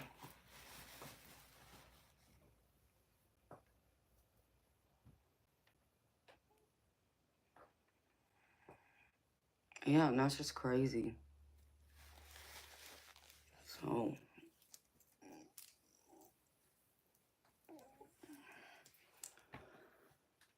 yeah, beautiful.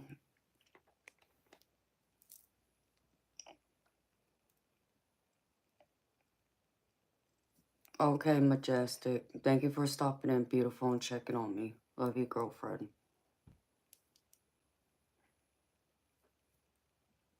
Thank you, Innocent. And it's terrible, Debs. I'm sorry that happened to you, beautiful.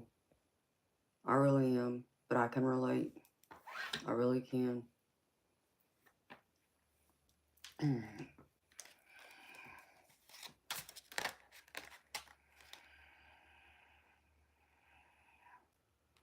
Well, beautiful, you'll have to let me know how that goes.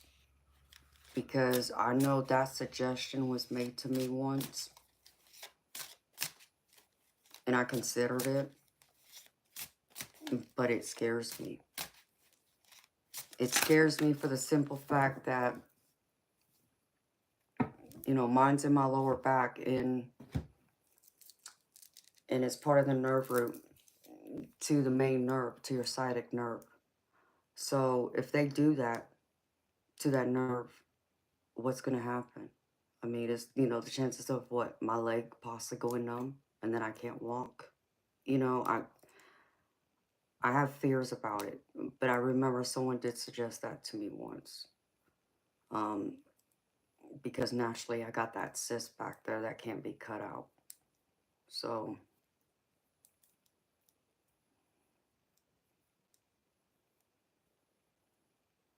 yes, we are, honey. I'm a fighter and a survivor. You got that right. I like that song by, I think it's Rihanna,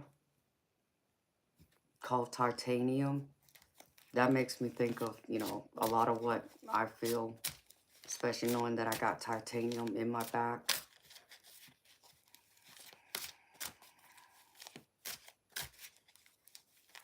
Oh, that's amazing to hear, Debs. Well, I'm happy to hear that, honey. Oh, thank you, Jedi. Same to you, sweetheart. Yes, Matthew. Is it Sia?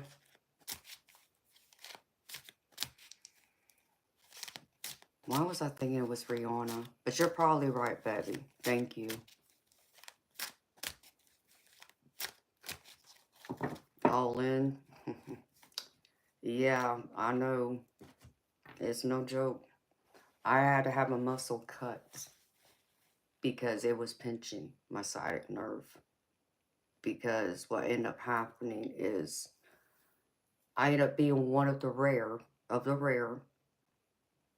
who was born with a piriformis muscle that split.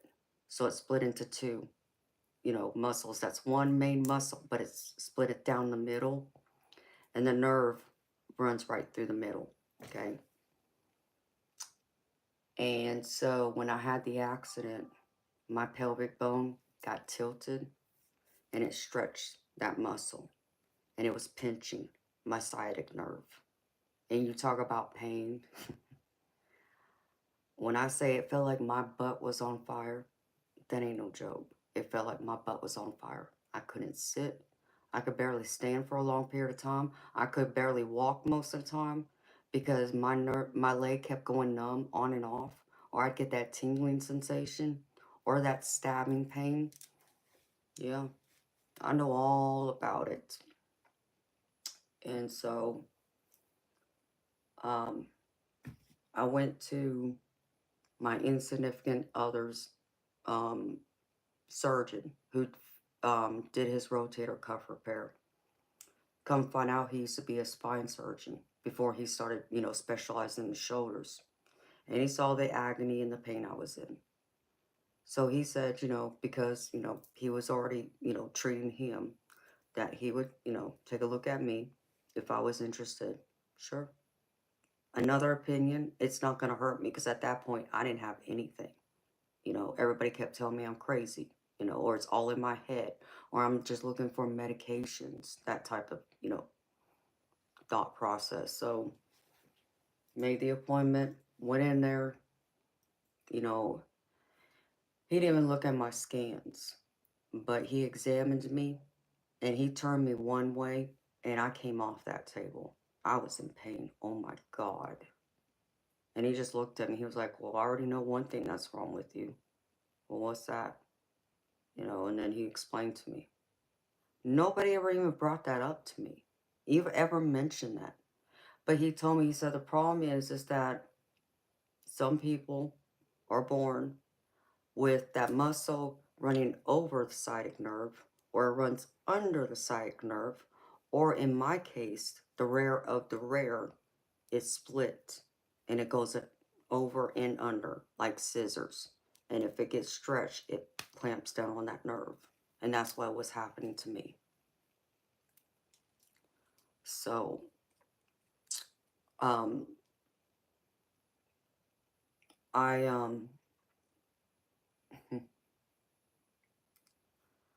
he told me that the only thing that would fix me at that point was surgery. He said that he did this surgery to at least once or twice a year. He would get 1 or 2 patients per year that he would have to go in and cut one side of the muscle to release the nerve. And so, oh, Mars World, thank you, sweetheart. That's so sweet of you, honey. Thank you.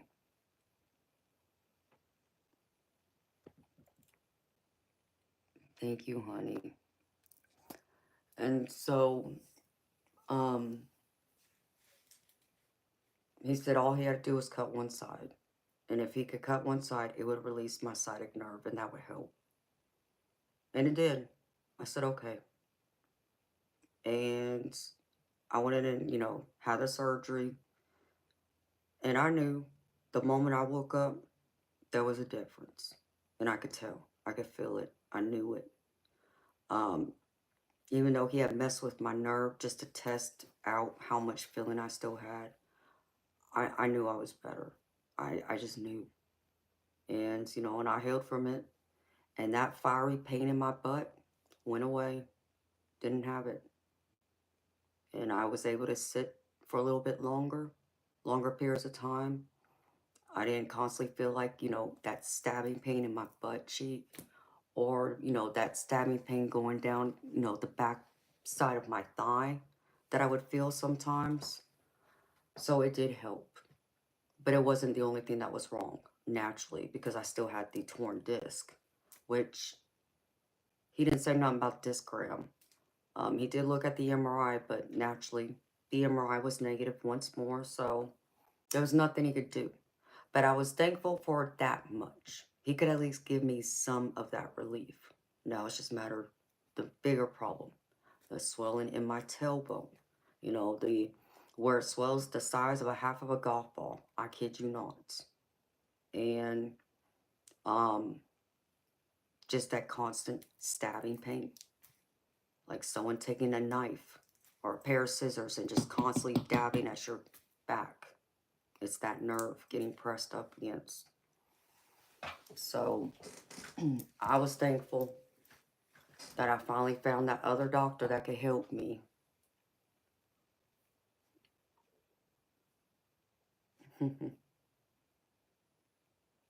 Oh, thank you, Jedi. Hi, Cicely. How you doing?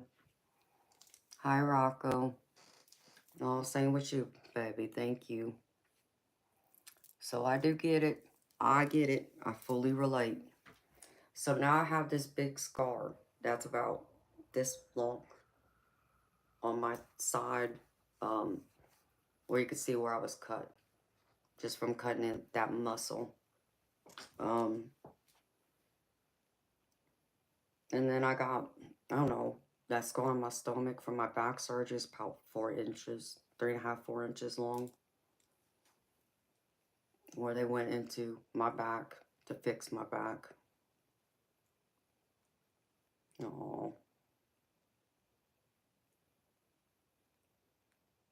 You've been thinking of retiring from art. Why, Eric?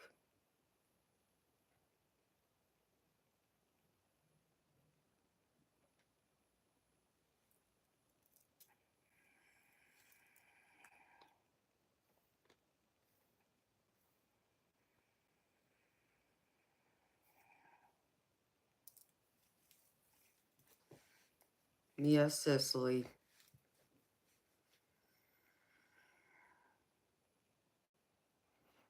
That's fine, Cicely. Anytime, beautiful.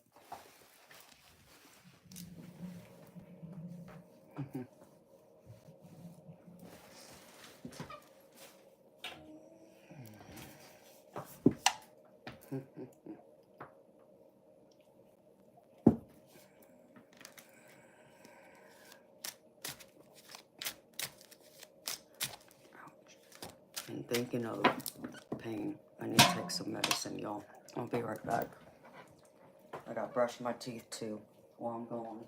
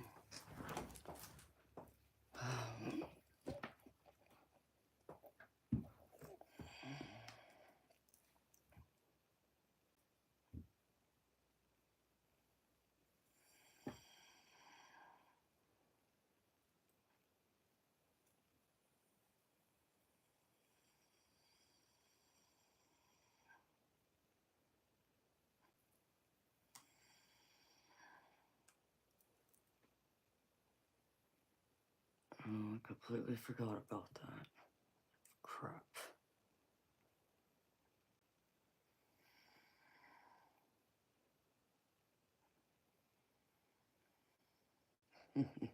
Really? They expire soon? Wow.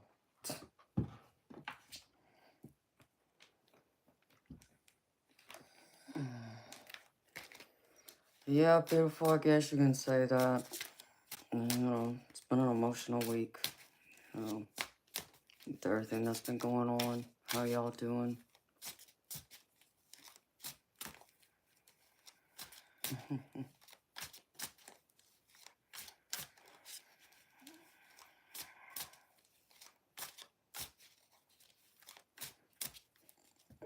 So, I didn't even realize what time it was. Oh, I gotta call my bank and find out about this. Or set up an account. I don't freaking know anymore. Oh. I forgot all about that.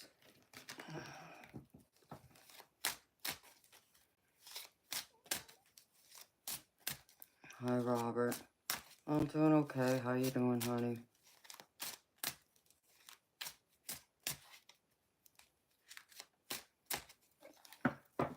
How are y'all holding up?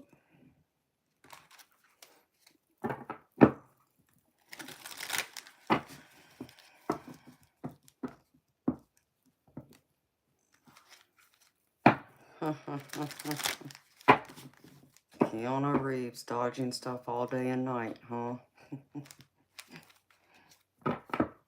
What is that? From what? You relating that to what? The movie The Matrix? I haven't watched movies in years. Ooh. Crackers, Sprite, and dip. What kind of dip did you get?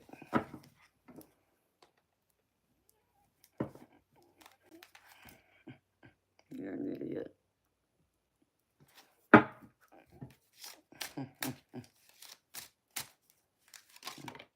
Well, that's cool, Robert. What movie are you watching?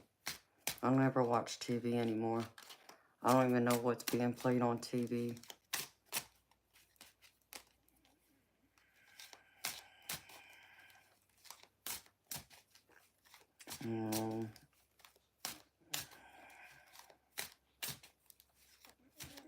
Onion dip? Oh, that's good. I love onion dip. That's one of my favorites, actually. Haven't had it in a long time.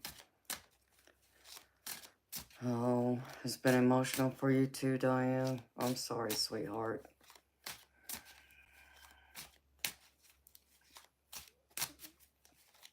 No, I appreciate you being here for me, honey. I appreciate it very much. What did Diane have earlier?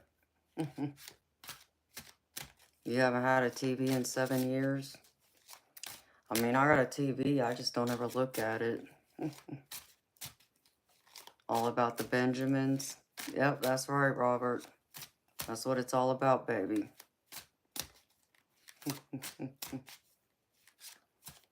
Hi, Karen. You know what, beautiful? Just being here with y'all helps me a lot. And I'm so thankful for it. I almost forgot about this money I got paid. I'm fixing to lose it. That's some crazy nonsense.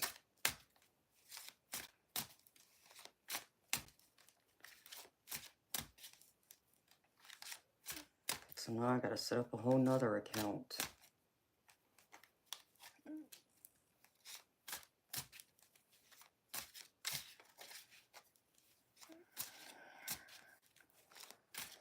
Oh, yeah. Yeah, I understand that, Diane. That's the empath in you, beautiful. Like me.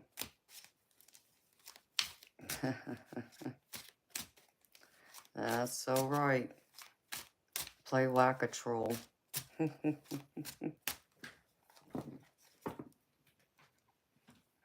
Oh, rice, chicken, and bok choy? Yeah, that does sound good, Diane. Man, let me grab my chopsticks. And didn't share it. I wouldn't have shared it either, Bob.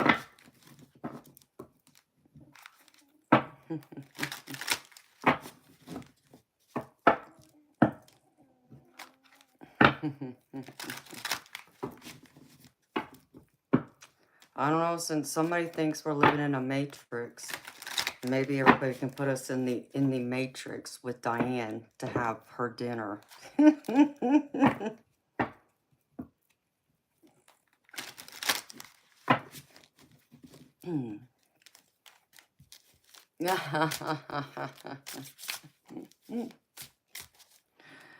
It's true too. Yeah, Debs. Because of like all the Mercury retrogrades into Pisces. Pisces was getting hit left and right with a lot. And fast courier pigeon. Oh, remote view? Yeah, we can do that too.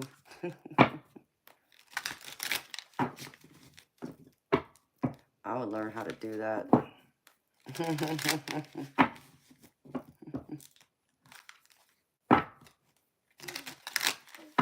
That would be crazy. Yeah, I think Diane would block us from being able to do something like that. She has her protection up.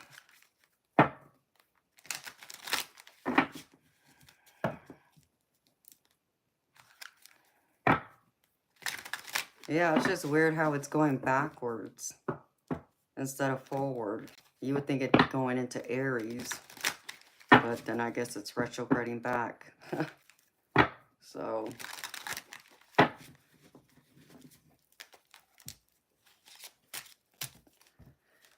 I didn't realize it had been in our sign for that long.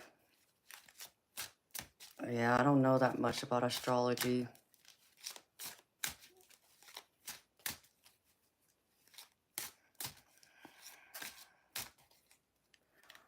Oh, I agree with you, Debs. I don't like the astral. I don't like astral travel. It scares me. Every time I've experienced it, it has scared me, and I don't like it. So I get that.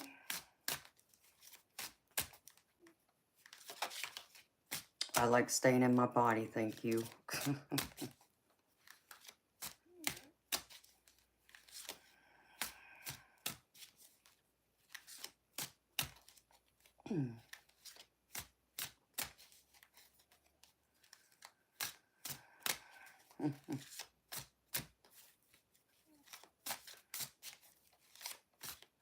Yep, it sounds good. You're making me hungry, Diane.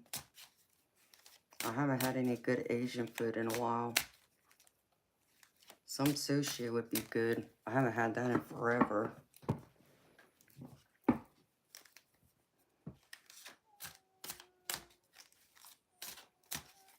Yeah, Karen, I think it's more like cabbage-like. I think that's probably the better way of describing it.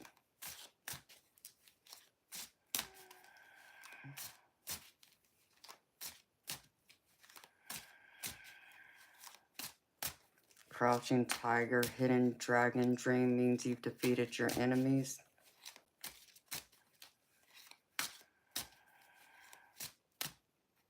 Oh, really? Where'd you see the smoke at, Diane?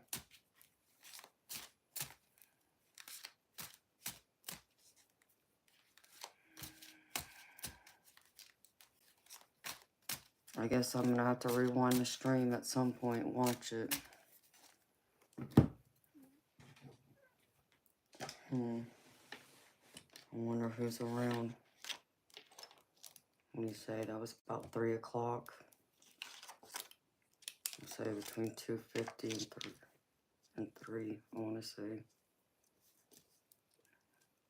Let's see, 4:25.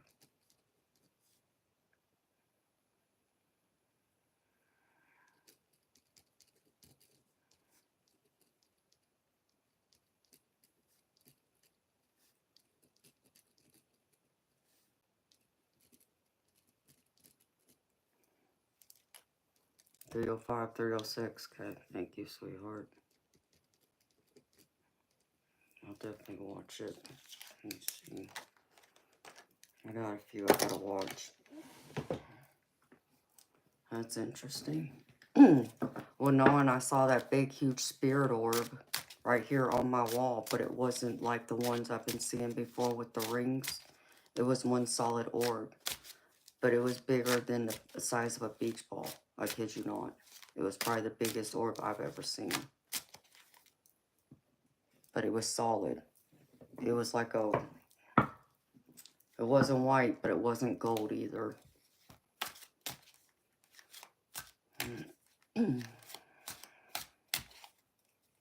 Bottom left corner of the screen. Okay. I'll definitely take a look at it.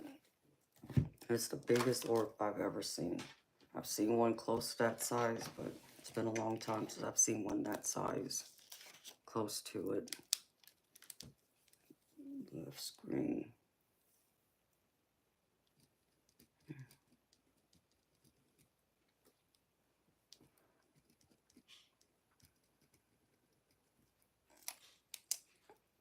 Yeah, it was huge.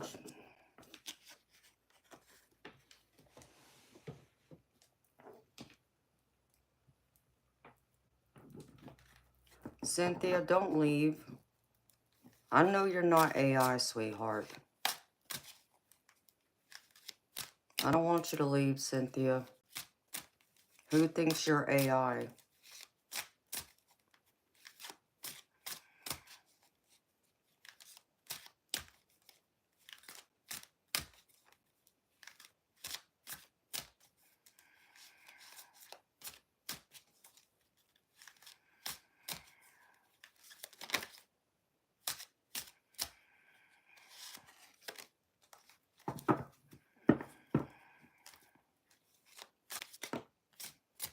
I like to know who thinks you're AI, because I know you're not. You and I have had conversations about music.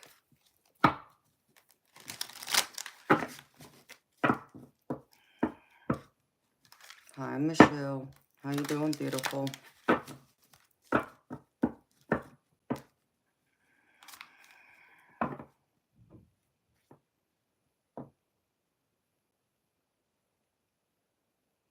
Bob, Cynthia's not AI. I've had conversations with her. She's a real person.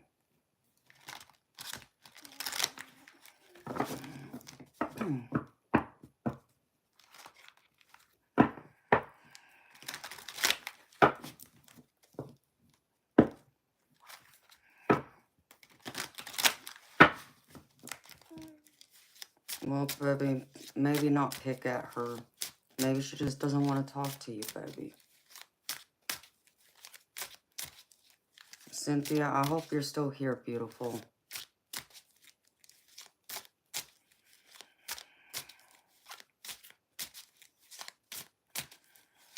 Because I enjoy seeing you here, honey.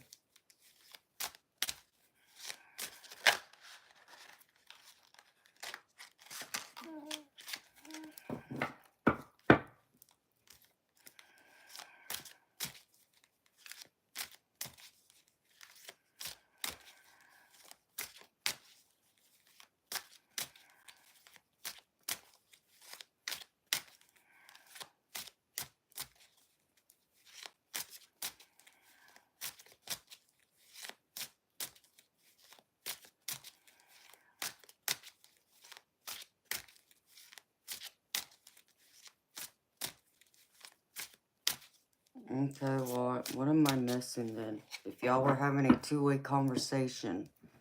Because, Cynthia, are you still here, honey?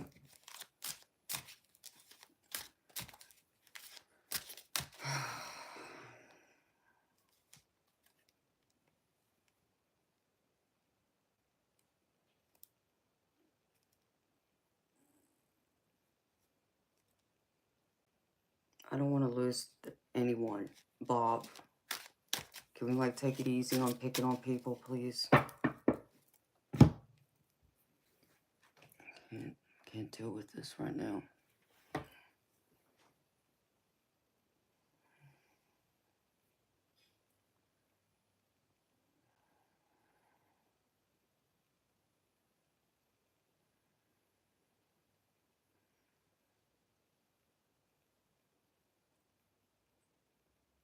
Well, I'm happy you're still here, Cynthia.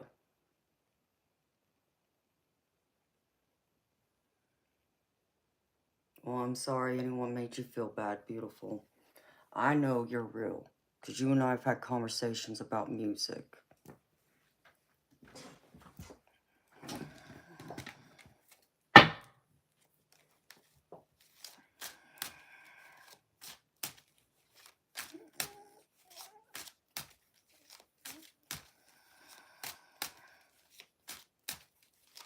Hi, Angelique. How you doing, beautiful?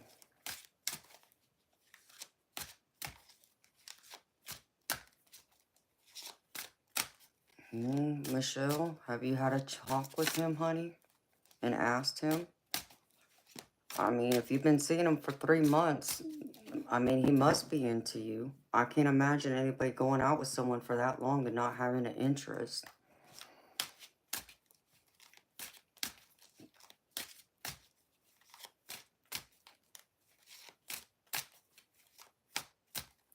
I've been good, Angelique. Thank you for asking. How about you, beautiful? Well,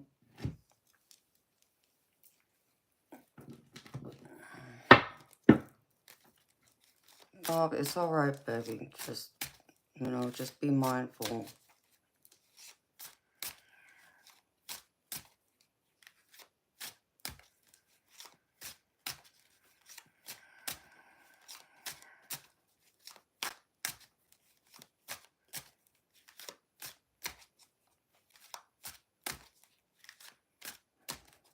Yeah, baby. I just,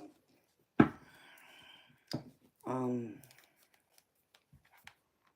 you know,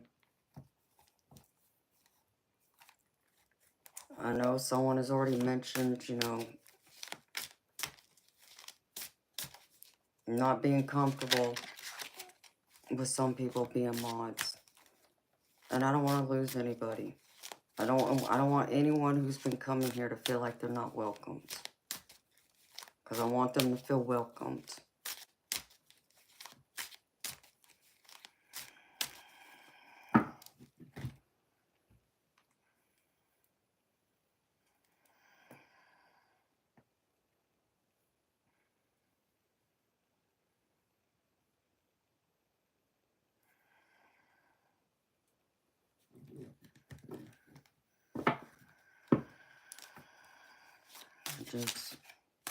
I don't need my emotions getting riled up right now.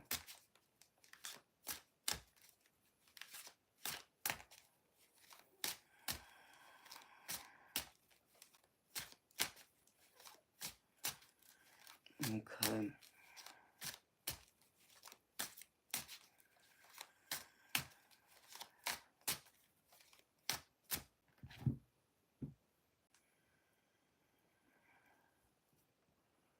And Bob, I didn't say that, baby.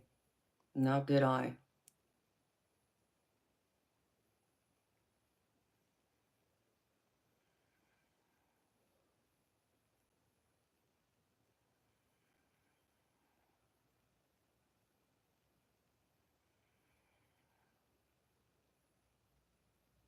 Okay. I see where the misunderstanding is.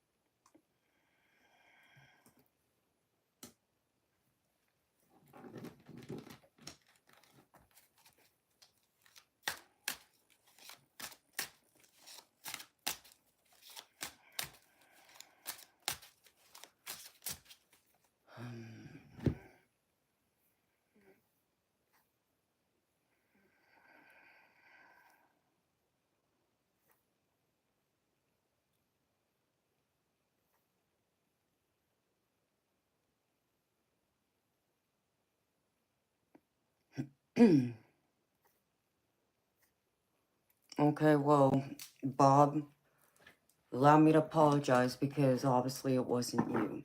So thankfully one of the mods showed me that where the misunderstanding is. And Cynthia came back in and said she misunderstood. So, allow me to apologize to you, Bob. I think it was what Deb was saying about writing a book and how AI can write a book. So,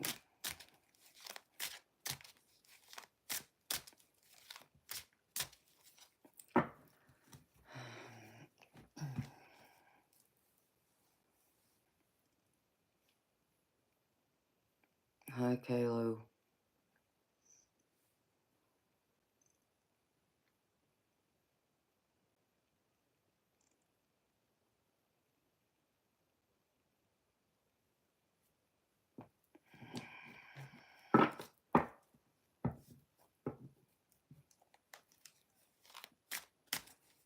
It's alright, Debs. I'm beautiful. I see what you said. So, I mean, I understood she misunderstood what you were saying. I mean, I don't know what the whole conversation was, but I see where I think she misunderstood. But she also said she misunderstood. She misread it, so.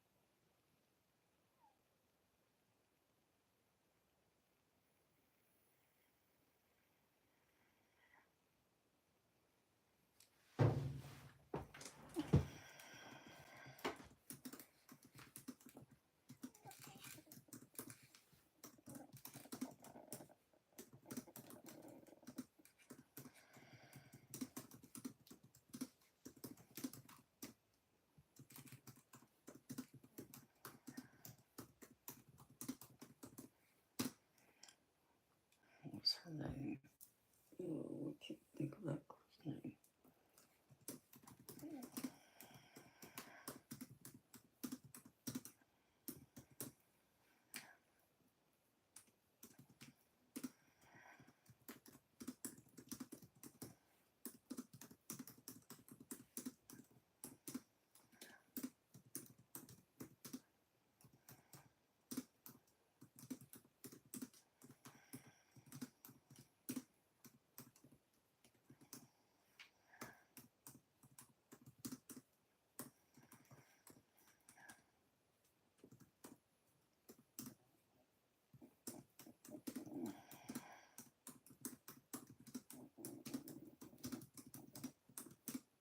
Doggone it.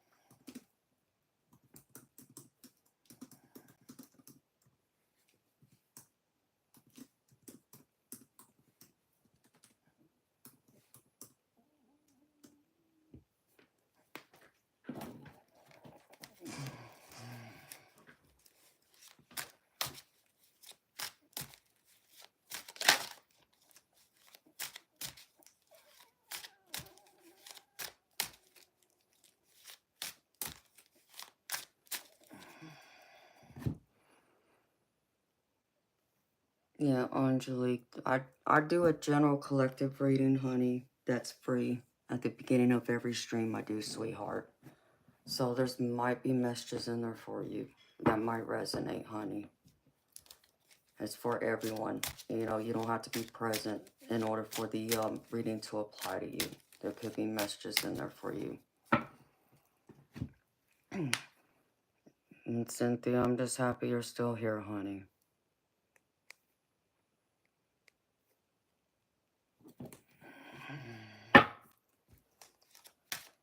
You're welcome, honey.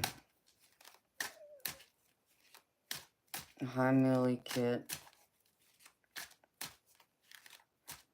Hello, Alice Madrid.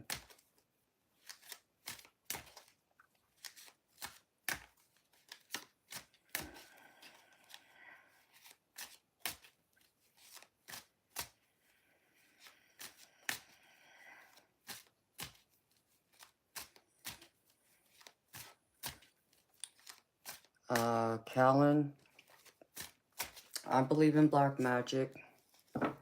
Magic does exist, and voodoo is part of that.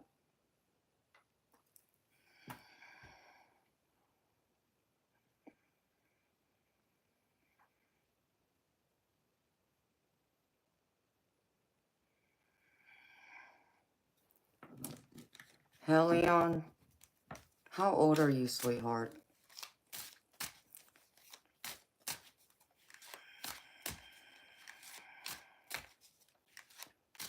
You know, Callan, I don't know what she said to you or to your dad, but what I would say to you is people don't have to practice any kind of magic to be able to say anything about someone when they have the psychic ability precognition.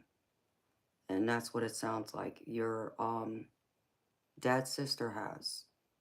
She has the ability to foresee the future. I also have that ability. So me too would probably freak your dad out. And I could promise you, I'm no witch. I don't practice any kind of magic. I don't spellcast. I'm just a person who was born with psychic abilities that I didn't ask for, and I was not raised around any kind of occult witchcraft type environment. I come from a family of Christians and Buddhism. So people like me just happen to be born with certain abilities. And I'm not the only one. But it's the first thing that people think of, that someone like me has to be practicing some type of witchcraft to be able to have the abilities that I have. And that's not true. There are kids young like me, like the age I was, 6, 7 years old, who come to know their gifts that young, who can do exactly what you just told me your aunt can do. And I could do back then. I just didn't understand it. I didn't want to understand it, truthfully. It scared me, along with the other things I would see and experience. So, with certain religious faiths who believe that someone like me is a product of, I don't know, witchcraft,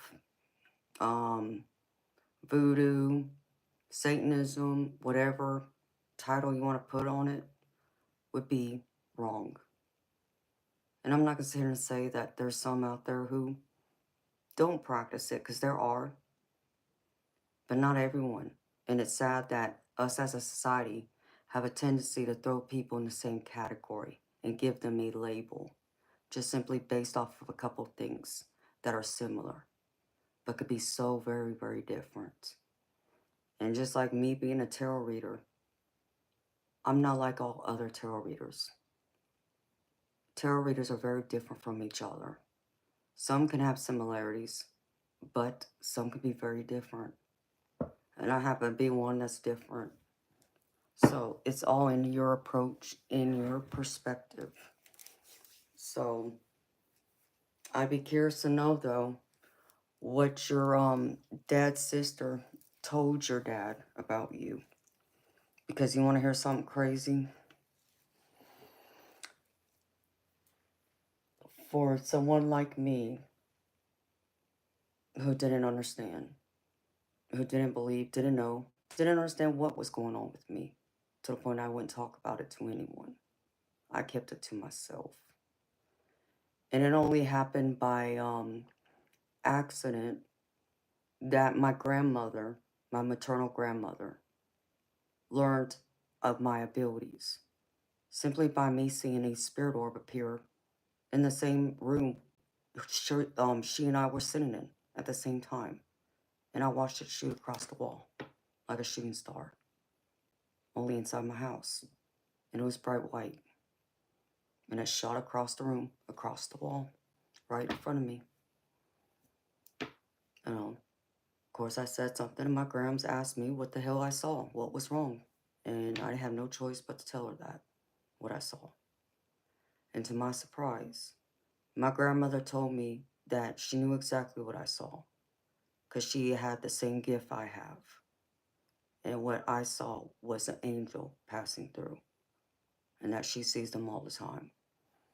And that's when she sat me down and gave me the history of our family, that psychics runs in our family. I got my psychic abilities from her, and that it was up to me to now decide and to believe her and to follow in her footsteps and trust my gifts and pay attention and listen to them as she encouraged me to do. Yeah, I wasn't hearing it. I didn't want nothing to do with it. I looked at my grandma crazy and thought she was absolutely crazy. Until a year later, when I'd have a pivotal experience that to this day, I can't explain. But I could tell you exactly what happened. To sum it up, I was told my mother was going to be rushed to the hospital hours before it actually happened. How could I have known that? There's no possible way I could have known. But I was told that. And it indeed happened. So, you see, that in itself made me change my mind. That I had to come into an understanding, an appreciation. To understand that I unfortunately ended up with a gift that no, I didn't ask for. Abilities I didn't want, but I have. And the idea of something like that happening again to anyone I love and care about, if I could be warned that something bad's going to happen to someone I care about, and I could get the heads up it's coming, or I could prevent it, I would be a stupid fool to ignore it. Because that in itself is a blessing. To get that knowledge. Where it came from, I don't know. Like I said, I grew up around Christianity and Buddhism. And it depends on your religious beliefs. I understand what the Bible says, but, does that mean it's all right and accurate? It depends on who you ask. My belief? No. It's not all correct. I'm living proof of that. And there's many others just like me. So, if that's the only reason why your dad believes your aunt is practicing voodoo, I guess that's because of his lack of experience, lack of knowledge, more or less being naive to that part of spirituality, just like I was. I I don't practice any type of voodoo or magic. I don't want nothing to do with it. I operate and I practice in the light, not the dark. Some would label me as a divine oracle. The divine oracles that came even before religion came into existence. That's what some would label me as. So, yeah, I understand what that Bible says if you want to follow Christianity, as far as, in order for anyone to foreknow the future or to do any kind of divination, which is what tarot is, and my psychic abilities, yeah, you can look at it as a form of that. That has to be with, the darkness, And, when I have problems with people, you know, with a hand of compassion who believe that way. But I try to understand. I come from it with a compassionate understanding that the people who believe that way have never experienced anything like what I've experienced in order to have that understanding. So to me, your dad has never experienced anything like what your aunt's experienced.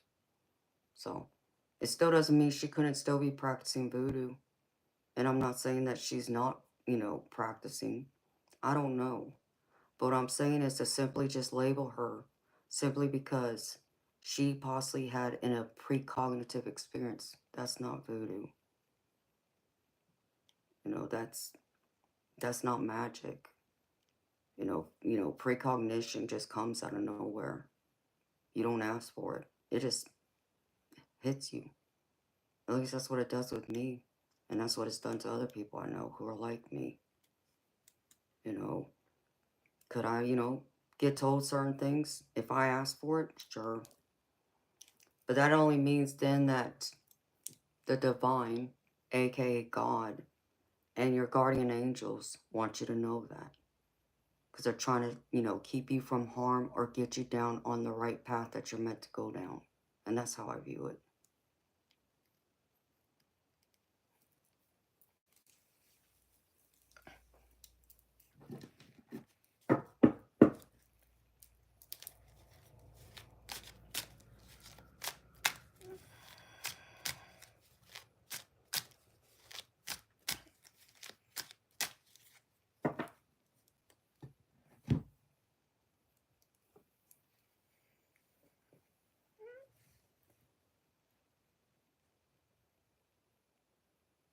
And Keelan, I'm not saying that she can't be, I'm not saying she can't possibly not be, practicing. That's not what I'm saying, baby.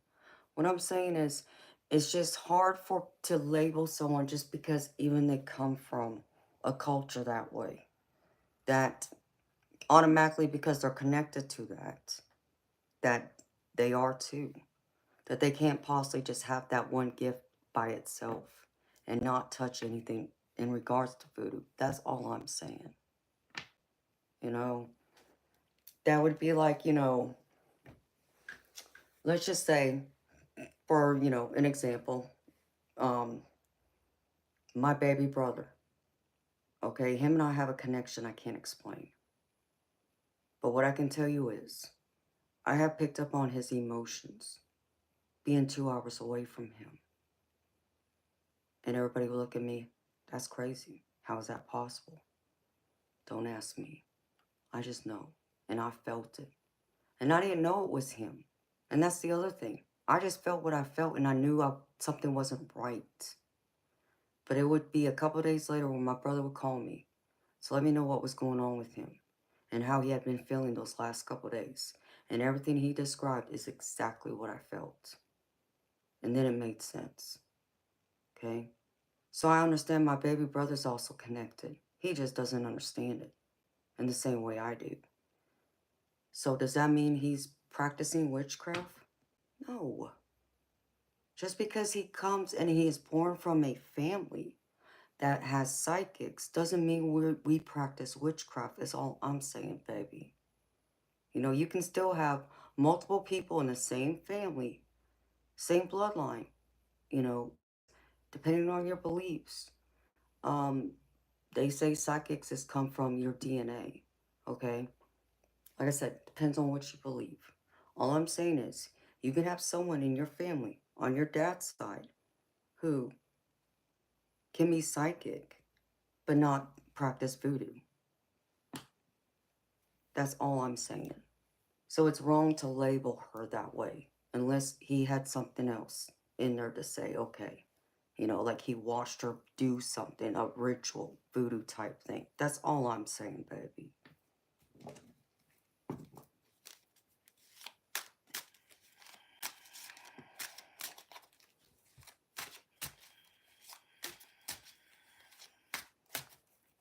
Okay, so your dad never told you what ended their relationship? He never explained to you what she told him? I mean, that's really sad. I would have thought he would want to know, or that you would know, or want to know, unless your dad refused to tell you. Because that hurts my heart, you know, especially if he hasn't been in contact with her all these years. That hurts my heart. Because I love my family, you know, but family isn't just blood to me. My family is the family I choose, not just one who I'm born into or born into the same bloodline.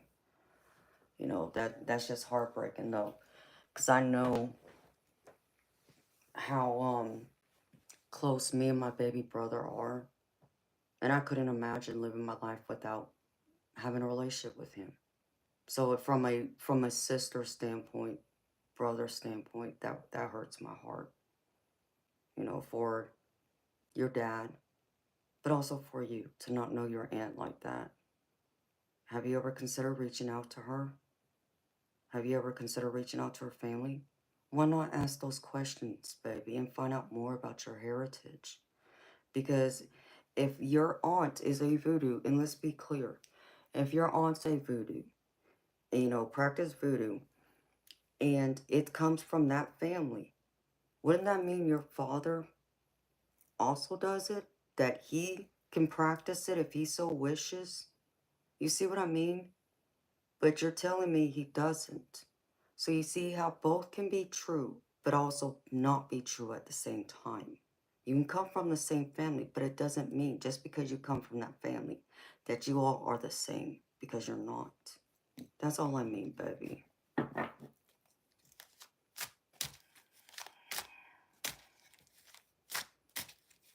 He had a concern of not fear, but, or not fear, but concern. I mean, have you not tried to press him again? Baby, I would try and press him again. I would ask him and just tell him, you really want to know. And if he won't tell you, then it's up to you to make that decision for yourself. I don't know how old you are, but I'm going to assume right now that you're more than old enough, that you're an adult. You can make your own decisions. Maybe it's time to reach out to your extended family and find out what happened. Aren't you just a little bit curious? I would be. I would want to know them. And to be able to make that decision myself. Is what my dad told me, is that correct? You know, that's what I would want to know. I would need to find out for myself. I wouldn't just take my father's word for it. Not saying your dad's lying. All I'm saying is we all have a different experience. We all live a different life. And from our experience and our different life creates a different perspective, a different point of view. So what's your point of view? What's your perspective? And, you know, I feel like it's time for you to make that decision for yourself and get to know your family. I mean, that's important. You know, if you come from Haiti, that's beautiful. That's a beautiful culture. I love diversity. I love culture. I love experiencing all of it. I would want to know. So I encourage you to reach out and don't be afraid to ask those questions. You have a right to know about your family. You have a right to know about your family history. You have a right to know who is part of your family tree. And your aunt is part of your family tree. That means you possibly have cousins out there that you don't know. Don't you want to know about them? You know, to know your family's bigger and then you can possibly grow closer to them? I would want to know.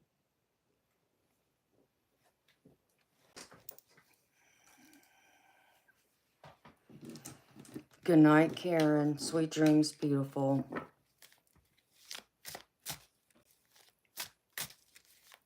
I love big women. It's more of a burden than a gift.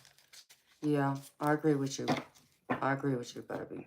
It is, in many regards. And people don't understand it from that perspective either. Because my gifts, as I always say, is a blessing and a curse all at the same time. It's a matter of perspective, but precognition and being an empath, that's more of a curse to me, or used to be, is how I'd foresee it, than a blessing.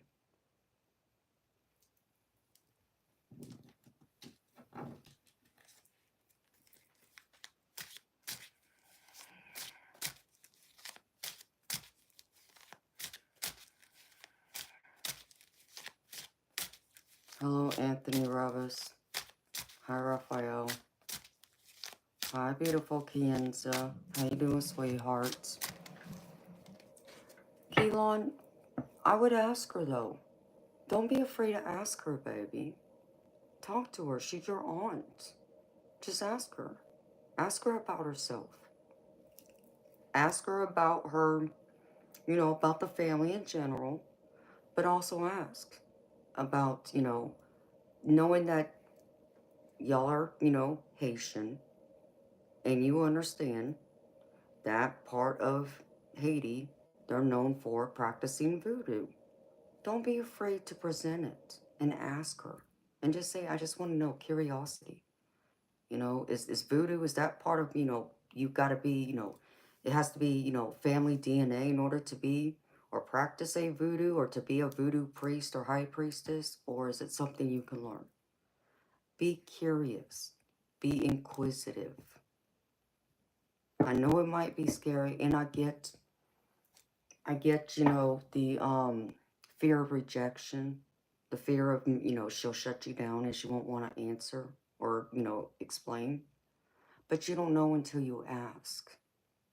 And a wise woman always told me, the answer will always be no until you ask. So what do you have to lose? What's the worst that can happen? Okay, the worst can happen, you get told no. And they never talk to you again. Okay, that's the worst. But what if they're willing? And they say, yes, I'll talk to you. Sure, I'll tell you all about our family. There you go. You know,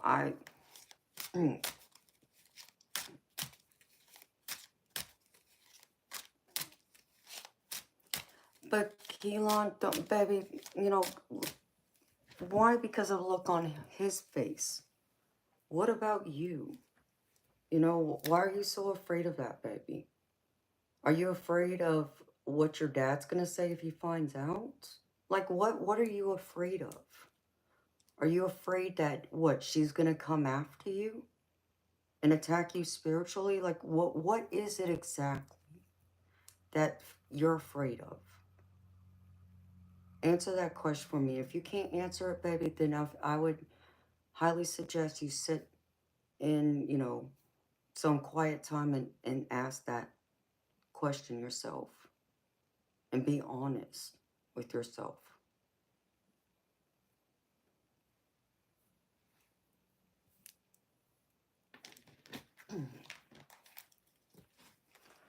Hi, Yusuf. No, Larry, I don't do voodoo, baby. I don't mess with any kind of magic. Hello, Steak Boy. Thank you.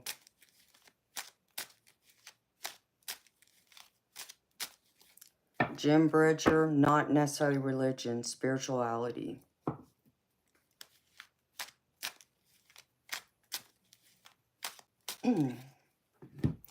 Okay, Keelan. Well, baby, tell me this.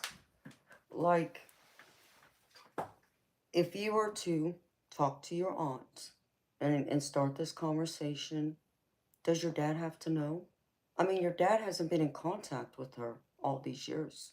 So how would he know? If that's what you're afraid of, you're afraid that you'll lose your relationship with your father by reaching out to your aunt. And if that happens, baby, that's, I don't know, that would sadden my heart, is all I can say. That your dad would disown you that way, simply by wanting to know the rest of your family. You have every right to know who they are. You have every right to know where you come from. Because, you know, I'll share something with you. Um, I'm one child of three by my father. At least I thought. I thought I was one of three by him. One of 4 by my mother, but one of 3 by my father. All these years. I thought I was my daddy's princess. I thought I was the middle child, the second born, right? About 7, 8 years ago, I got a letter in the mail, and I still remember it to this day. In fact, I received it on Valentine's Day, explaining to me that I have another half sibling out there that I didn't know existed. Had no idea. You talk about being blindsided. I was blindsided. And it's, a male. And apparently the story is my father got involved with someone years before he met my mother and had the 3 of us kids. So I have another brother out there. So if he is my father's son, then that makes me the 3rd child, not the 2nd. I'm still the oldest girl, yes. But, I went from 2nd to 3rd. Not that that matters, but you get what I'm saying all these years. When people would ask, how many brothers and sisters do you have? Are you the middle child? Are you the oldest, the youngest? Now I look like a liar. But then now the other question, okay, well, if I have one half brother out there, what's the possibility that I have more? But I'm not being told because I'm being kept in the dark after all these years. And the only reason why I came about is because I went out there and filled out my family tree. I started it. And apparently he's been looking for us. He wanted to know his father and wanted to know if he had any siblings. And of course he has 3. And that's if he is, which I still don't even know if he is, and but just now that I know he exists, what are the chances that me being a female and him being a male, what's the chances of us coming across each other and even possibly have dated each other? And then what? You see what I mean? So it's like, no, I should have been told just as much as my older brother and my little sister should have been told that we have another sibling out there. And it should have happened way before my father died, not way after. So now that my dad's gone, I can't ask him any of those questions. I really don't know what the real story is. I can only go based off of what he has told me and with the little tiny bit that my father's sister has told me. That's all I got. That's it. So there's still a lot that I'm missing. And I have a lot of questions that I can't get answers. And I honestly, because of that, I haven't gone home to visit my family. Because that's one of the reasons, my fears of having to face them and have to sit down and have this serious conversation with them about who this guy is, who thinks he's my brother. And, and don't get me wrong, I was, more than open to him at first. Okay? But it just did not feel right to me because every single time I would talk to him, he'd always be like, hey sis, hey sis. I'm not your sis. I don't know who you are. I'm trying to know you. I'm trying to give this relationship a chance. But that, no. Okay? And it bothers me more because that's what my little sister would call me. She always says, hey sis. No. The only people who should call me sis are the ones I grew up with. Not someone who just fell out of the tree, per se. And now suddenly, okay, I'm your long lost brother. Like, what? What am I supposed to do with that? And that's all I'm saying. So you could potentially have other relatives out there that you may have come across that you don't know. But what's the chances that you could have even dated one of them? But you don't know that, baby. That's why I'm saying, get to know them. You have that right. And, and like I said, I would hurt for you if your dad would flat out cut you out simply just by wanting to know. And I would use my story as a prime example and my reasons behind why I should have known, why the rest of us should have known. We should have never been left in the dark like that. But here we are, years later, and I still don't have an answer. And so the little bit I told my older brother, because my little sister don't want nothing to do with this guy. She doesn't want nothing to do with him. My older brother does. And I told my older brother, I'm willing to start a relationship with him. I said, but I need to know. I need to know by blood. Is he truly our brother? So I need a DNA test to confirm or tell me no before I could truly open that door up to him. But again, that means I got to go home. You know, I live in Georgia. All my family's in California. And I'm not ready to take that trip home and deal with that family drama. You know, if I go home, I want it to be on a good note, not something like that. So that's all I'm saying to you, baby.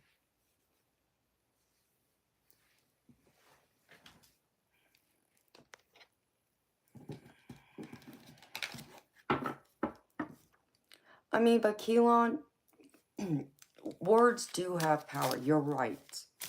And you can manifest anything you want, okay? But it's not the same, baby. It's all in the intention, okay? And I think that's where people get it twisted.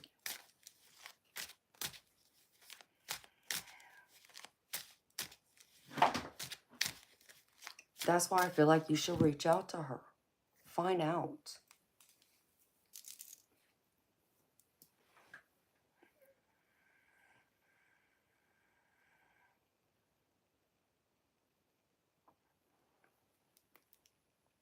Good morning, Tina.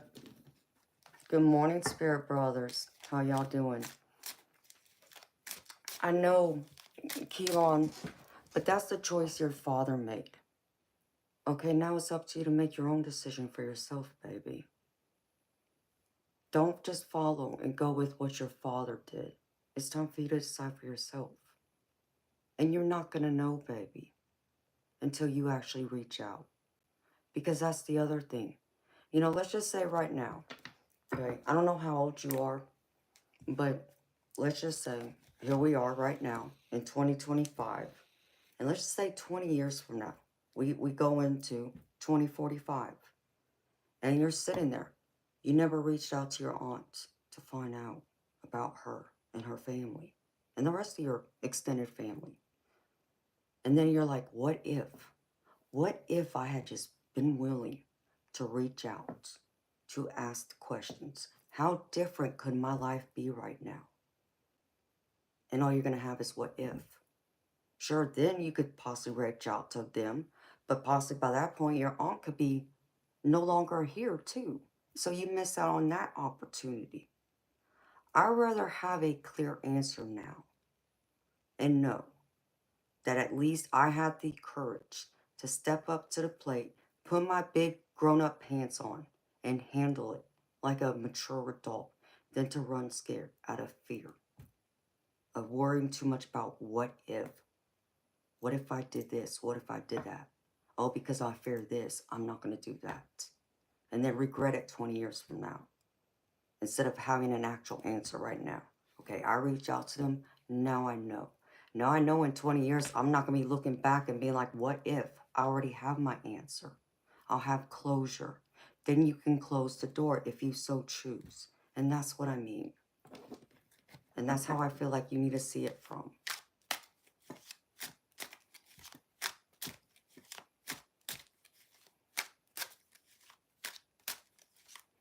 And Keelan, there's nothing wrong with that, baby. Be proud of yourself, okay? Be confident in who you are, okay? I want you to be confident in who you are. I want you to be proud of who you are. Be proud, baby.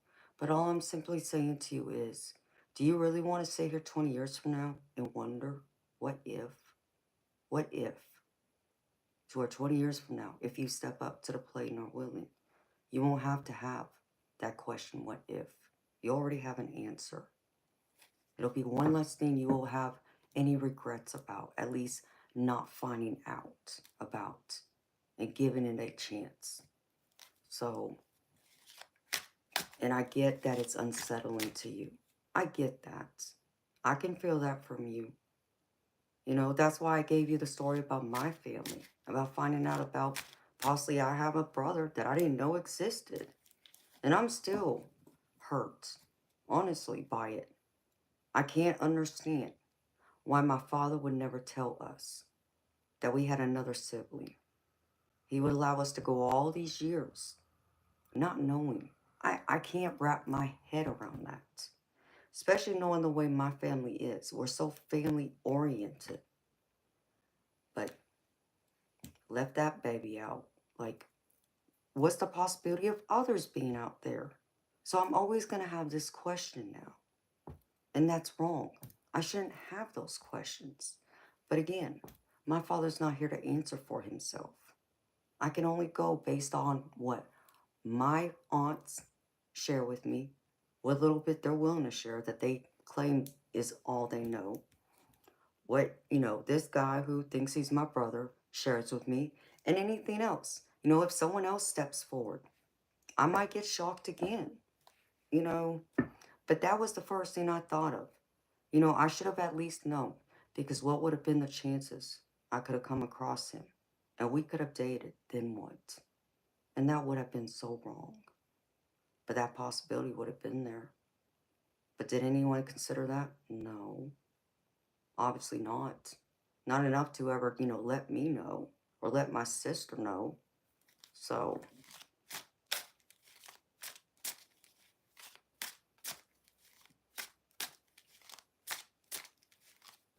Amen, Diane. And I agree with that. Walk the path of least regrets. And it's very, very true. You're welcome, Keelan. Thank you for, sharing with me, baby. And opening up to me. I appreciate it. I appreciate the trust and faith you placed with me by being open about that. So, I just want you to think about it, baby.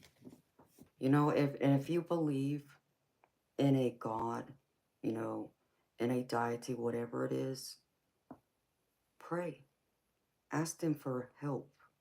Which way should you go? And trust in the answers you receive. That's my other answer for you.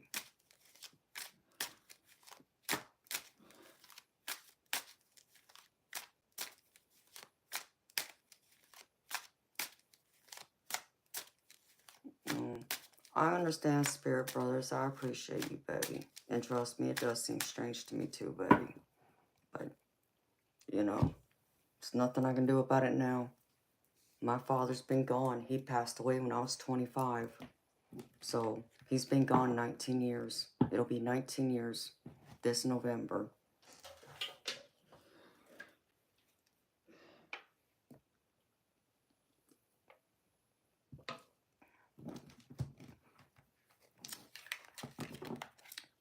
Keelan, all I can say to you, baby, is follow your heart. Allow your heart to lead. Guide the way. Instead of allowing your fear to hold you back.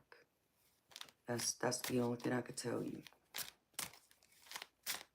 That's how I live my life.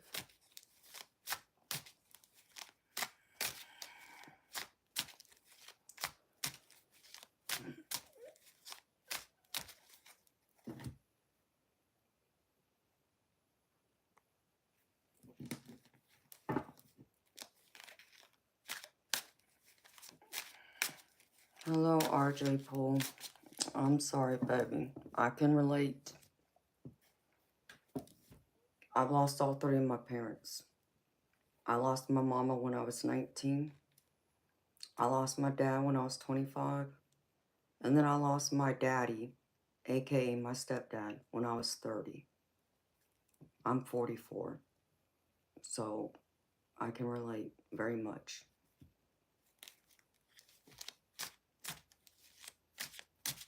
Oh, you're welcome, Keelan. I appreciate, you being here, baby. Come hang out with us anytime. You have questions about spirituality or curious, about anything else, you know, please come back. I'm welcoming to everyone. Hello, Gary.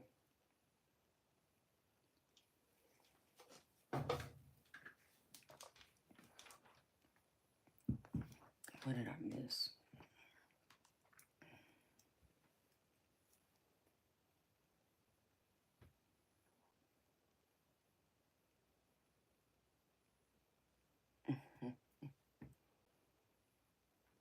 What did you do?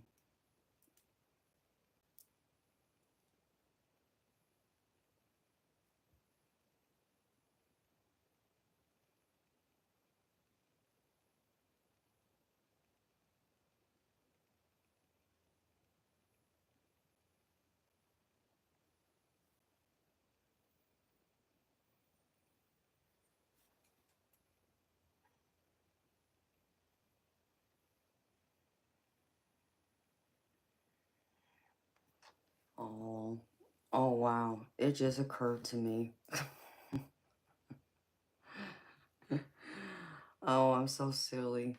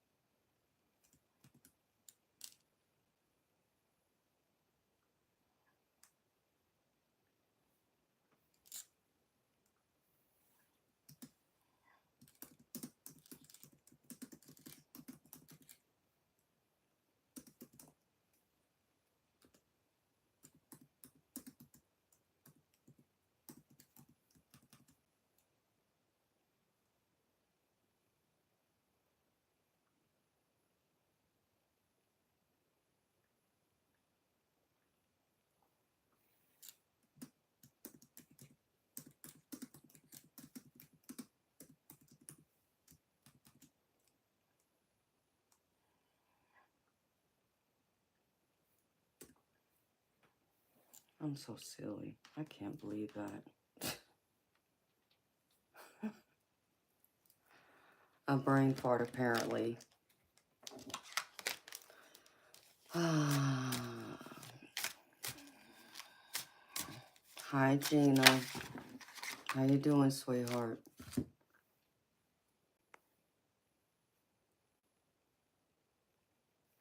Okay, that's great, Keelan. Come back anytime, baby.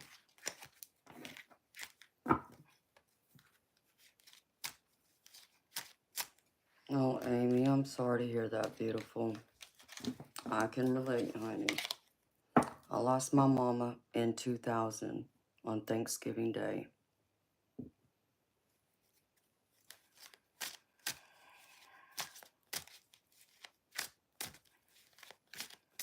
Oh, I'm sorry, Spirit Brothers.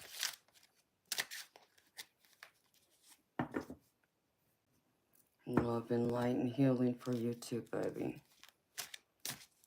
Yeah, Gina, I'm doing okay, honey. Thank you for asking. How you doing, honey?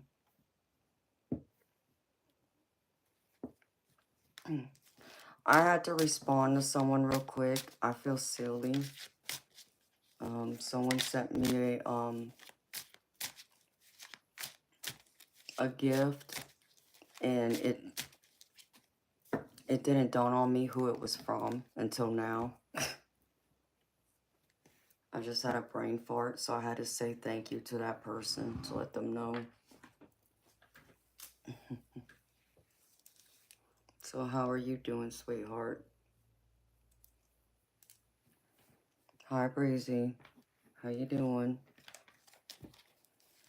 And I feel like I'm missing something else. I don't know, I feel... Oh no, Gina, what happened, honey?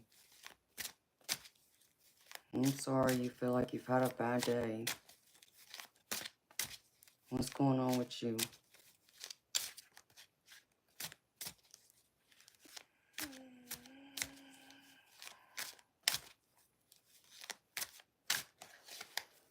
No, Lisa.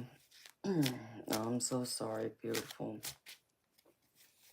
I completely understand and can relate to that too.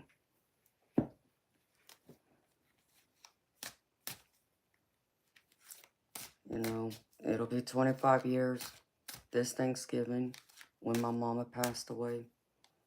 And there's many times it still feels like it was yesterday. So I do get that.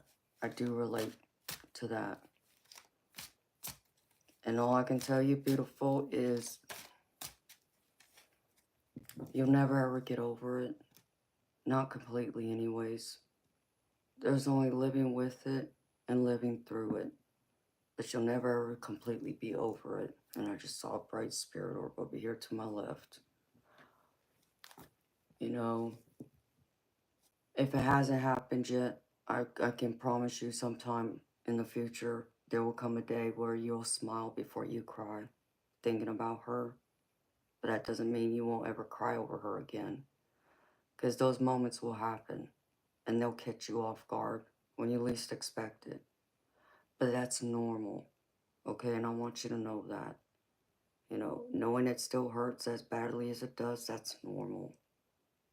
So don't feel like you're not part of the, norm. Because it still hurts, even for someone like me. So, no, you're not alone. You know, there's many people out there who have experienced that unfortunate loss. And it's a deep loss at that.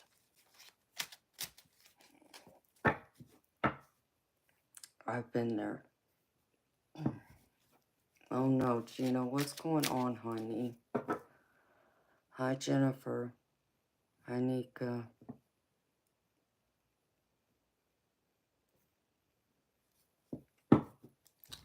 You know, I just turned 44 last month. And so, like I said, I lost my mama when I was 19, Thanksgiving Day of 2000. I lost my birth father when I was 25. In fact, the same month, I lost my mama. And it just happens to be November 2nd, and then I lost my daddy, aka my stepdad, but daddy to me, when I was 30. It still hurts. I miss all three of them terribly.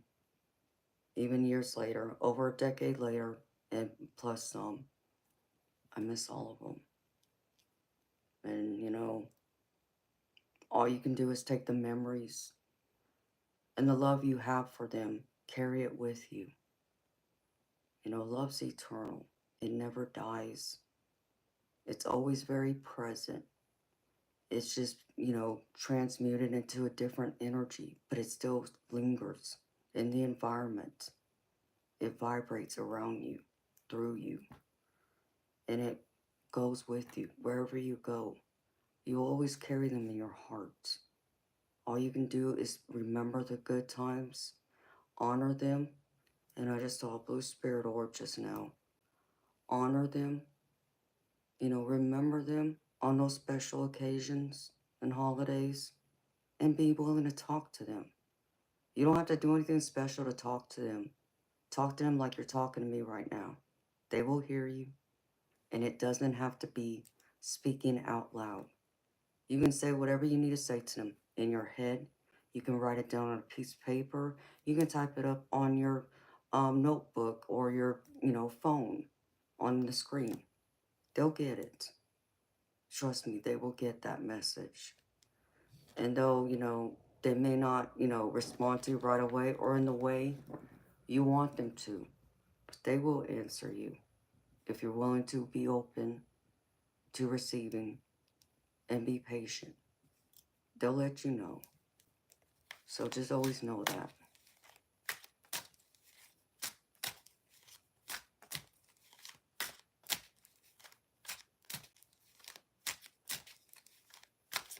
And spirit brothers, that's beautiful.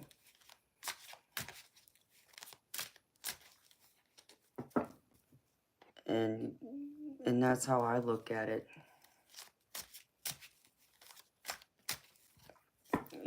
Because our grandparents are like our second parents, They raised our parents. Hi, Mondo. Hello, Joshua. Hi, Cato. Hi, Elisity. Hi, Derp Sage. Thank you. No, thank you. That's beautiful of you, honey. Yeah, Lisa, I get that, beautiful. So I'm sure you feel more alone because you are the only child.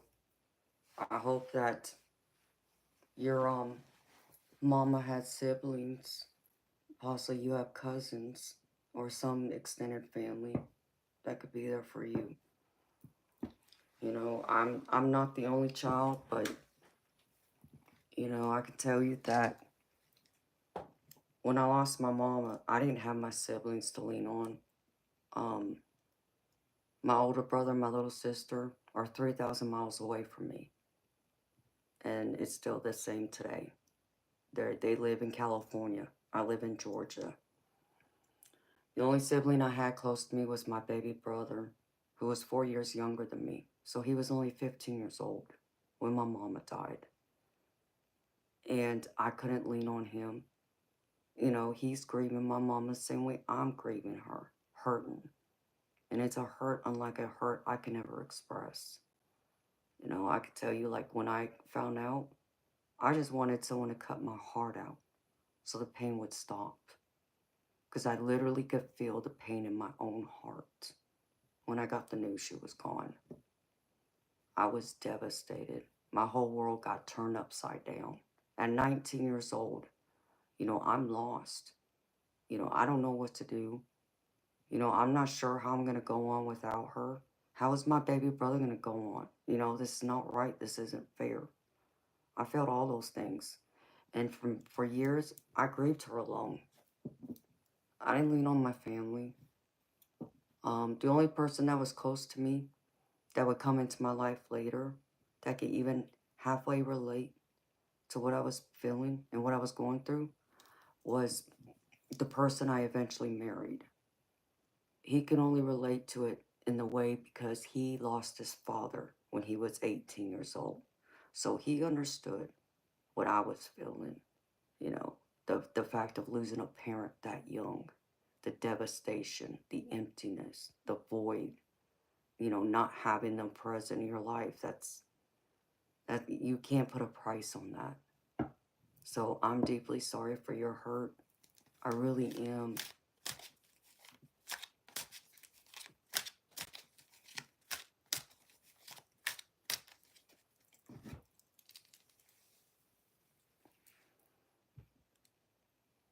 And Spirit Brothers, you're a beautiful human being, baby. And always know that. And I have such admiration and respect for you too, baby. Your grandparents should be very proud of you, of the man you've become, baby. Be proud of yourself, because I'm proud of you. So, just know you're not alone, Lisa. There's many of us who have, unfortunately, experienced that type of deep loss. And it's not easy. And I'm not going to sit here and pretend like it is. Because it's not. what had to help me is I had to remind myself, because she's not here to live. I'm her baby. I'm her child. I have to live for her because she's not here. And that's what she wanted, was for me to live. For me to live a full, happy, and complete life. So I had to honor her in that way and keep going and find a way to move on. Even carrying up all the broken pieces of my heart, which, yeah, my heart was shattered into a million pieces, and I didn't realize how much my mama was my best friend until she was gone, and how true that would become. Because I remember her telling me that when she was alive, that she is, my very, very best friend. I didn't believe her back then, but after she died, oh, yeah, mama was right. She's still right. So I had to find a way to honor her and honor her memory, celebrate her, and acknowledge my pain. And that's all I can tell you to do. Acknowledge your pain. Don't fight it. Allow yourself to feel whatever it is you feel for however long you feel it for.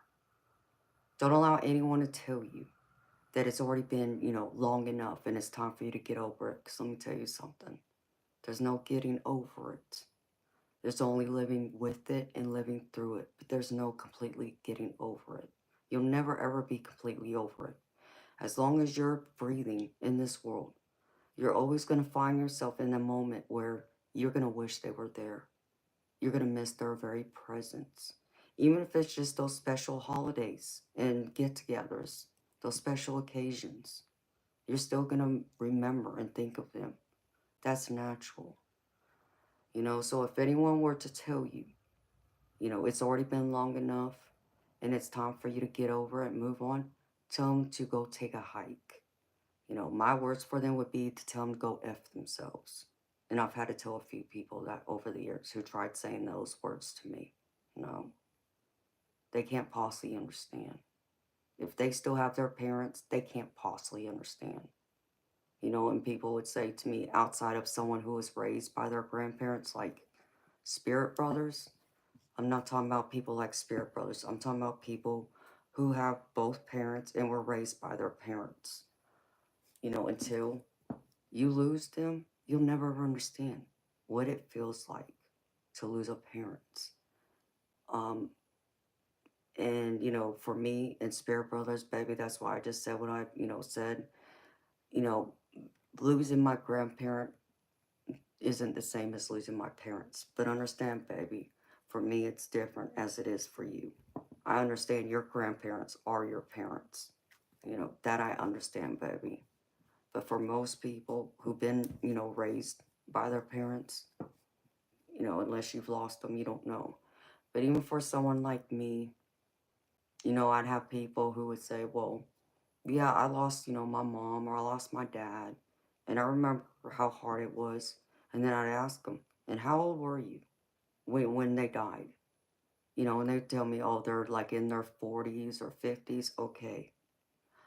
I understand that you understand what it's like to lose a parent, but you still can't possibly understand it from my standpoint, to be so young and to not have her here. The milestones, the major milestones we all go through, my mama missed out. She didn't get to see any of us graduate high school.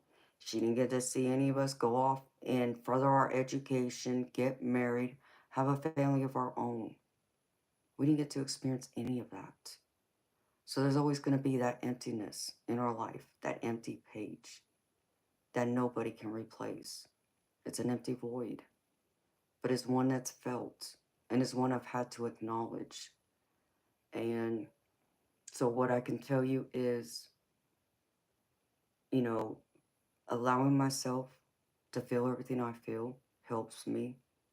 If I'm angry, if I feel like cussing out God, I do exactly that. And I have done that. I've sworn at God. I told him how angry I am at him, you know, how hurt I am. How could he take my mama from me like that and leave us without a mother? I've gone through the whole list. And but I also had to learn to live in the moment and do things that my mama loved to do, that made her happy, to honor her memory, to keep her very present in my life in that way. So when I feel a need to be close to her, I'll go to the bowling alley because that's one of the things she loved. She was a great bowler. So I'll go to the bowling alley and I'll hang out and I'll bowl a few games because I grew up in a bowling alley. I bowl and I feel closer to her. I feel her presence there, like she's showing up to watch me bowl, like she did when she was alive when I was younger. And that's what your loved ones will do. So anytime you need to feel close to your mama, think of the things she loved to do in this life. What did she get enjoyment out of? Go and do those things. Just out of the enjoyment of remembering her and your memories with her. Possibly, maybe you've experienced some of those moments with her. Make more memories. Yeah, you're not doing it with her, but do not think she's absent from your life just because she's not physically here. Because she's still very much here. She's just here in a different way. No, you may not be able to see her, per se. No, you may not be able to actually touch her. Maybe not even be able to hear her. But maybe your soul will pick up her vibration and you'll recognize it and you'll know she's there. Or she'll come visit you in your dreams to let you know she's been there and she's around. You just have to have faith and trust in that. But allow those good times be what holds you up and what keeps you going. You know, make the most of those memories.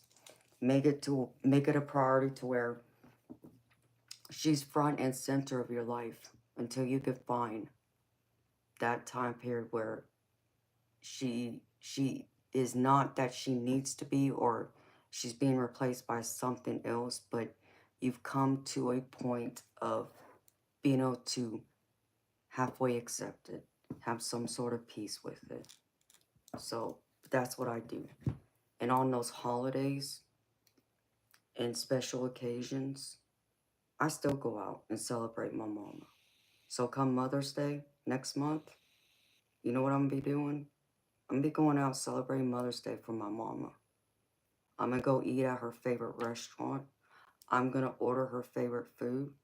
I'm gonna buy her some flowers. And I'm gonna buy her another gift that I wouldn't give her if she was physically here. Only it'll be me enjoying her gift. But my mama's gonna know from heaven that I bought that gift with the intention on giving it to her. Only she can watch me enjoy it for her. And she'll get enjoyment out of that. So that's what I will be doing. And that's what I do. On those holidays, I honor them.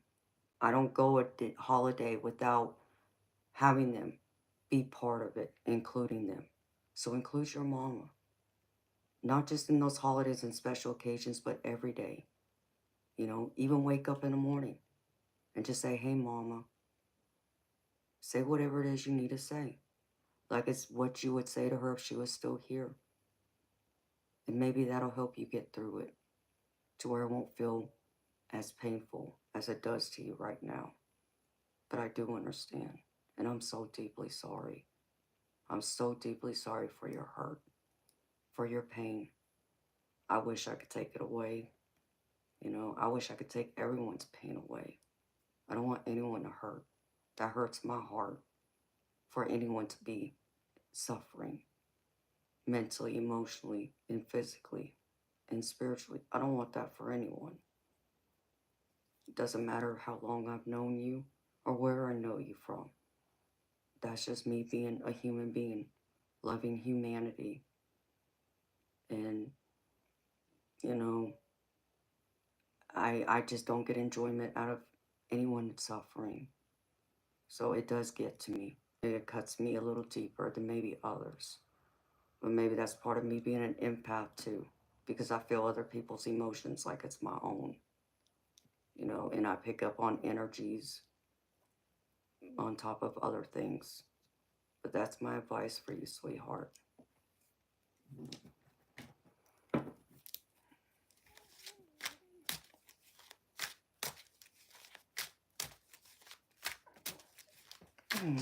Hi, Nicole.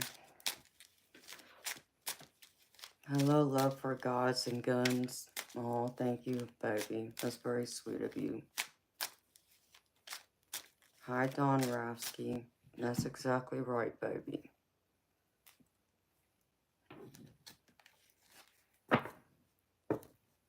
And I'll show you a picture of my mama.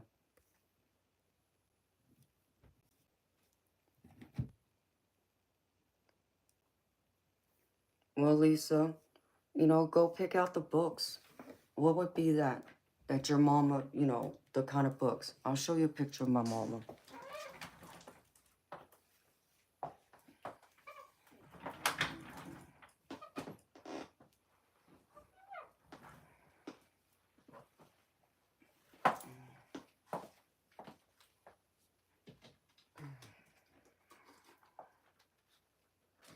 This picture is priceless to me.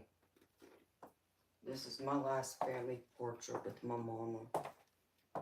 With her 4 kids all together. But there's mama. And it's crazy. Because my mama would have been like in her early mid-30s. She was sick here. But we didn't know she was sick. She didn't even know she was sick. And by looking at her, you would never thought she was sick. But in this picture, according to the doctor, she was very sick. And it blows my mind to look at her because she don't look sick to me. But she was already sick.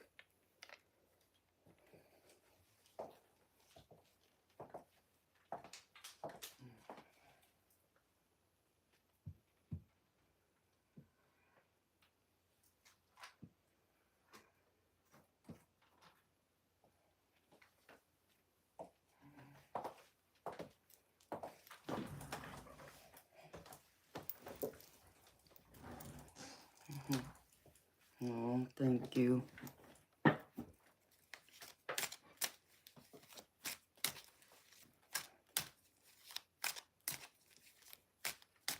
Oh, Spirit Brothers, thank you, baby. Oh, I'm sorry. I hope I didn't make you cry, baby. I'm sorry, Spirit Brothers. I got nothing but love for you, baby. Thank you. Thank you very much. She definitely was a beautiful lady. Had a beautiful set of legs, too. If my daddy was alive right now, he'd talk about how beautiful her legs were. He would go to the bowling alley and watch her bowl just so he can check out her legs before he started dating her. Always get a kick out of it.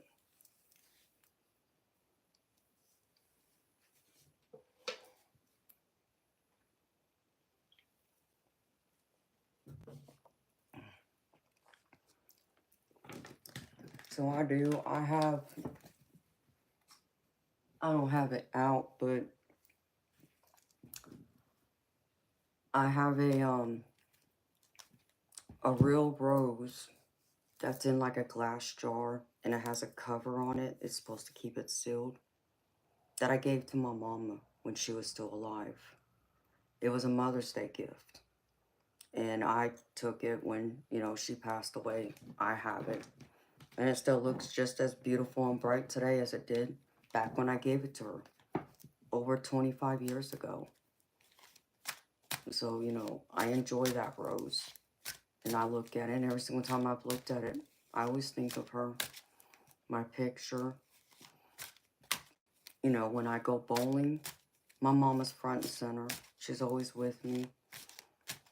When I'm in the car, listening to music, and certain songs will play, songs she sang to me, yeah, it always takes me back. I think of her. And I sing, you know, like she would to me, I sing to her now. And remember all those, you know, beautiful moments, those beautiful memories I have with her. I'm even driving her favorite make and model car. My mama loved Camaros, Chevy Camaros, Z28 to be exact. I own 2 of them. In fact, I named my cars after my parents. And the car I regularly drive is the one I named after my mama. And I can tell you, every time I get in that car and drive her, my mama's right there with me, enjoying the ride. Just the love of that car she had. I think she owned like 3 different Camaros when I was growing up. So, and now I have them. And I love and appreciate them.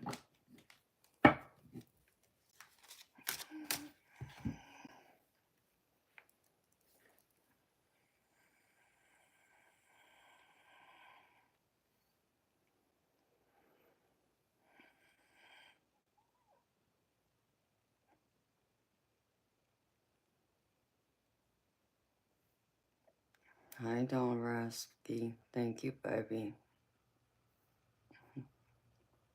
I'm sorry, Dub Style. I know that's gotta be hard. I can relate to it.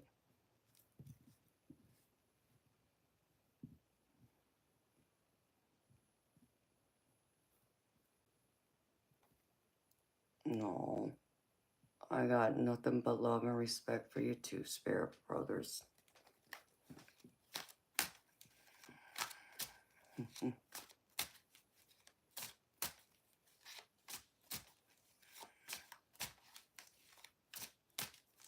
Really, Dub Style? My mama loved them. She was always known for driving a Z28 Camaro. Something like that, Lisa. I had one similar to it, but yeah, it's just a glass jar. It's not like in an hourglass type case, but yeah, you can think of it in that context. Hi, feller. How does the reading work? Well, baby, my readings are $30 US. So if you want a personal reading by me, you'd have to make a payment to either my Zelle, Venmo, or PayPal. And once you do, I can do your reading, since I'm not reading for anybody right now.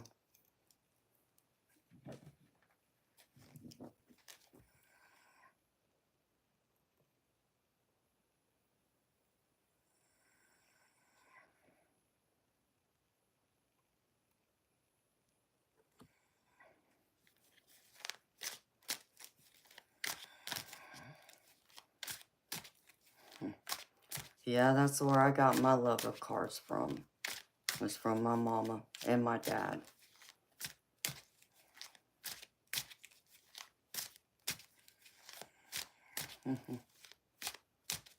Spirit Bra sounds good to me.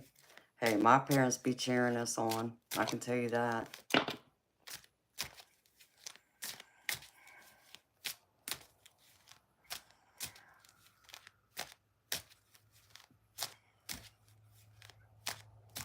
Oh, that's beautiful. Dub style.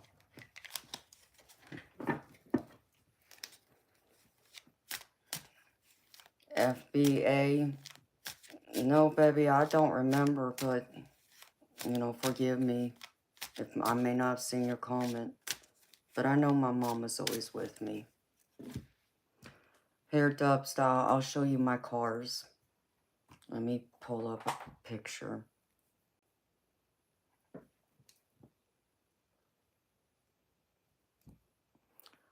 I wish I had a picture of my mama's Camaro, but I don't. But I'll show you a picture of mine.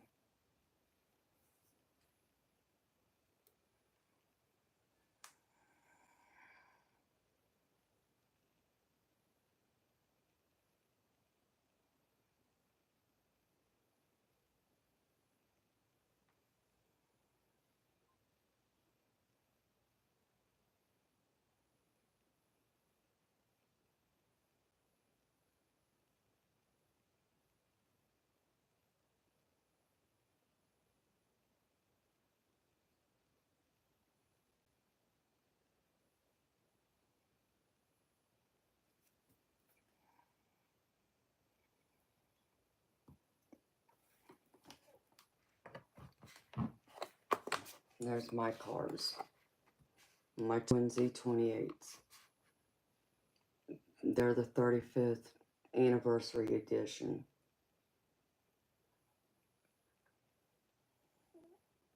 And I love them because they both have T-tops, which the Camaros today don't have T-tops.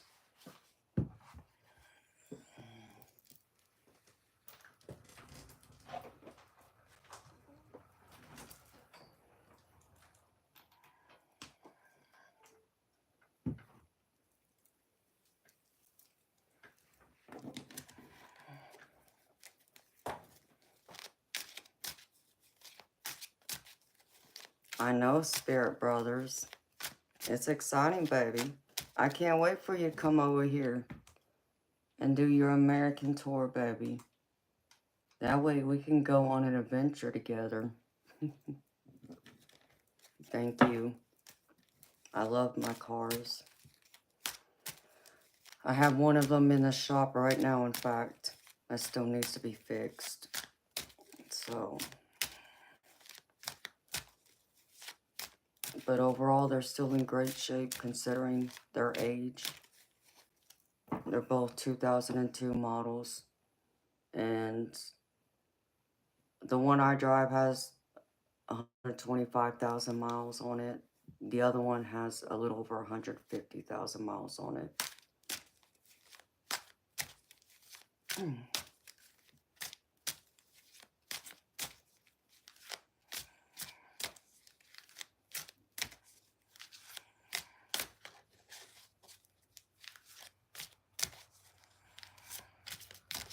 So that will be exciting, Spirit Brothers. I can't wait, baby.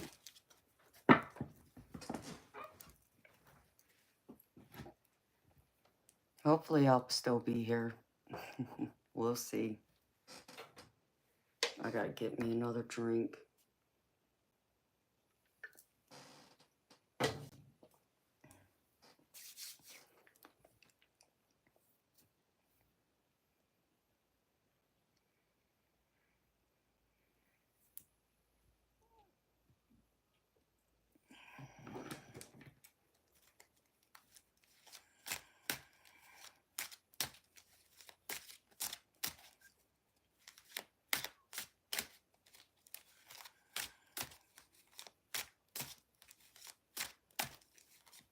Dang, where did everybody go to?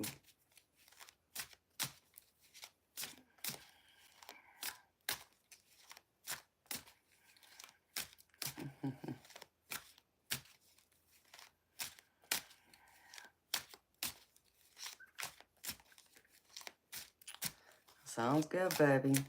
Well, I'm 2 states over in Georgia. Hi, Jesse Chavez. How you doing?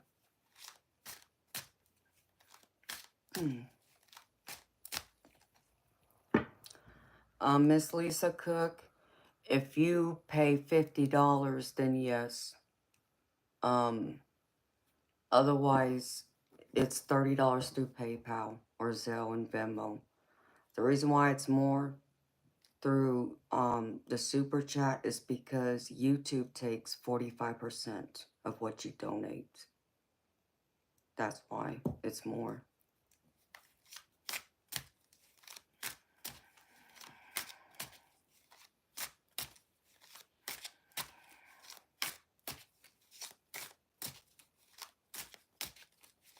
Yeah, 6 hours, that probably sounds about right, baby.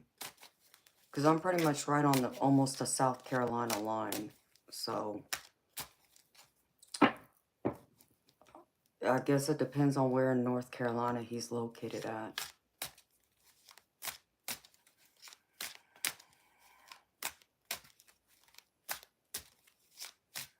I gotta grab another drink, y'all. I'll be right back.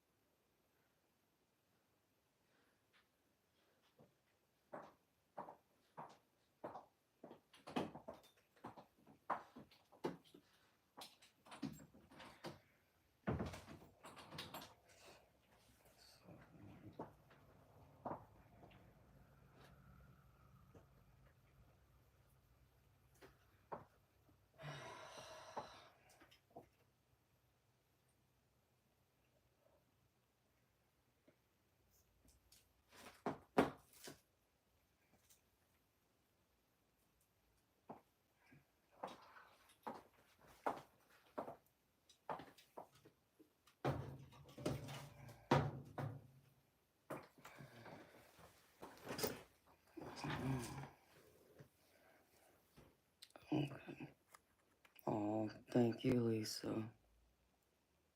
Hold on, let's see something.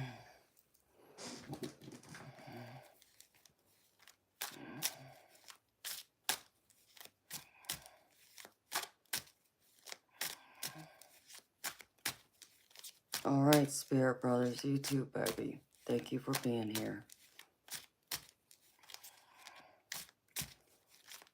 All right, beautiful Lisa. You got it, sweetheart. You just want a general, or do you have a question, honey?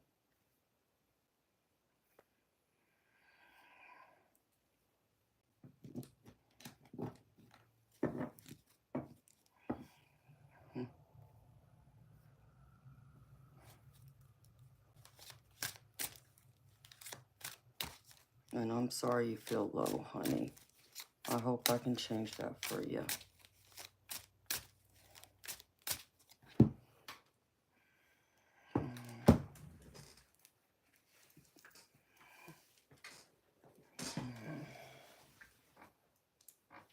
Hopefully Spirit don't make me cold.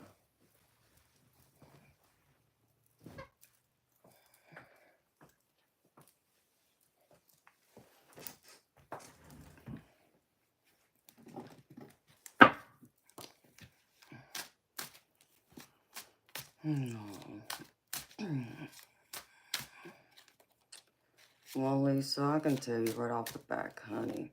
Your mama don't hate you. I don't know why you would think she hates you, sweetheart. But no. She don't hate you. Even if you said some cruel things to her when she was alive, I can promise you she don't hate you. Okay?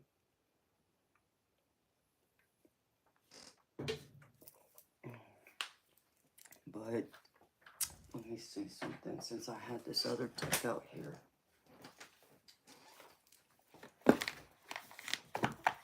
I used this for earlier reading, so these decks are coming in handy tonight.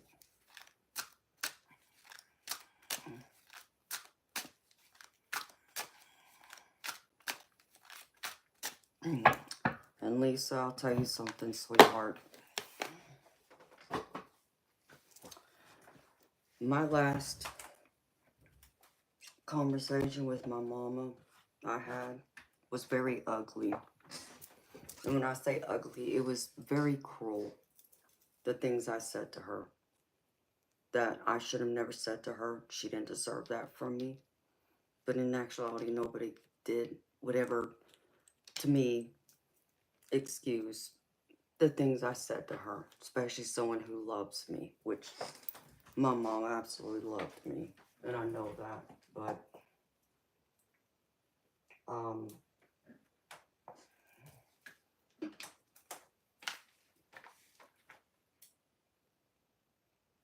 I had a lot of regrets when she died, knowing my last words to her was pretty much, I hate you, I never want to see you again, you're not my mama. I said a lot of cruel things to her that day because I was very hurt. And though, you know, I'm a deep loving person, you know, I love everybody. But just like I love deeply, you can cut and hurt me deeply just the same. And when you hurt me that deeply or anger me, I could be cutthroat, and I know that. So for me, because I was raised in a household that it was okay for me to speak my mind and say whatever it is I felt and thought, even including swearing at my parents. You know, the only rule we had was I was not allowed to call them out of their name. Like the B word, the A word, MF word, nothing like that, right? But if I wanted to tell my parents to go F themselves, I could. It was allowed. Okay? So, because I had those years of being able to express myself freely in that way, as my parents wanted to raise me and my siblings to not be afraid to speak our minds, to stand up for ourselves and such. You know, that last conversation with my mom was no different, and she did hurt me deeply, and I was very angry with her. And I wasn't trying to talk to her that day. I was trying to avoid the confrontation, in fact, but my mama cornered me and wouldn't let me go without talking to me, so she got the ugliness out of me. That, you know, if I screamed and yelled from the top of my lungs, like I said, I used every swear word there is that existed and then some. I know my neighbors heard me, but I didn't care. I was that angry. I was that hurt. And like I said, you know, you hurt me that deeply, you anger me to that point, it's cutthroat. And I don't back down. I'm not gentle when you hurt me like that. So I try and walk away. You know, when people anger me to that point or they hurt me, I back away and I give myself that space. Otherwise, if you still want me to talk to you, just expect that ugliness to come out in me. And understand me, it's ugly. And I know how ugly I can be. And I never want to do that to anyone. So I made a promise to myself I would never do that again. I would walk away from any argument if it led me to be or react in that kind of way. I won't do it. So, and I know my mama didn't hate me. I know she forgave me. I know she understood why I felt the way I felt. So, but it hurt because I never got a chance to apologize to her, you know. And she died never knowing and hearing that from me.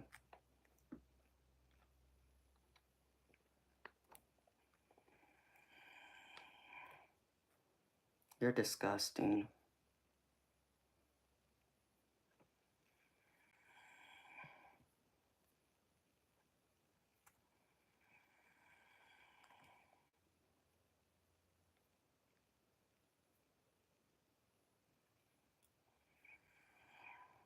Hold on, honey.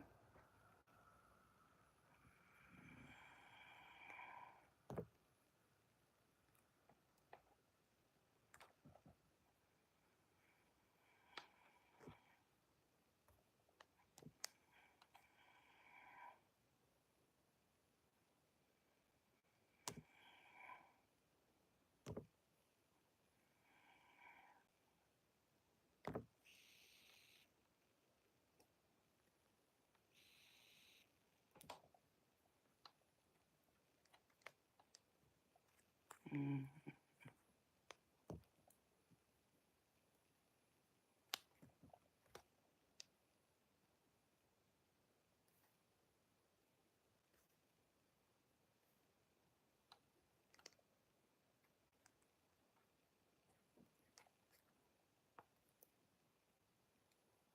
Yeah.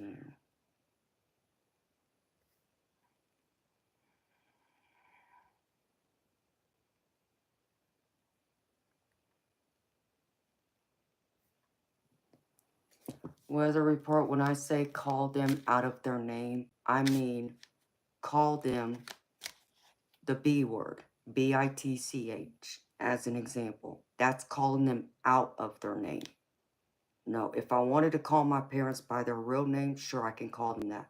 But I'm talking about using those type of words. So, hi, Henry. Alicia, I don't know, sweetheart.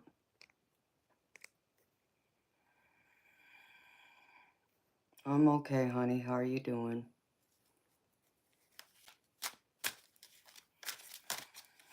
Thank you.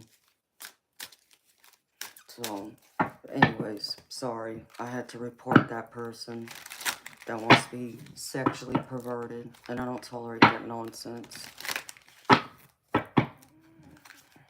Thank you, Henry. Alright, let's just see what your mama got to share with you, sweetheart.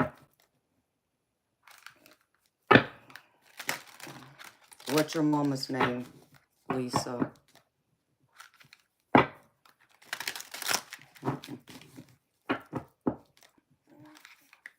Hi, Miss B. How you doing? Welcome, beautiful soul.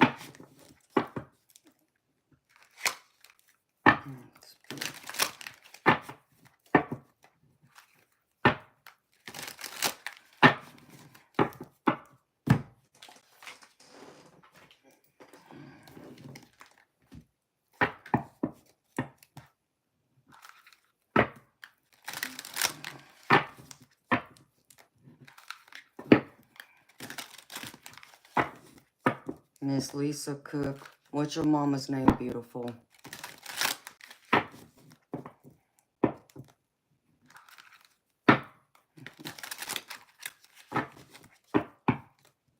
Hi, Michael.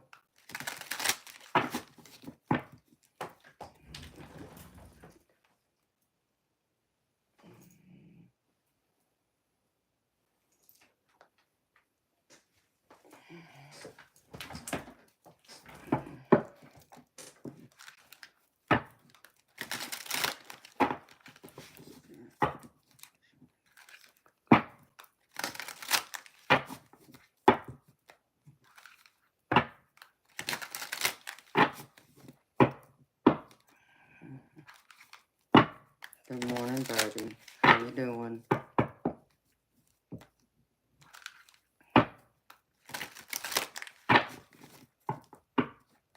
Bob, where'd you go?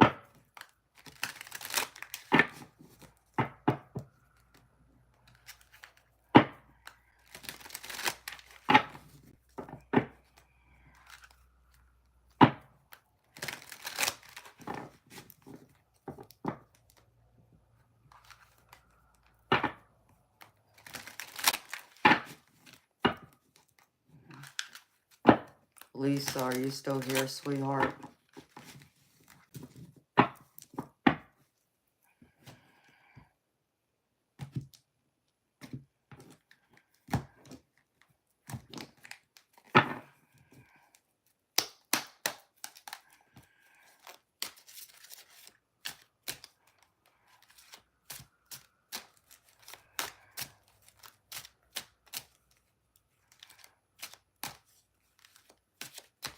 Various, I only speak English.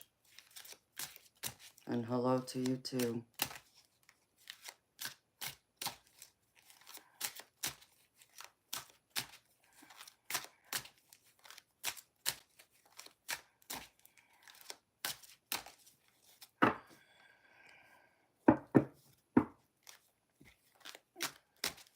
Well, sorry to disappoint you. I'm not Latino.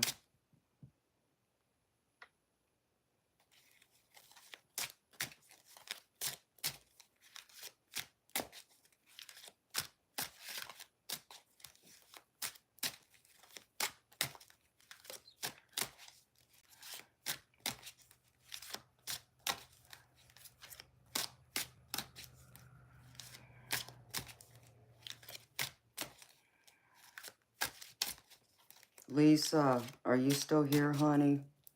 I can't just do this reading unless you're here.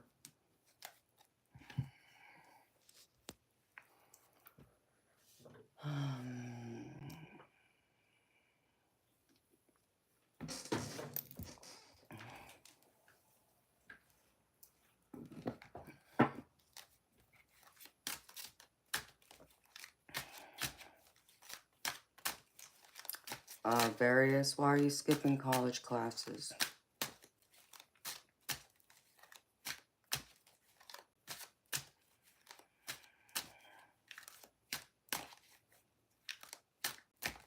And hello, Jen Ramirez. How you doing, beautiful?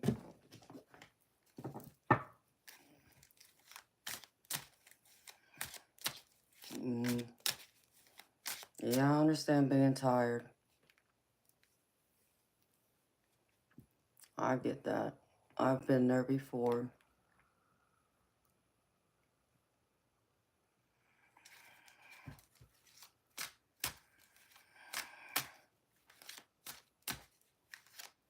Happy kids, who are you talking to? If you're talking to me, am I supposed to recognize you? Because I don't.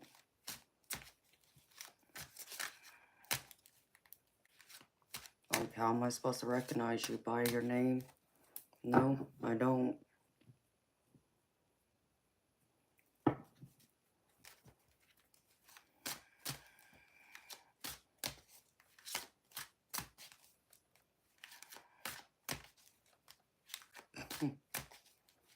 Oh, is that right? And what school is that? What year did I graduate, if we went to the same school? Well, thank you, Various.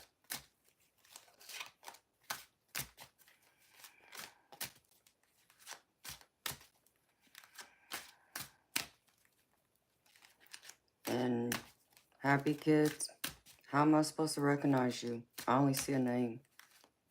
Like, I don't see a picture of you, so how am I supposed to know who you are? So that really makes no sense to ask me that kind of question.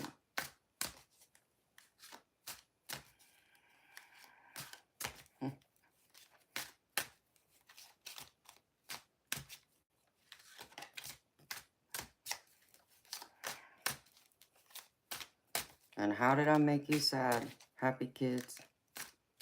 Like, why don't you tell me who you are? If you think you know me, tell me who you are. And tell me what year I graduated and what city my school is in. And I'll believe you. But until then, I won't.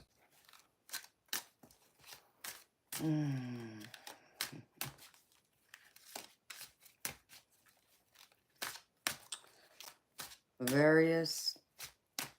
My name's Amanda. You know, baby, puppies and babies are cute. But ladies, we're in a league of our own, baby.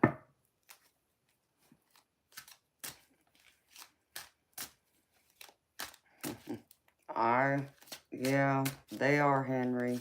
They're coming out for sure. All right, Miss Lisa, where'd you go, honey?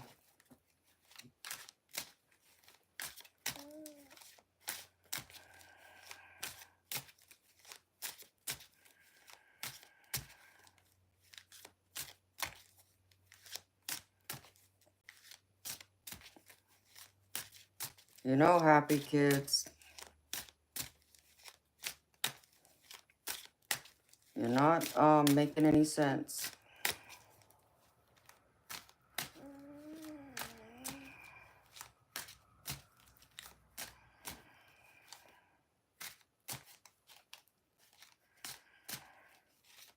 Various, I don't find that funny.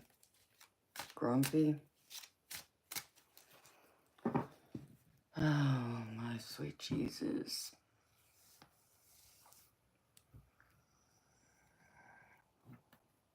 Shalom, Jake. How you doing, baby? Hi, Manny. RX for life, up to, huh?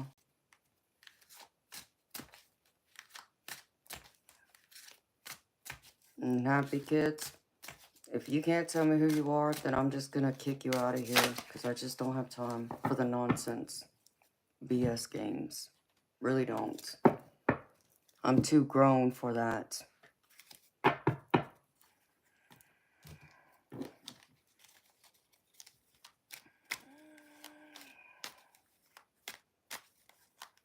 Well, thank you, Manny.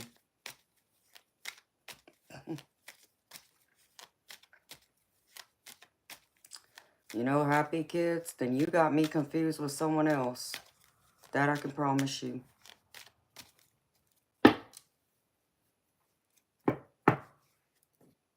You didn't propose to me. Because I've only had 2 people propose to me, officially.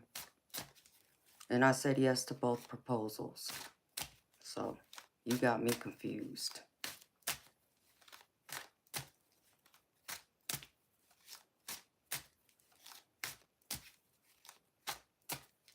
Hello, Matthew. How you doing, baby? Is that right, Jake? Yeah, I love my teddy. I've had him for years. He's big. He's every bit of 6 feet tall. I was wondering where you went off to, Bob.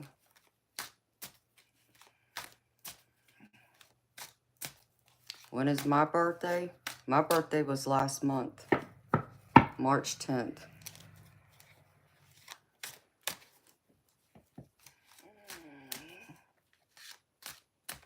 Hers isn't that big? Oh, well, mine is. That's the biggest teddy bear I've ever seen.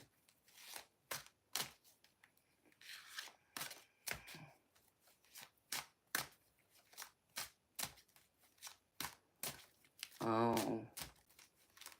Well, that's cool, Jake. Even if hers is half the size, that's a huge teddy bear. So,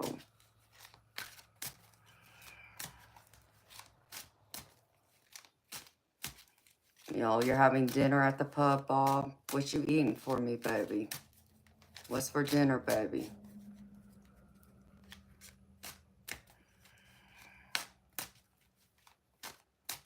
Hi, Lynette.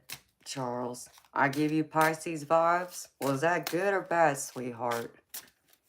And thank you, Matthew. Thank you, Manny.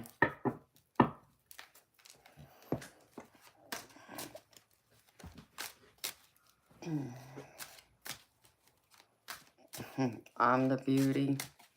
Well, thank you. What y'all up to this morning?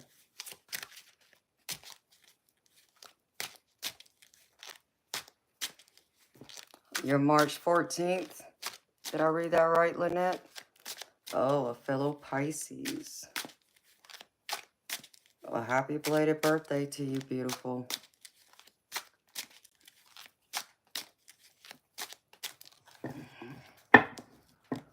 I love being a Pisces. We're the mermaids of the zodiac.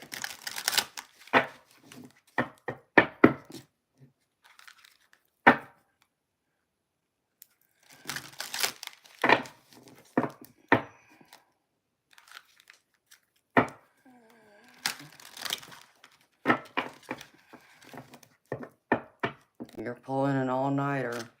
Mechanic work.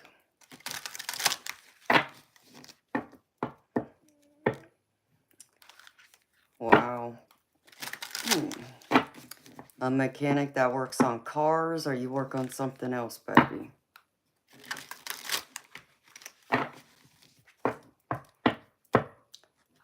You're a Leo. Leos are the lions of the zodiac.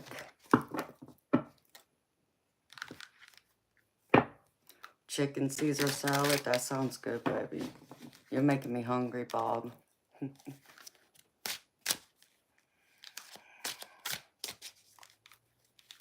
All right, Miss Lisa Cook, are you here, honey?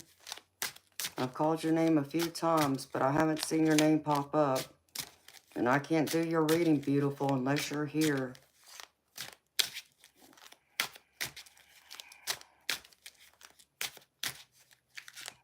Oh, wow. Yeah, my car's at the shop right now. It needs to be fixed.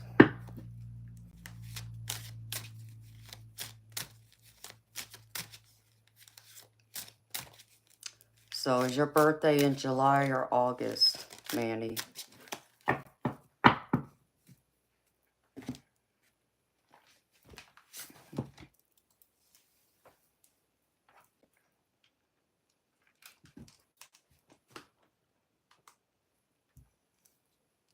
I wasn't planning on being here this long. But you know, you get to talking.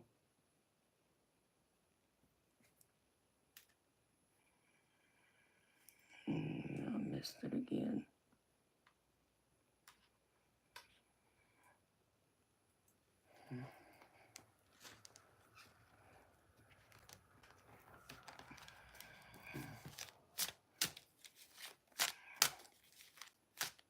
Oh, well. Yeah, Manny, if only. August 6th.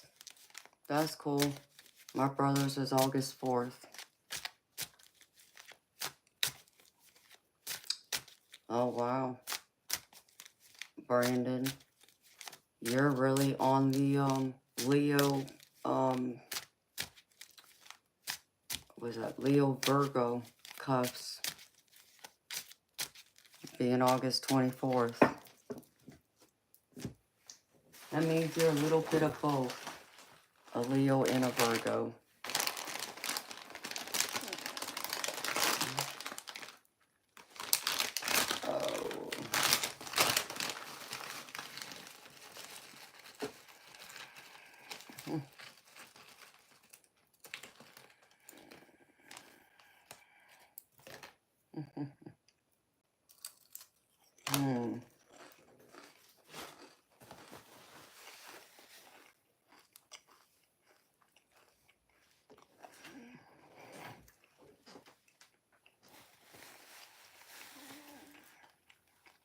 Well, that's very sweet of you, Manny.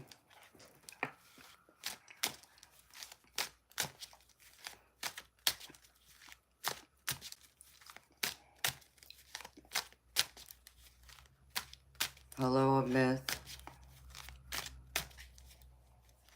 Hi, Donnie. How y'all doing?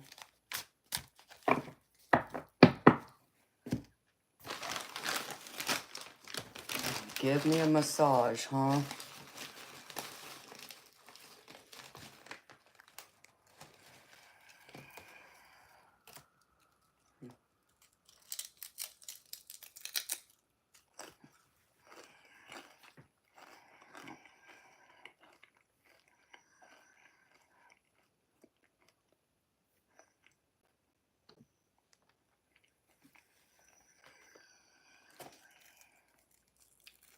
Well, in my what?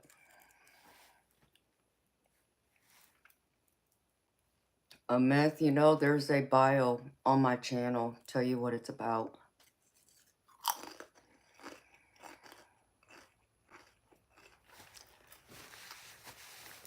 Alright, Manny. We're not playing that. Now you're being a pervert. And you're giving me the creeps. It's time for you to go. So you don't talk that way to a daddy's girl. My daddy didn't raise a fool. Shirley didn't raise me to be treated and talked to that way. Because if you showed up at my house like that, my daddy would have kicked you off his property. And told you were not taking this baby anywhere.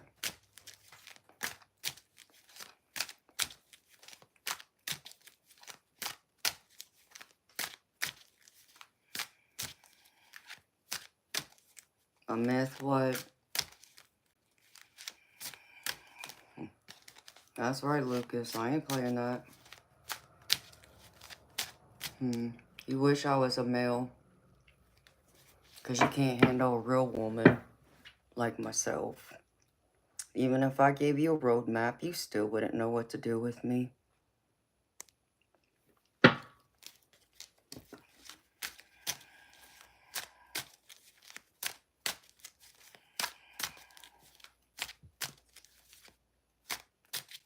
You know what?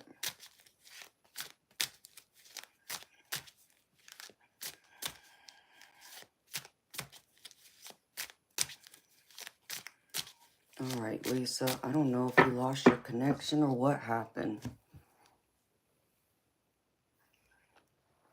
Hi, Buttercup. How you doing, honey? You're disgusting. Admit. Hey, baby.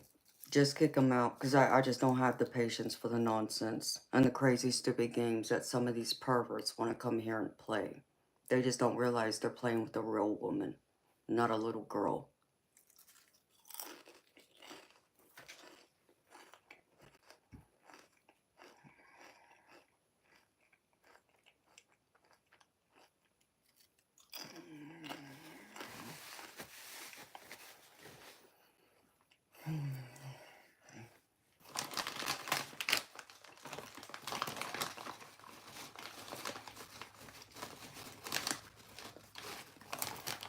My daddy didn't raise a fool to tolerate some nonsense and disrespect by men.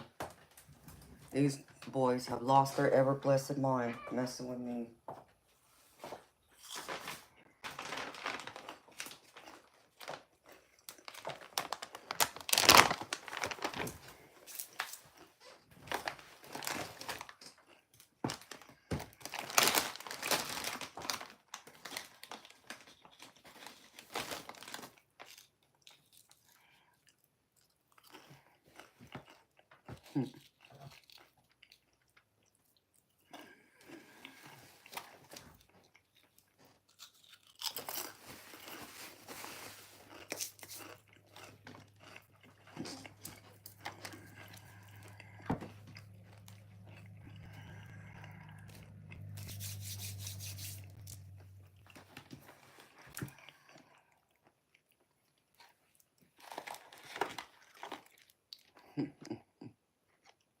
Is that right?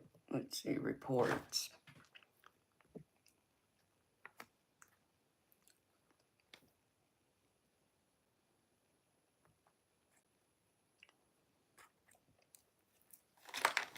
You just got reported.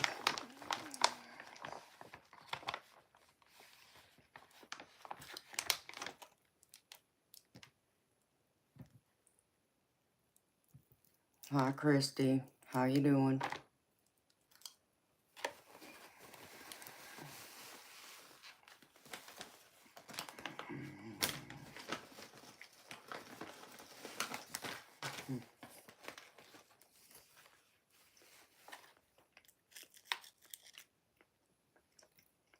Hello, Elsie. Thank you.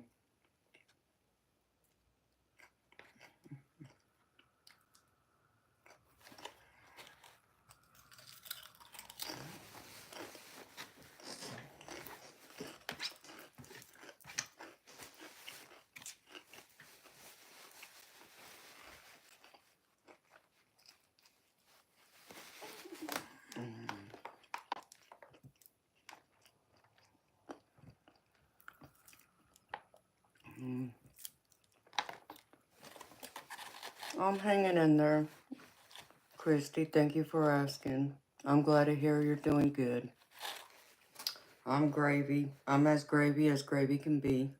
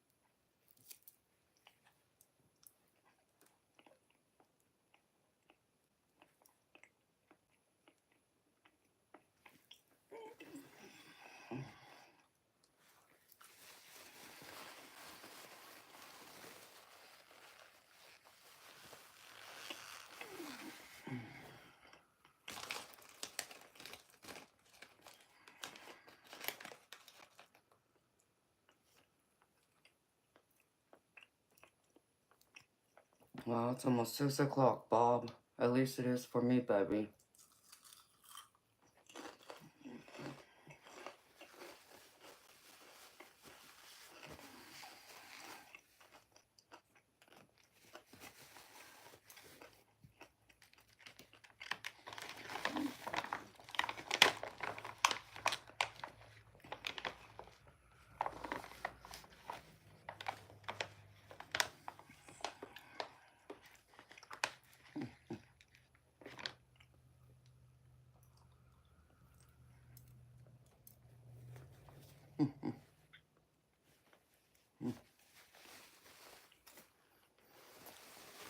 Well, thank you, Christy. That's very sweet of you, honey.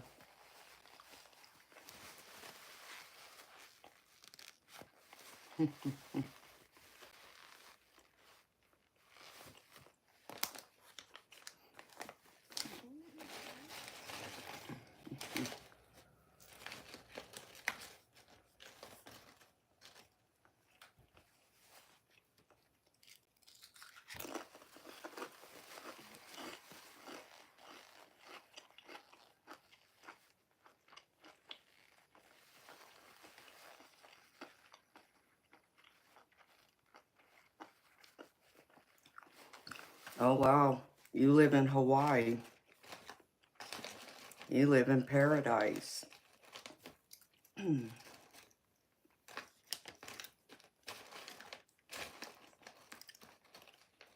So Hawaii is 6 hours behind me.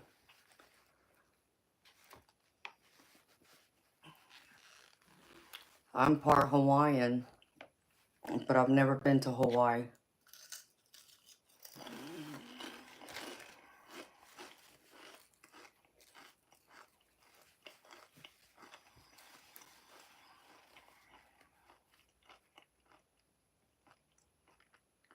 I'm in Georgia.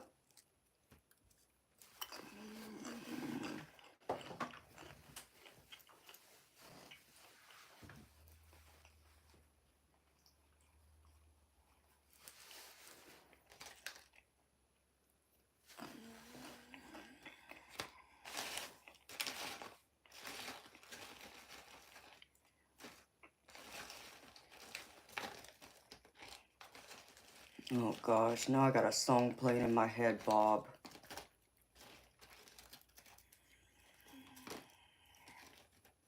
What the heck is this?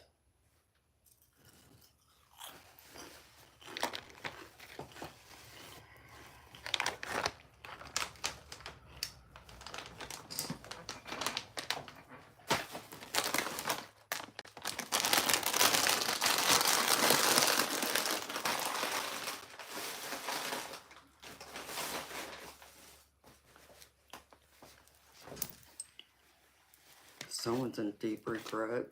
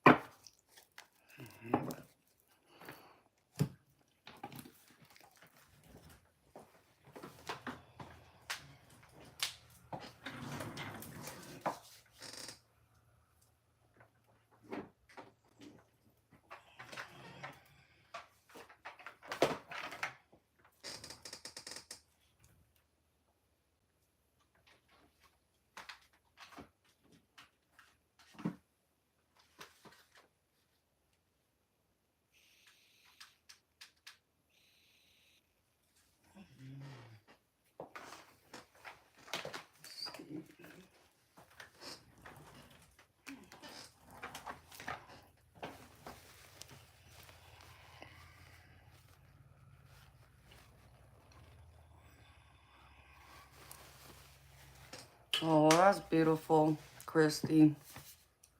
Yeah, my grandfather was born in Hawaii.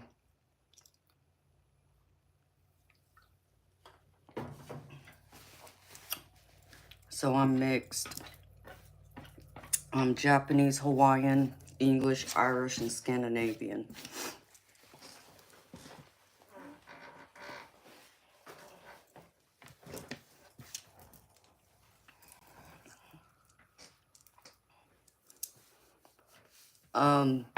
You can do it through, there's a posted comment in the chat if you look.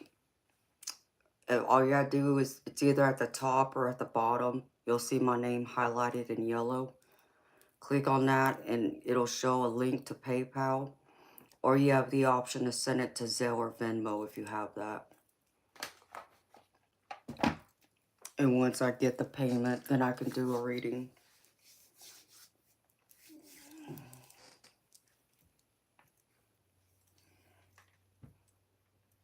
What is this?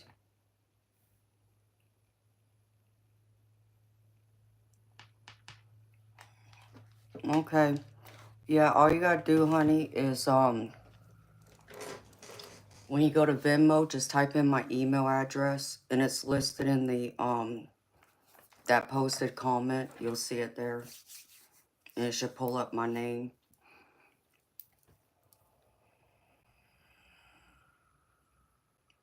You should be next, honey, because the person I was waiting on, they're not here, so I'll read you next because you're here, baby.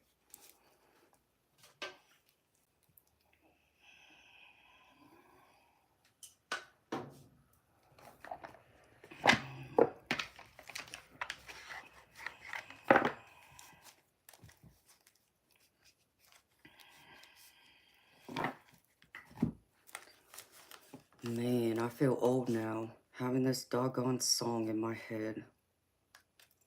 I don't even remember what year that song came out in.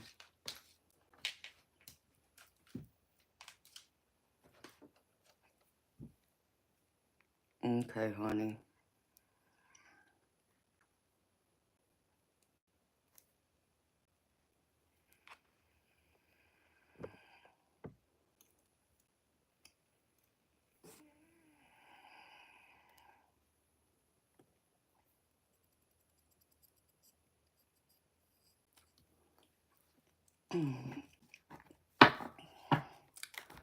That song by, what's his name? Timmy T, I think, called One More Try.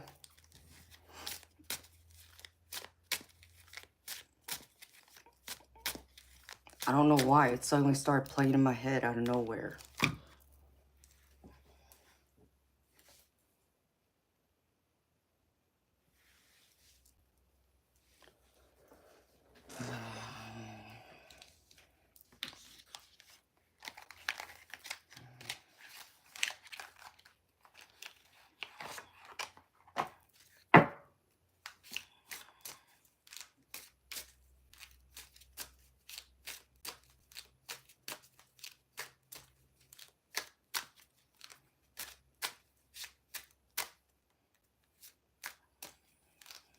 Okay. I think it came out, what, in the late 70s, early 80s?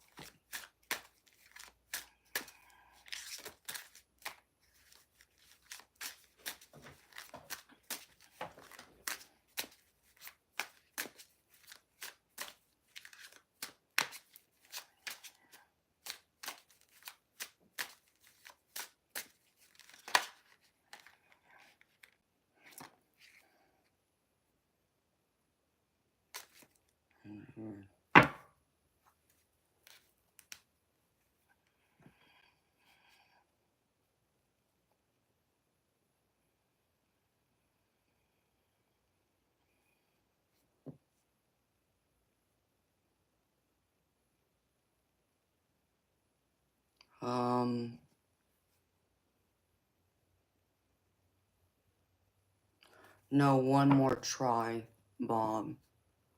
So, like, the verse that's playing in my head right now, that is playing on repeat for whatever reason. It goes, one more try. I didn't know how much I loved you. One more try. Let me put my arms around you. Living all of these lonely nights without you. Baby, can you give us one more try? That's part of it, and that's what keeps playing in my head.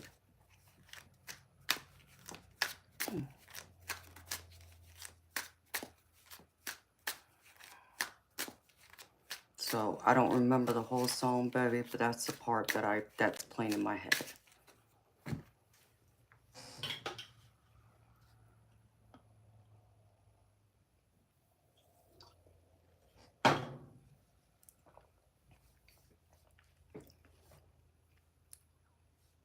Pawn, and you've never heard a woman with a deep, sexy voice?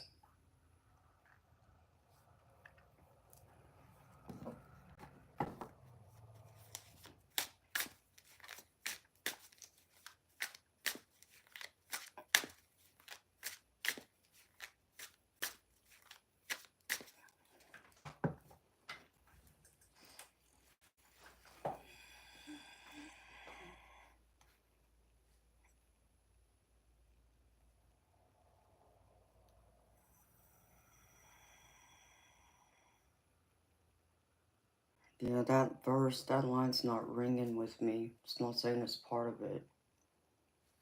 Now I'm gonna have to look it up. That's gonna drive me crazy. Let me see.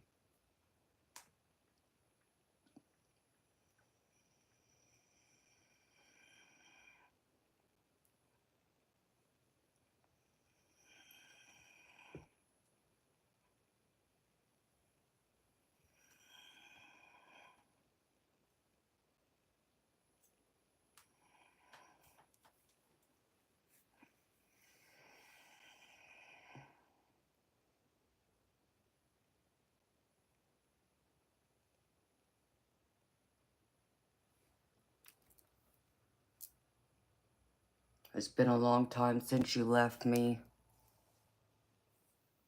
I didn't mean to make you cry. I didn't mean to disappoint you. I didn't mean to tell you lies.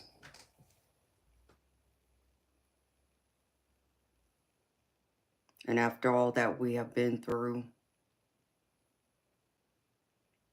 won't you let me tell you why? One more try. I didn't know how much I loved you. One more try. Let me put my arms around you. Living all these lonely nights without you. Oh, baby, can we give it one more try? And it's that last line that keeps replaying in my head.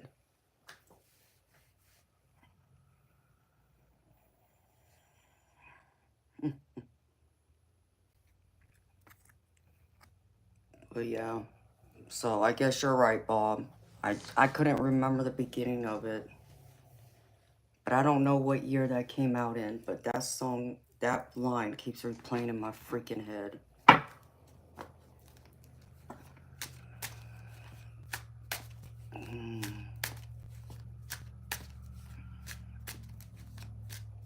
Hello, have a beer. Hello, Macintosh.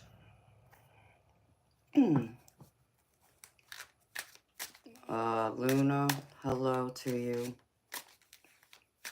If you want a reading from me, it's $30 US. Hello, Gita.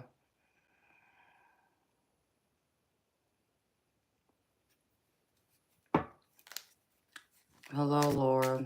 I read tarot. I do general collective readings at the beginning of every stream. That's free. The rest of my readings are only paid readings. So it's people who pay me.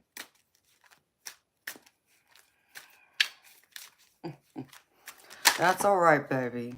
Like I said, I couldn't even remember the beginning of it. It's like, it's only that one verse that keeps playing in my head, and I don't know why. It's driving me crazy, though.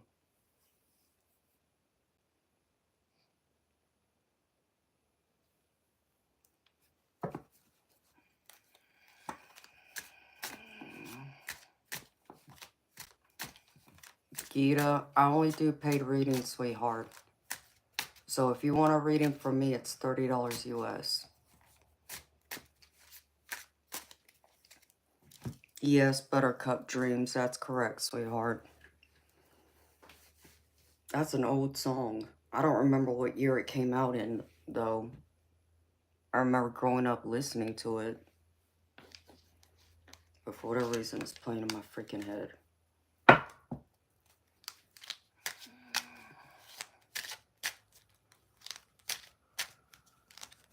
That's okay, Gita. You know, thank you for your courtesy and being sweet. Hi, Marion. How you doing, sweetheart?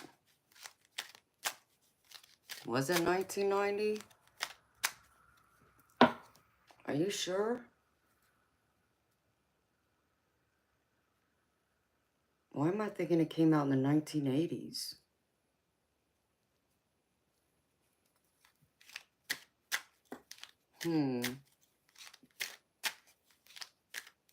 Wow, I messed that one up. It doesn't seem like it was. But I guess so. It was released 1990. It still makes me feel old, Buttercup.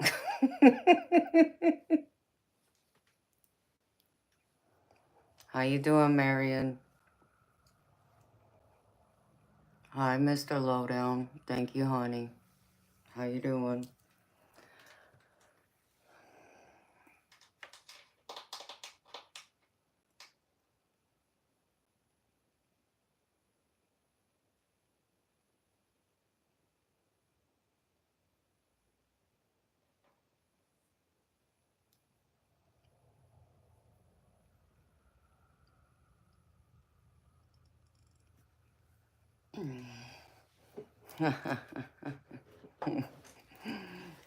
In my dreams, Bob.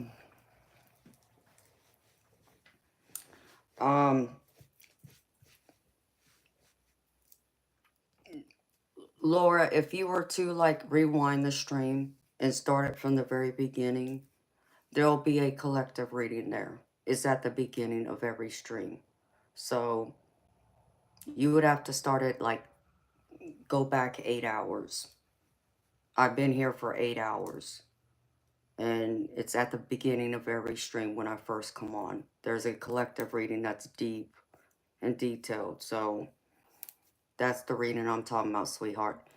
Everything else after is personal paid readings by people who pay me to read for them.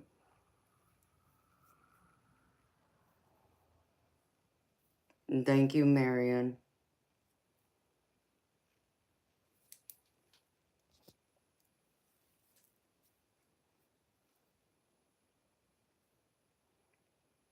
That's okay, Laura. Thank you for letting us know. Hi, Pat.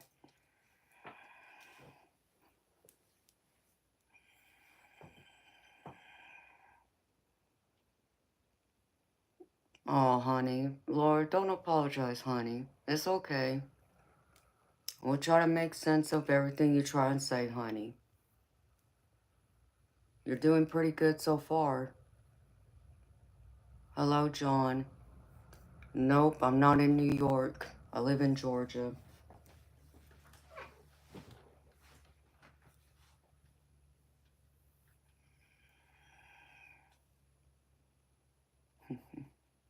Oh, thank you, Marion. Yeah, I need to get my nails done. They're way overdue, I should say.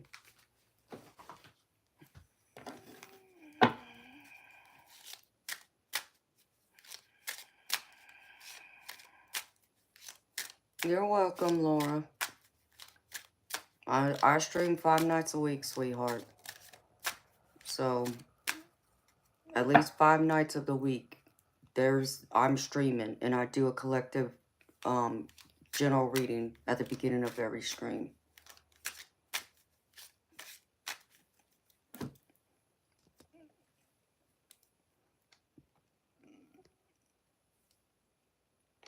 John D., do you mean, do I go through and, do one-on-one readings that's not streamed? Is that what you're asking me? Hi, Sean. How you doing, honey?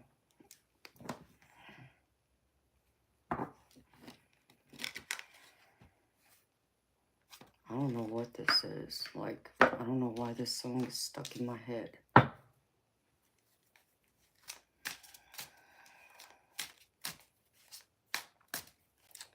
John, yes, I do personal, private, one-on-one readings that's not streamed. You would have to email me for those details, honey.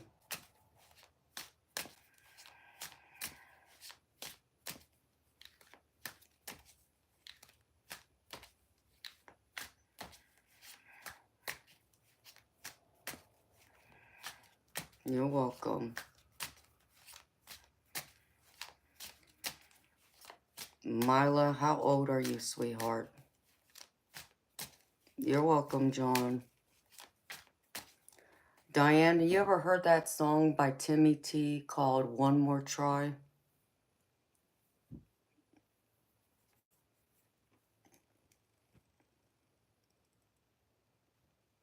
Wow. Who is this?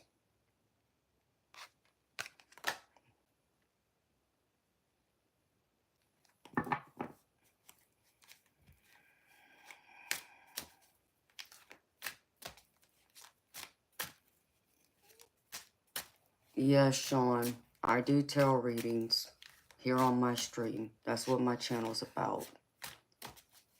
And then I do personal, private, one-on-one readings that aren't streamed.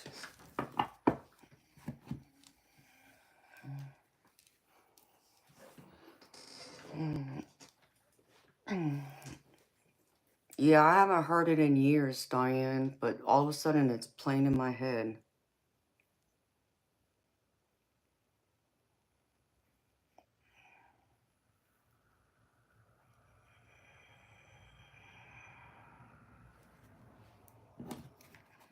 You're welcome, Sean. Before our tender years. If only. Wow. Someone said it was released in 1990. Man, do I feel old.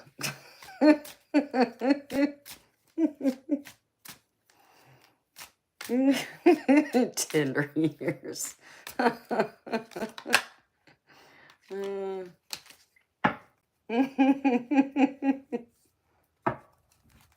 Hi, Clayton. How you doing, baby?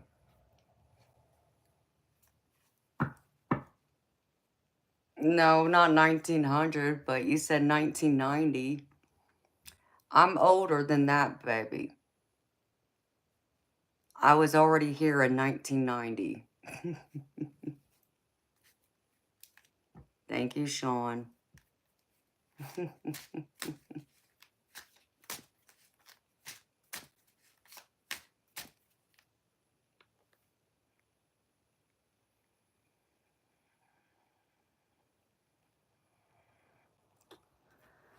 Oh, wow, Cure.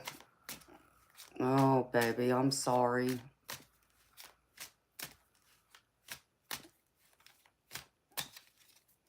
Uh-oh.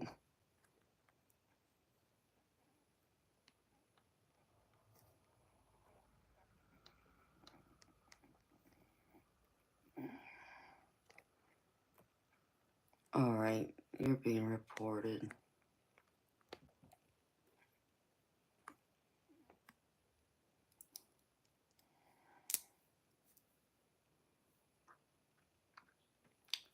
Well, hey, Clayton. Baby, I don't know what's happened. I'm sorry.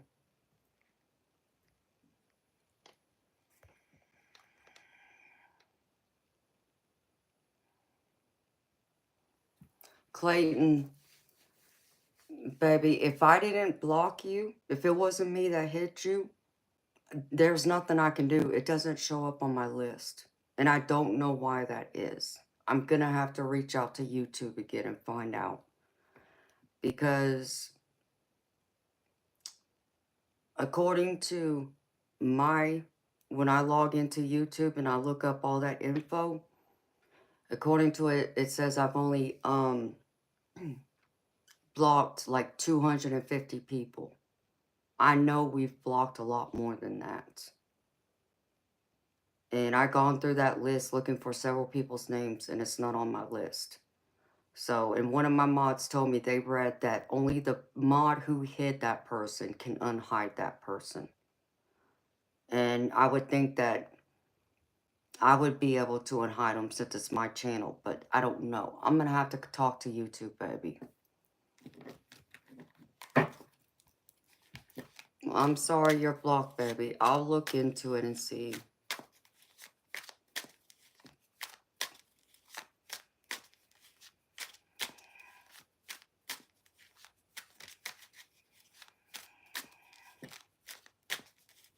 I'm sorry to hear that, baby. Well, John, thank you, baby. But yes, I'm older than that. I turned 44 last month.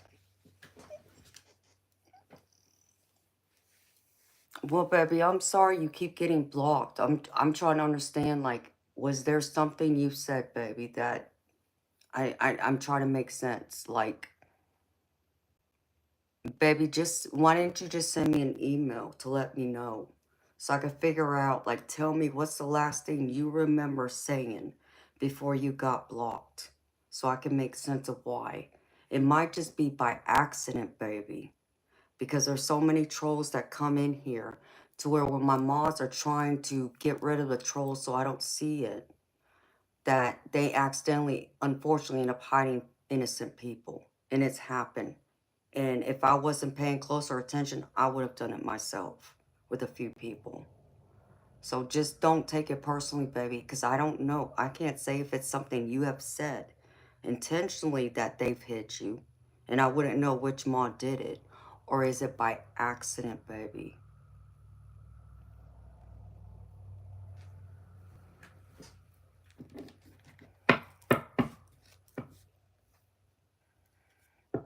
Hi, Luce. How you doing? Sean, yes, I'm psychic. Hi, him. I wish I was only 24. That'd be nice. Yeah, it could be any one of y'all that did it. Hi, Pickles. I'm good, honey. How you doing? 5 minutes ago, baby. What name did you come in here under if someone hit you 5 minutes ago?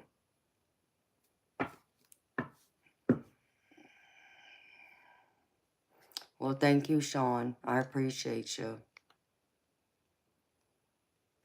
Thank you. It's very sweet.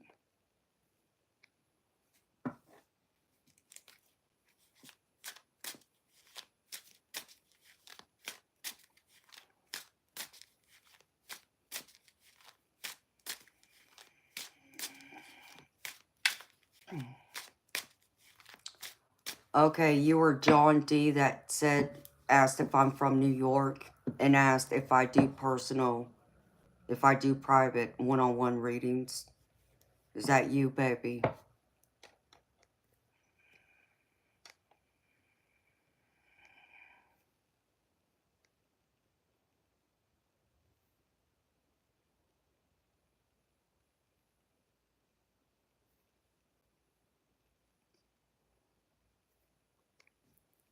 Hi, Pickles. No, baby, I'm not talking about you.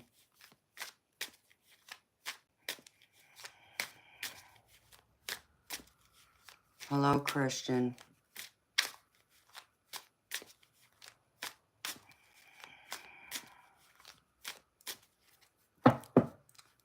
So you're John D is what you're saying.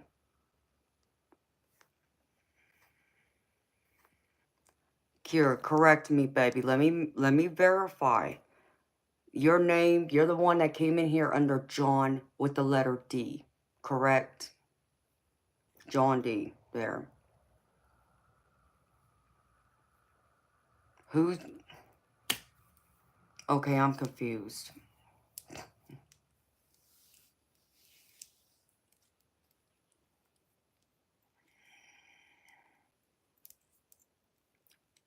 All right, Clayton. What name did you come in here under that you were saying was just hidden 5 minutes ago? Sorry, John D. There's some confusion here.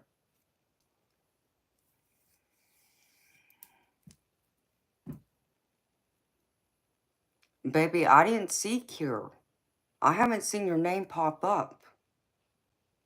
And I've been watching this chat. So it wasn't in here. Because I haven't seen you. I haven't seen your name, Cure, pop up. I know your name. If you had popped in here with that name, I already know who you are. But you come in here under a different name, I have no clue. Unless you tell me who you are.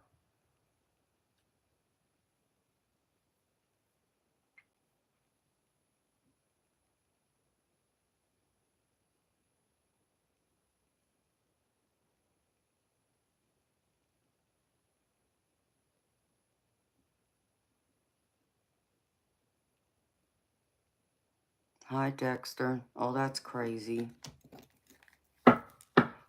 Oh, you found it? Okay. I'm confused. Like,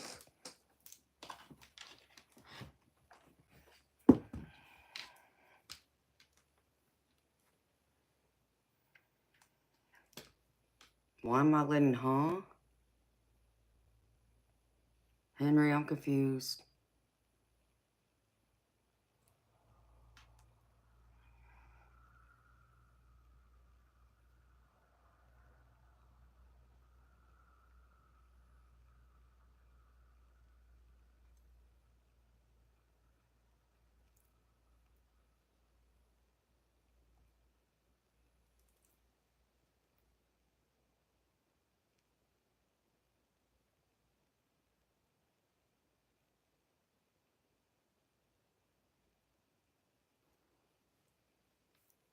Oh, okay, I see it.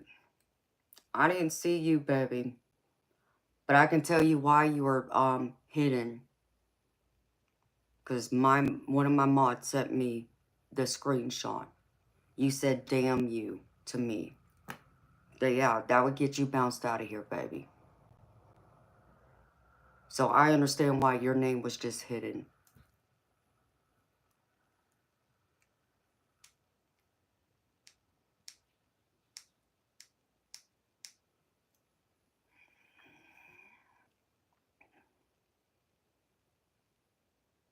Henry, I don't know what you're talking about, baby. When you say had or controlled my life.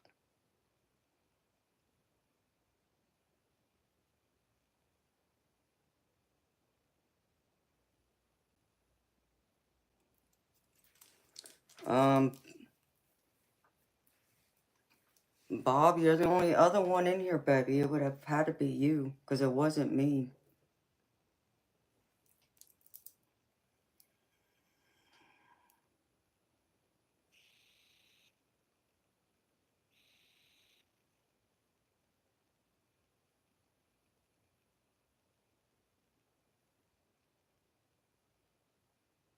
Because I see where you came in right above John D, where he asked if I do private readings. Like, I don't know how I missed that. Somebody must have deleted the message before I saw it.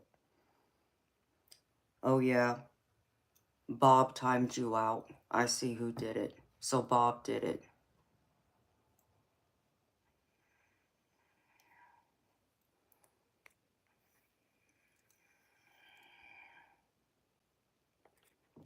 Baby, you just can't come in here and be that way. Okay, my mods don't play. You might be kidding around, but they don't know that because they don't know who you are. So you have to understand that, baby.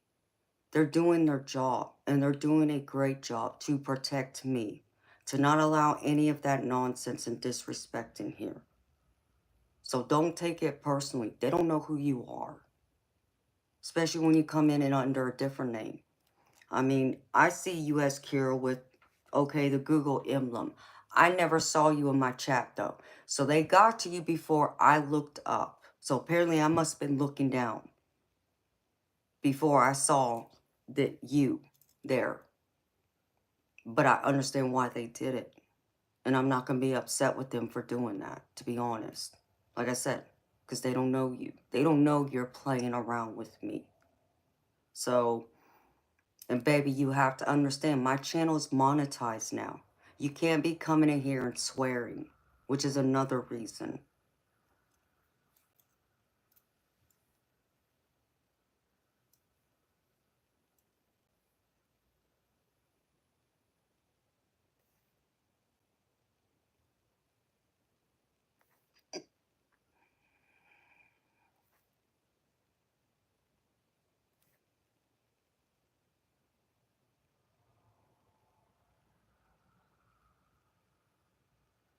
It's alright, baby. I appreciate it. I appreciate your apology. Just be mindful of that. Because they're going to be protective of me for more reasons than one.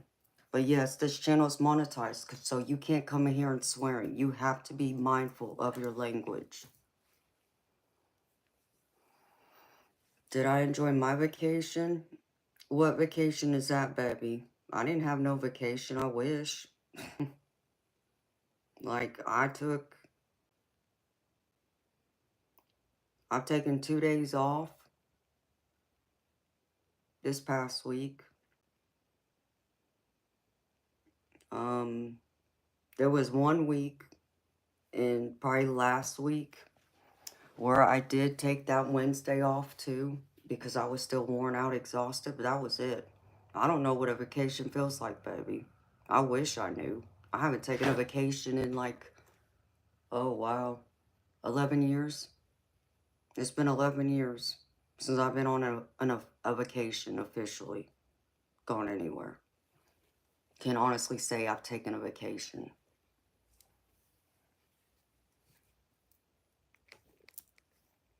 So I enjoyed my time catching up on my sleep. That's what I did.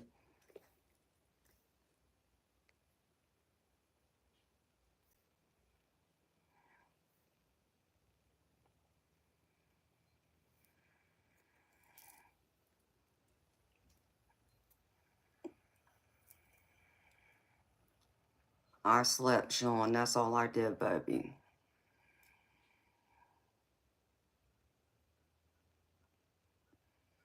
Yeah, that's all I did, baby, is take an extra day off. I needed the sleep. Hey, Diane. Hey, what did Henry say that I missed?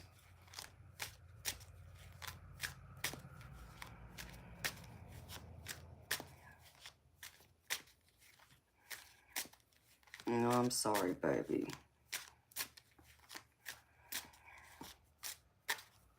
Yes, Sean, it's very good when I can catch it. But on the nights that I work, I don't sleep as good.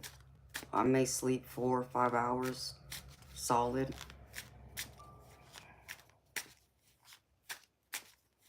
Before I end up waking up. But on my days off, I can sleep 10, 12 hours.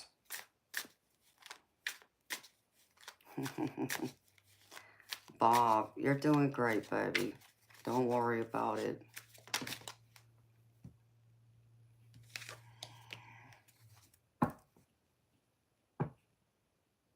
Henry was being delusional. Is that right? Okay.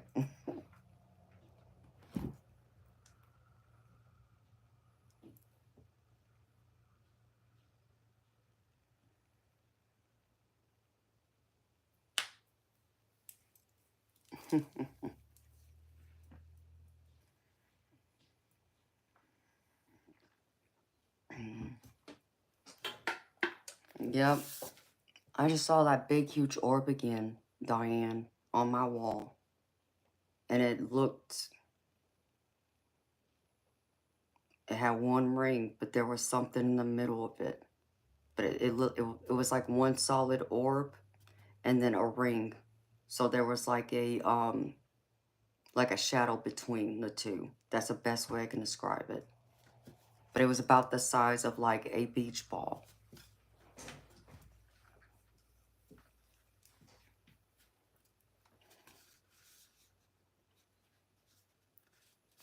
Yeah, I sleep that long, if not longer.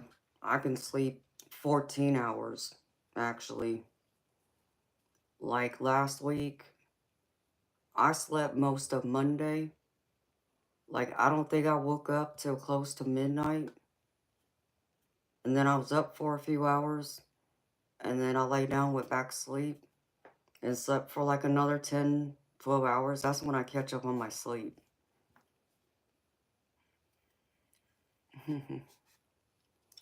Hi, Rekka Rex. How you doing, beautiful soul? Oh, thank you, honey.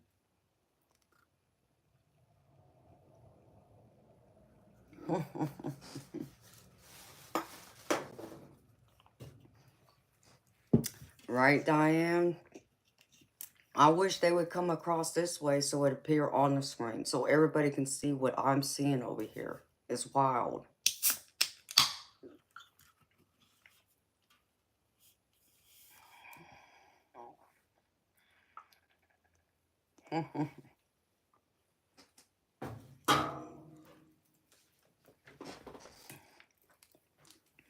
I mean, if you think of how many hours I stream some nights, my body needs that extra, 12, 14 hours of sleep. Okay, Kira, there you are, baby.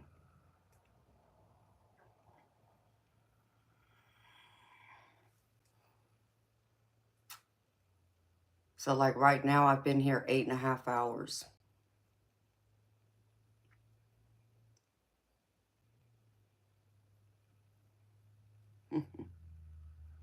It's good to see you, Rekka Rex. An orb is a spirit orb. So it's pretty much the energy of a spirit who was in the physical world here with us at one point in time. So think of a loved one, for an example, that's passed away. Or it can be even like an angel just passing through, or letting you know they're here, or a spirit guide. It's just, think of like a ghost, but us in the spiritual world call them, spirit.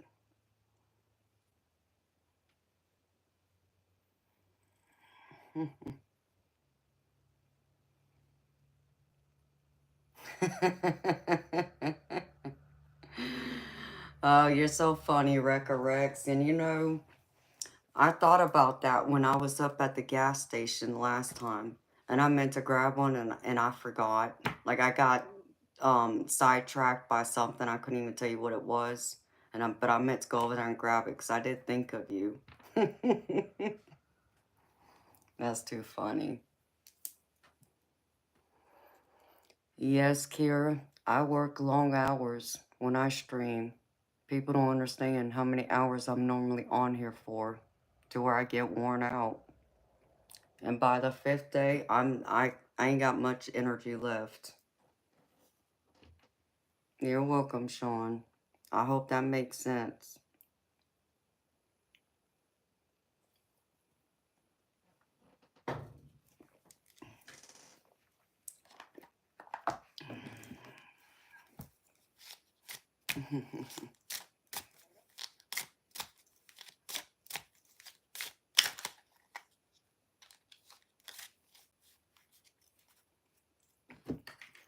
And that song is just playing over and over in my head.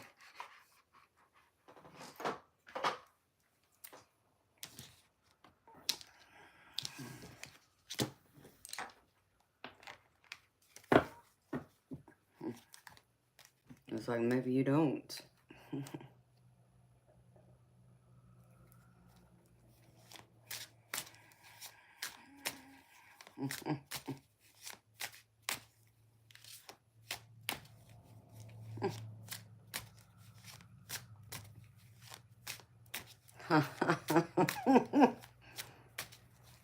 Yeah, I know what you mean, Bob, because she was talking about the witch's brew, or he. I know. You are normally on here. You catch me right when I start. And then I sometimes will catch you in the later mornings if I'm still here, like right now.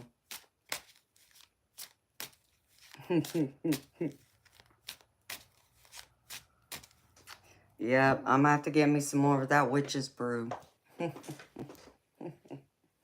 Too funny. So how you doing, beautiful soul?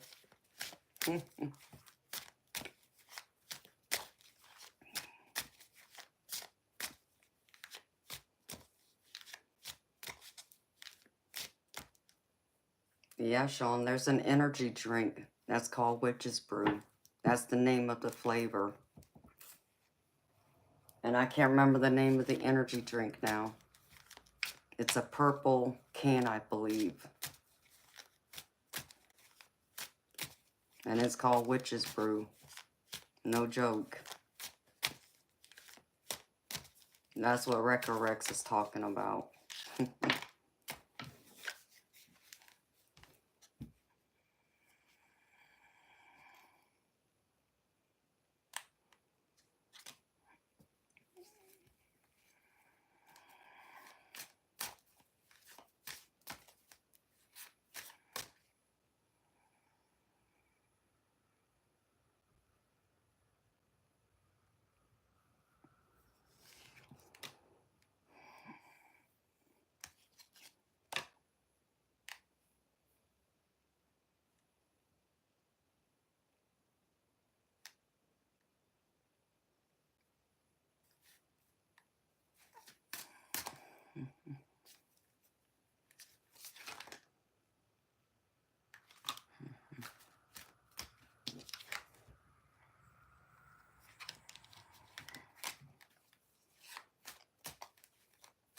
Well, beautiful people.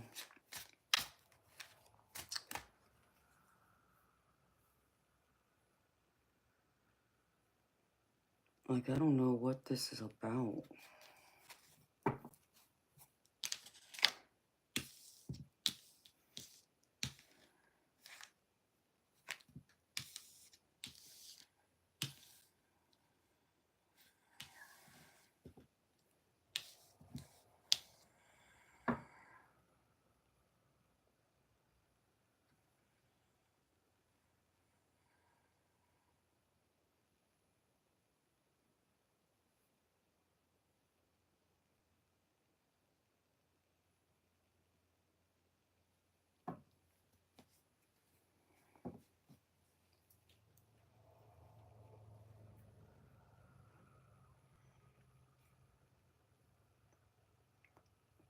Sean, yeah, sometimes I pick up psychic imprints, baby.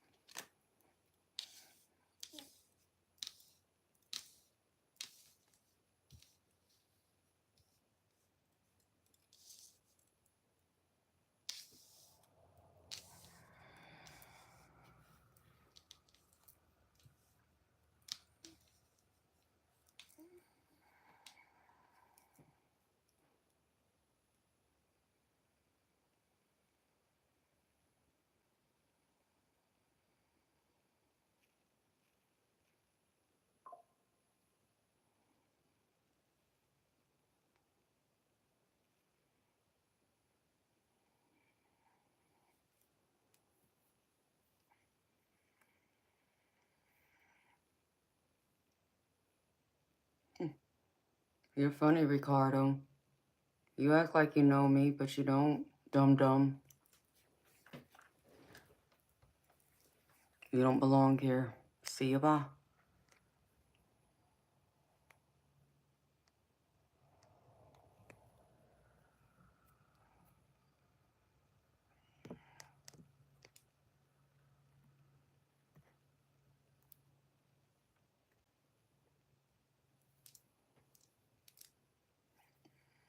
Hi, Angela. How you doing, sweetheart?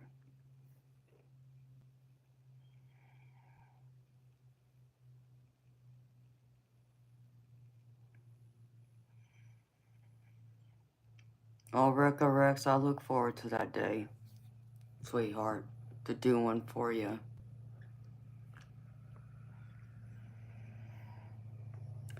John D, yes. My private readings is video. It's a video chat. Just how you see me on this screen right now, you would see me on the screen when I do a private reading. It would just be me and you, for an example.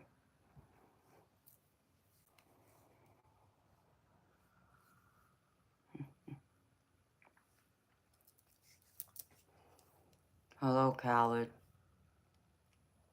Oh, Sean, you know, they like to come in here and stir up trouble, baby. That's just a troll and a hater. He's just mad because he don't stand a chance with me. That's his problem.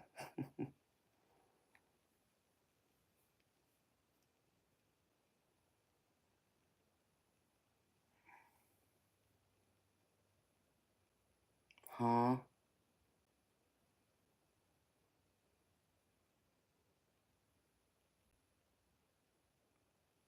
John, what the heck are you talking about?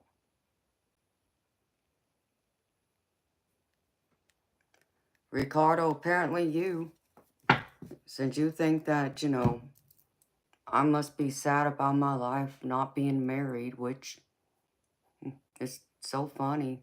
You act like you know so much about me. How do you know I'm not married? Would you explain that one to me? Just want to know. Since you want to come here and make assumptions about me.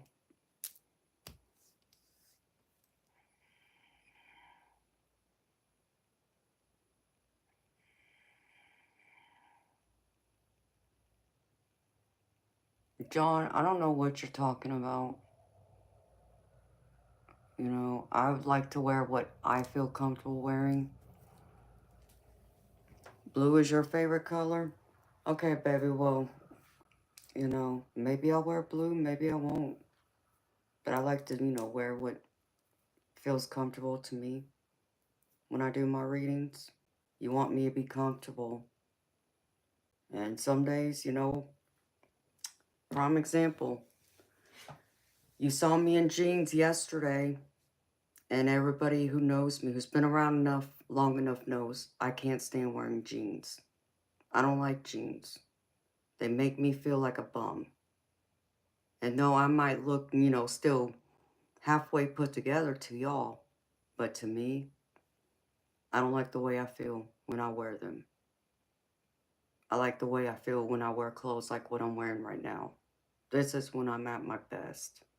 My jeans, I just feel like a bum. I don't feel like I'm at my best. And that would be a good giveaway that I may not be having a good day, or something's going on with me, or maybe I'm not feeling all that great. So,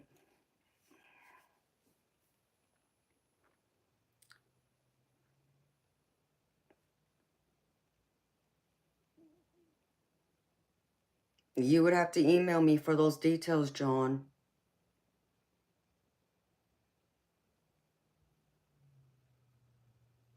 No, I don't like leggings either. I don't wear them. I wear skirts, I wear dresses, and I wear dress pants. But no, I don't wear leggings.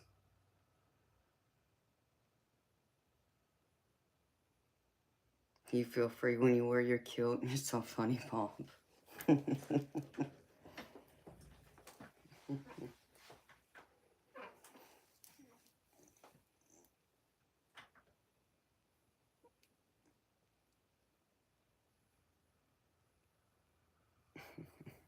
You make me laugh, baby. Are you gonna play an instrument for me too, Bob, when you wear your kilt? I actually did see that not that long ago. Where did I see that at?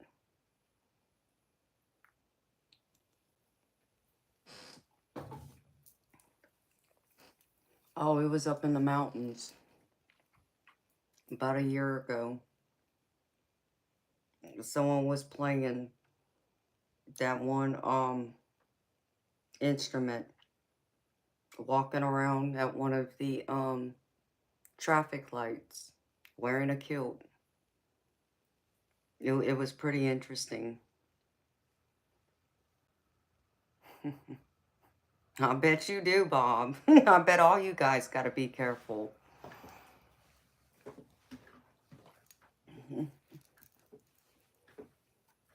I'm sure y'all probably have to wear some extra, how do we put that, undergarments. So, you know, things don't go flying around.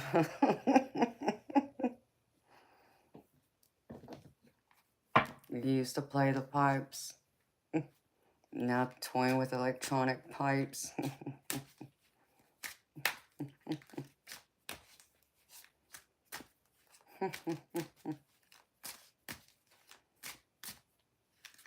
I'm just saying. It'd be interesting.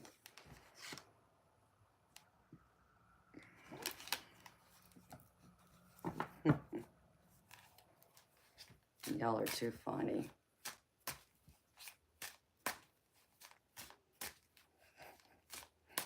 Is that right, Bob?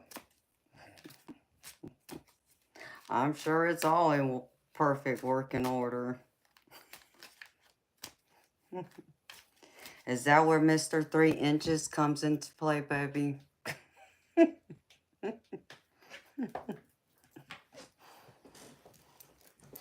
Because I was even wondering about that guy I saw walking by that was wearing his kilt, playing them pipes, and I was just wondering, if the wind blows, like, am I going to get mooned over there? That was the first thing I was thinking about.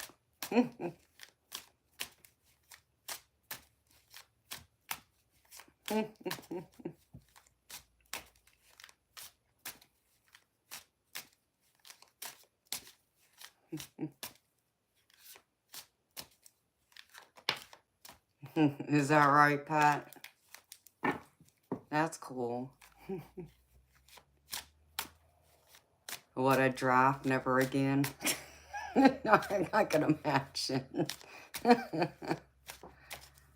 Good morning, Sergeant Curtis. How you doing, baby?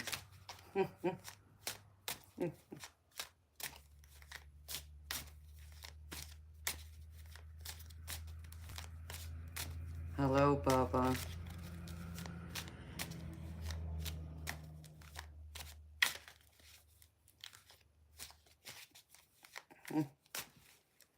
Good morning, Malik.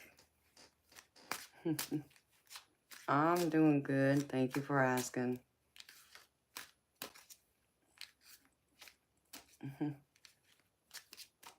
All right, Sean. Thank you. Same to you, baby. Sweet dreams. Good night. Yeah, I'll be heading to bed soon myself. It's 10 minutes to 7. Can't believe I'm still here. I don't know what happened to Lisa Cook. I was waiting for her and she didn't come back. I feel bad now.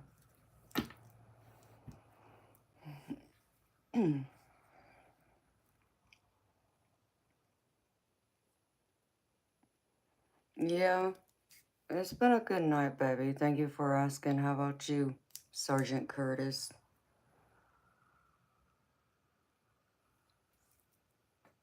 I was just sitting here trying to figure out why this doggone song started playing in my head out of nowhere. I thought the song was older than what it actually is, which is crazy to me. Because I just would have thought it came out in the 80s, but I guess it's right at the turn of the music starting to change. Because it sounded more 80s, but then starting into early 90s, they still had a little bit of that sound until they started changing things.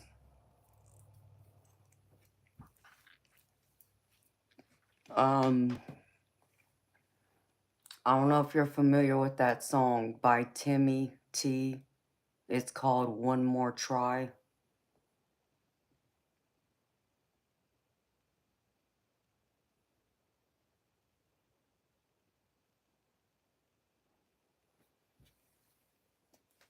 Oh, Rex. Well, I mean, I picked up a tarot deck when I was 15 years old. And I messed with it on and off for some years. But I don't think it was until 23, maybe, when I started really opening up to it a lot more. So I'm 44. Well, so we'll just say, 21 years, roughly.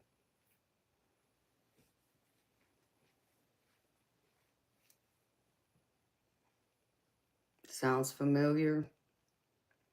Yeah, it's a love song, but it's one of those sad love songs. Like someone asking for a second chance kind of love song. I just can't make heads or tails of why. It's in my head.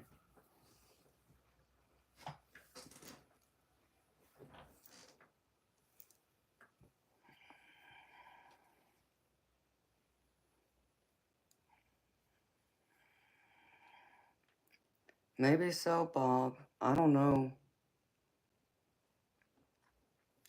I reckon some people can get impatient. Maybe they'll come back. We'll wait and see. I'm just wondering if maybe their phone died or their device died. You know, wait and see.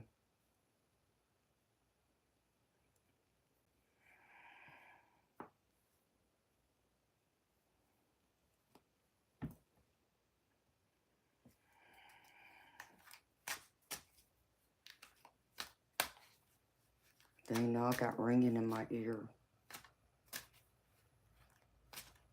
See, Spot Run. You're so funny, Bob.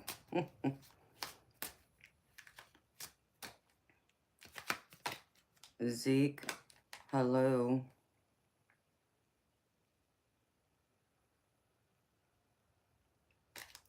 I don't know.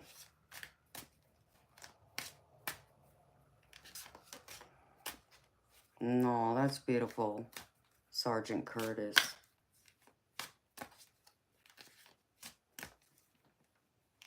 Yeah, the sun's coming out. Of course, it looks cloudy out there. Ooh, I just saw a bright spirit orb. It started shooting across, but then it disappeared.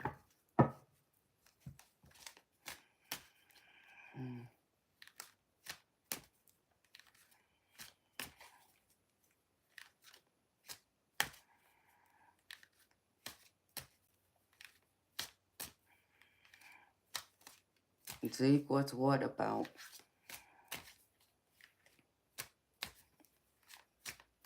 Dakota, who you talking to?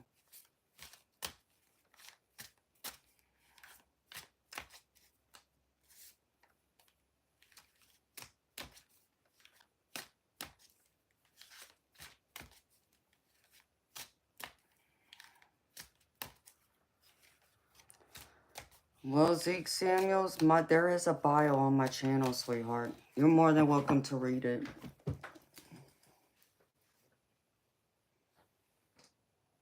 Yeah, it looks cloudy out there. It looks like it's gonna be raining again.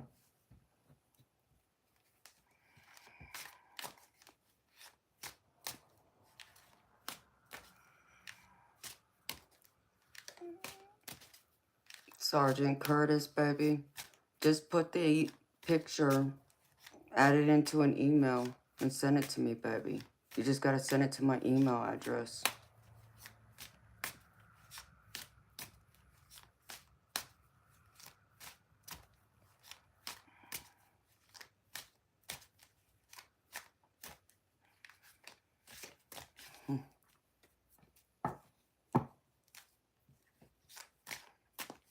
Recorrects.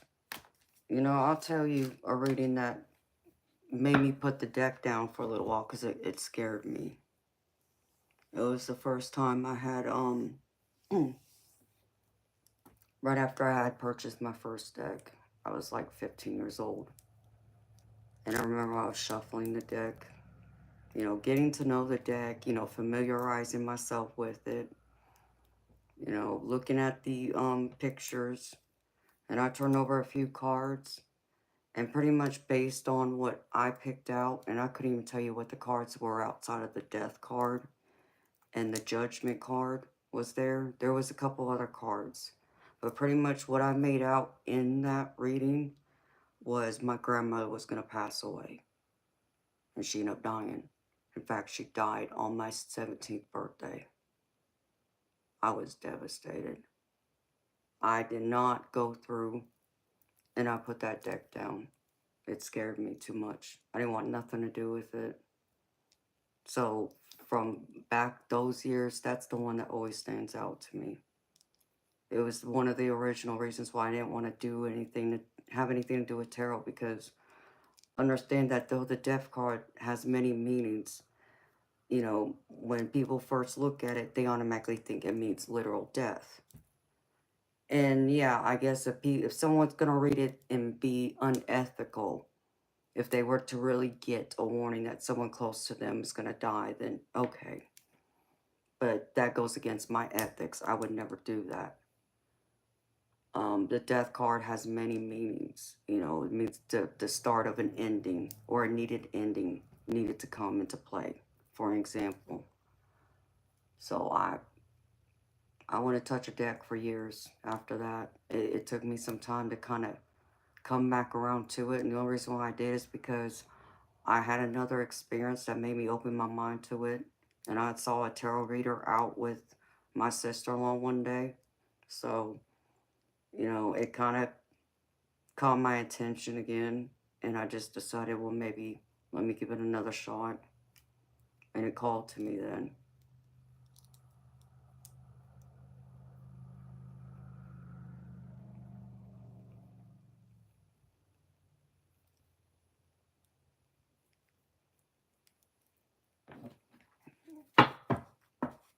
Well, Zeke, you know, if you can't spend any time reading up about me, then you don't need to be here. And that's shame on you, because you got a chat to read. So if you can't give me 5 minutes of your time to read about me, you're not worth the energy. That's how I put that. So you're doing me a favor by leaving. Thank you. Best luck to you. I think that's just rude and disrespectful, to be honest.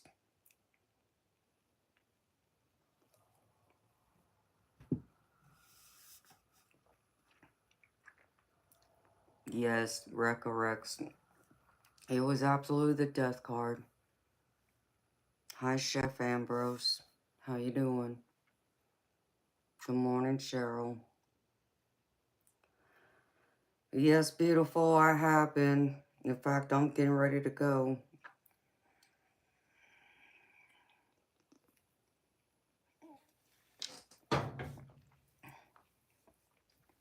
So I don't burn myself out. I don't need to burn myself out.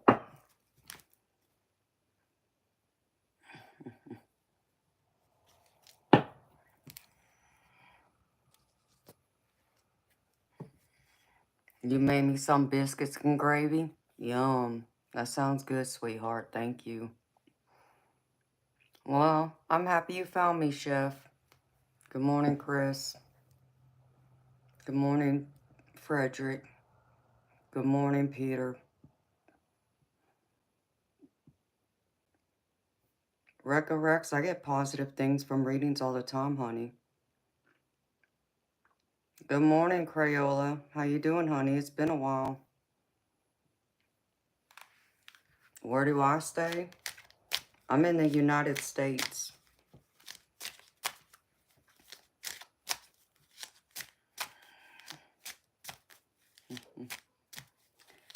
Good morning, Robert. Thank you, baby.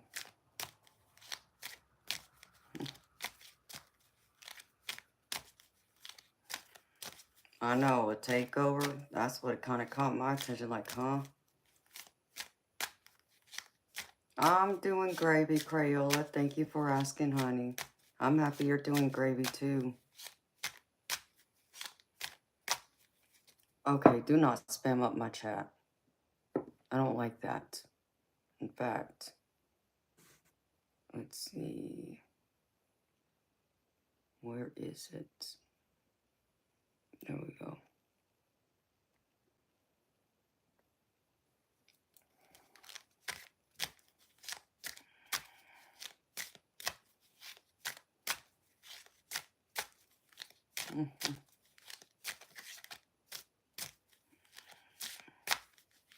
Oh, that's sweet of you, Chef.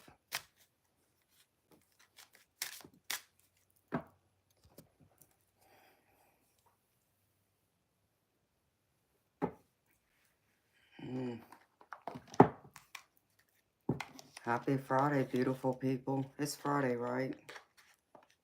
Right? Yeah, it's Friday. Oh, you can tell this has been a week. Because I'm already confused on what day of the week it is.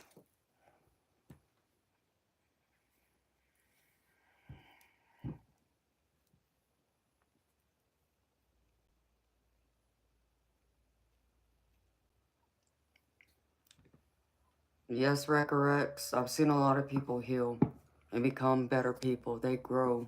They evolve. Yes, I have. In fact, one of them, I haven't seen her in a while because she's been busy with photography, but she would tell you that my readings have helped her a lot. And she's grown and evolved into a much better person than what she was when I first met her a year ago, almost. So yes, I have.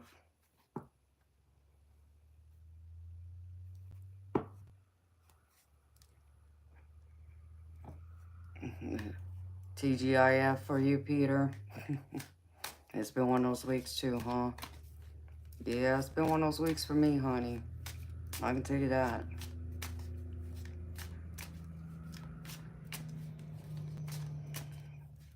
Chef Ambrose? What do you mean get in touch?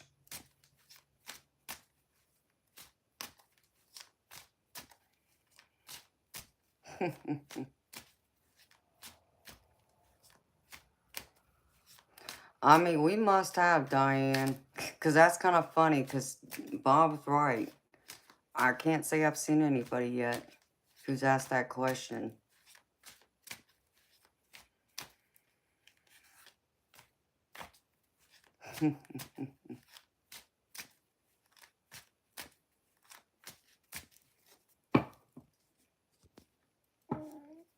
Beautiful Cheryl. Yes, I know you do, honey. Yes, you're one who's gotten a reading from me. My mod, Bob, is another one. Because she's in the Philippines, Bob.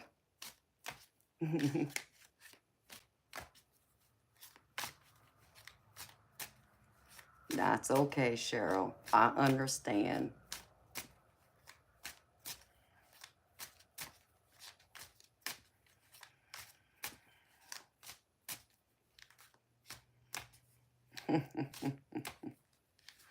Yes, Bob, she's in the Philippines.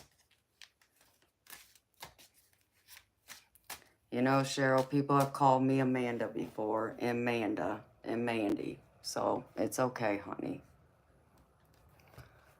Thank you, Juan. That's very sweet of you.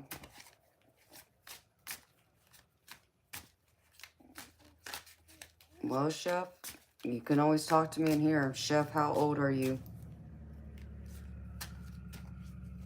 Loud truck. This is one of the reasons why I don't carry stream during the day, because of all the traffic now that goes by my house. And I hear it.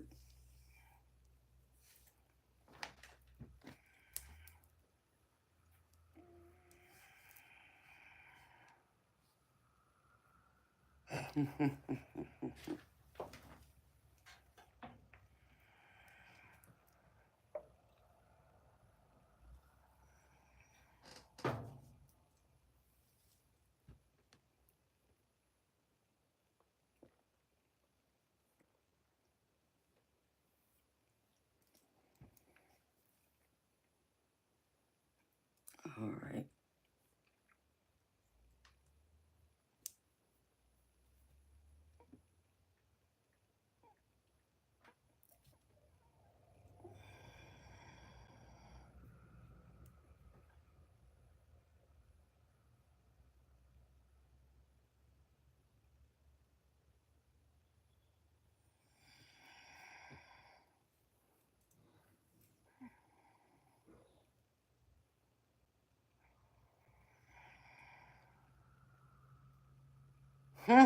Now that's funny, Bob.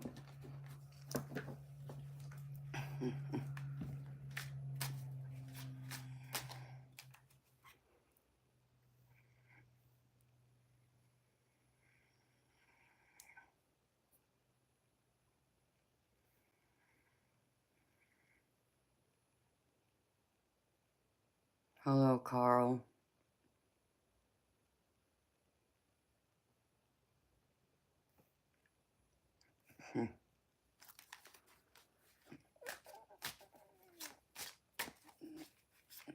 Chef, why can't you answer the questions? Like, how old are you?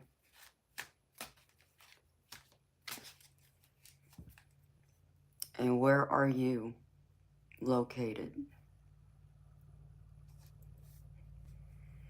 No, that's Bob. Now you're being funny.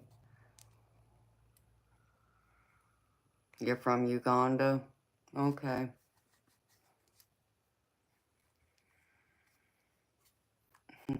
Hello, Tina. Oh, thank you, honey. That's very sweet of you.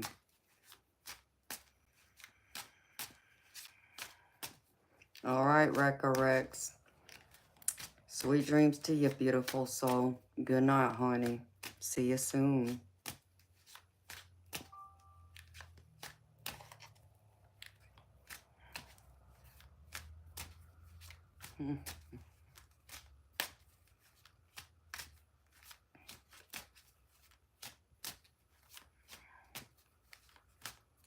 Hello, Baren, Johannes. My readings are $30 US, honey. If you want a personal reading from me, it's $30 US.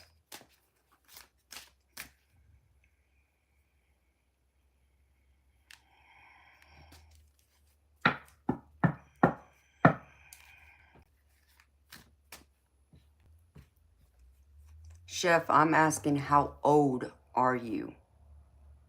And if you can't answer that question, you don't need to be sending me no emails. You don't need to be talking to me. And if you can't tell me where you're located, you know, other than you're in Uganda, like, what else do you want? You know, I don't have time for the nonsense. I'm too old for that.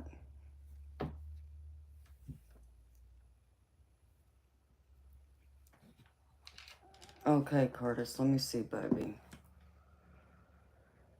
Oh, my goodness.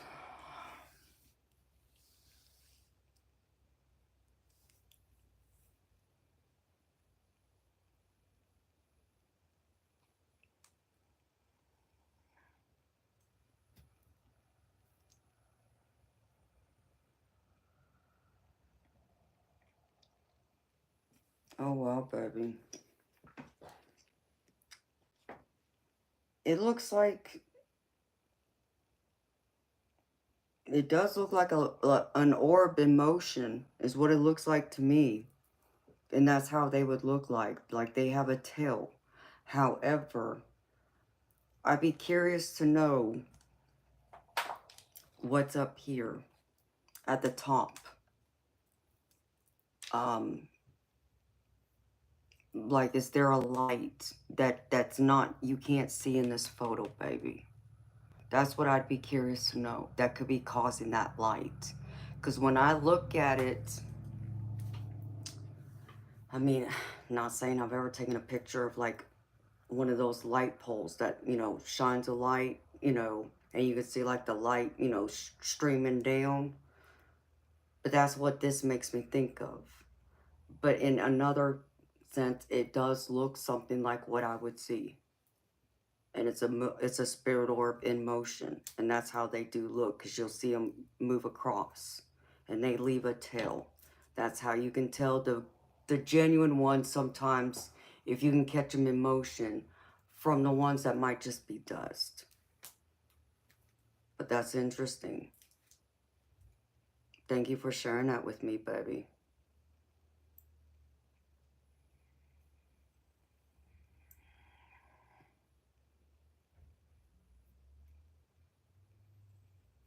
Do you mind if I share this with a couple people?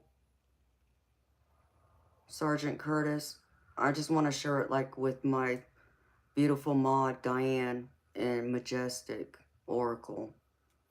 Just to get their insight. Thank you, baby.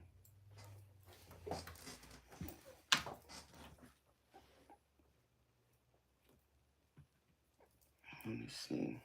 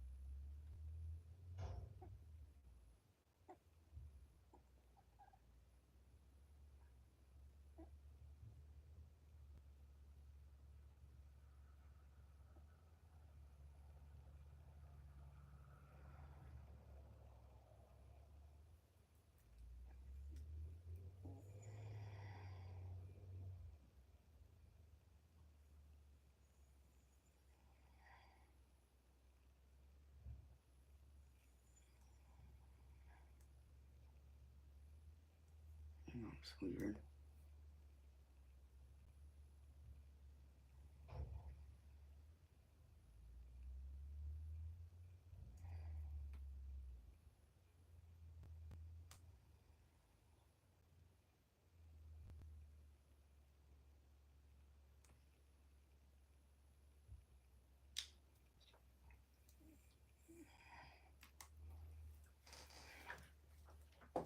Hey, Diane, I sent it so you can look at it, beautiful. Well, thank you, baby. I know there's a couple other people I can share it with that I'd be curious about their opinion. But does it look like a spirit orb to me? A genuine, real one in motion? Yes. Is it something like what I've seen before? Yes. When they move like that, that's how they appear.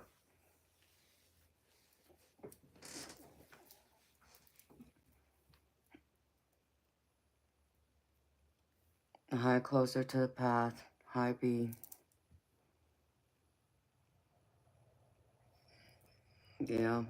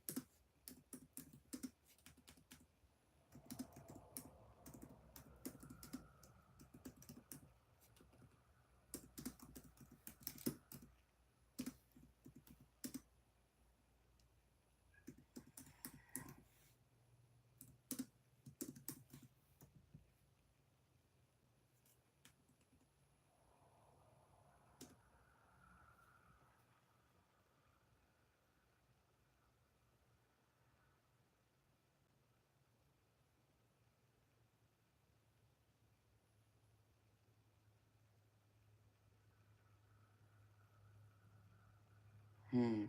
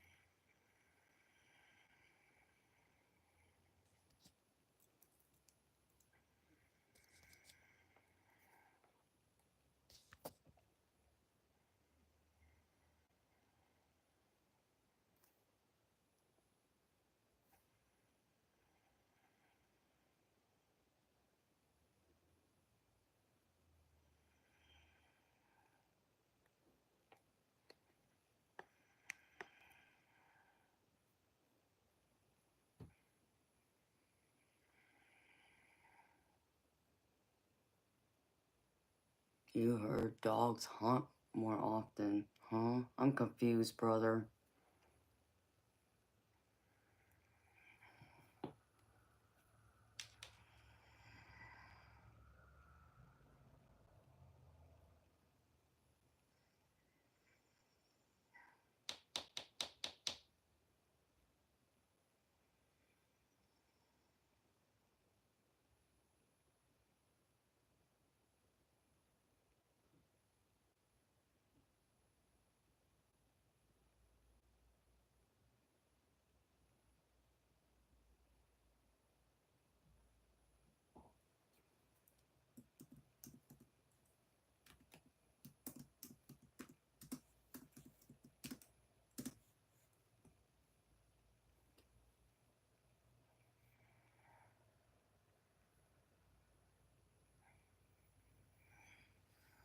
I don't know.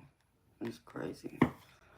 I know, baby. We'll look at it over the next coming days, Sergeant Curtis, and I'll let you know, baby, what our thoughts are on it. I just gotta look at it a lot closer. And I'd have to do it when I've had some more sleep, baby. But it's interesting. I know me and my mods will really look at it, baby, and give you our thoughts.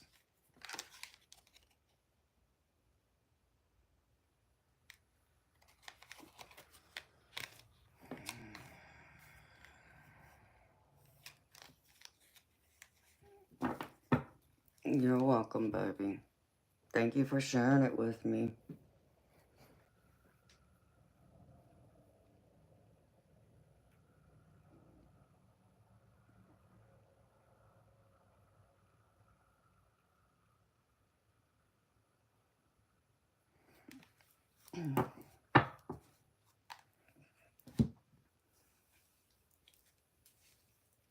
Well, baby.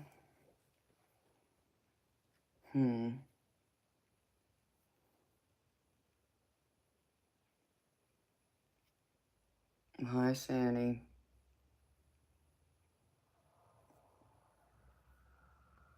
I'm thinking it's probably time to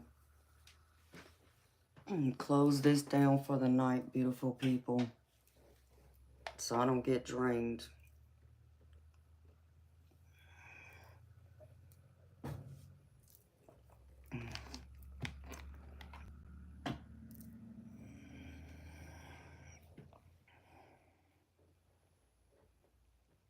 Oh, baby, if you find them, please send them to me. I'd be more than interested in looking at them, baby.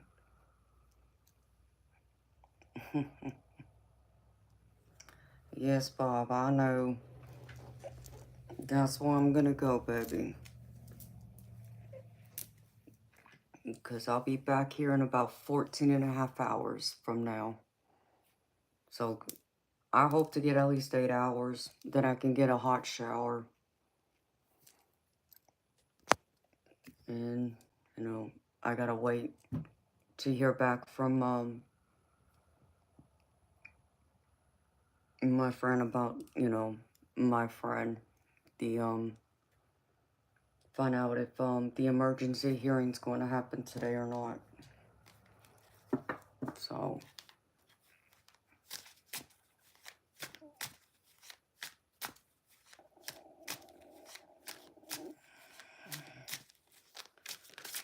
So beautiful people, I'm gonna go ahead and shut it down so I can get some sleep, beautiful people.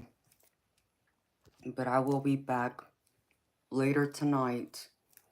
And like I said, about 14 and a half hours. I'll be back tonight at 10 p.m. Eastern for another edition of Insomnia Maniacs Tarot. So until then, beautiful people, I wish y'all a wonderful, beautiful, blessed day and a happy Friday. Take care, beautiful people. Night. Bye.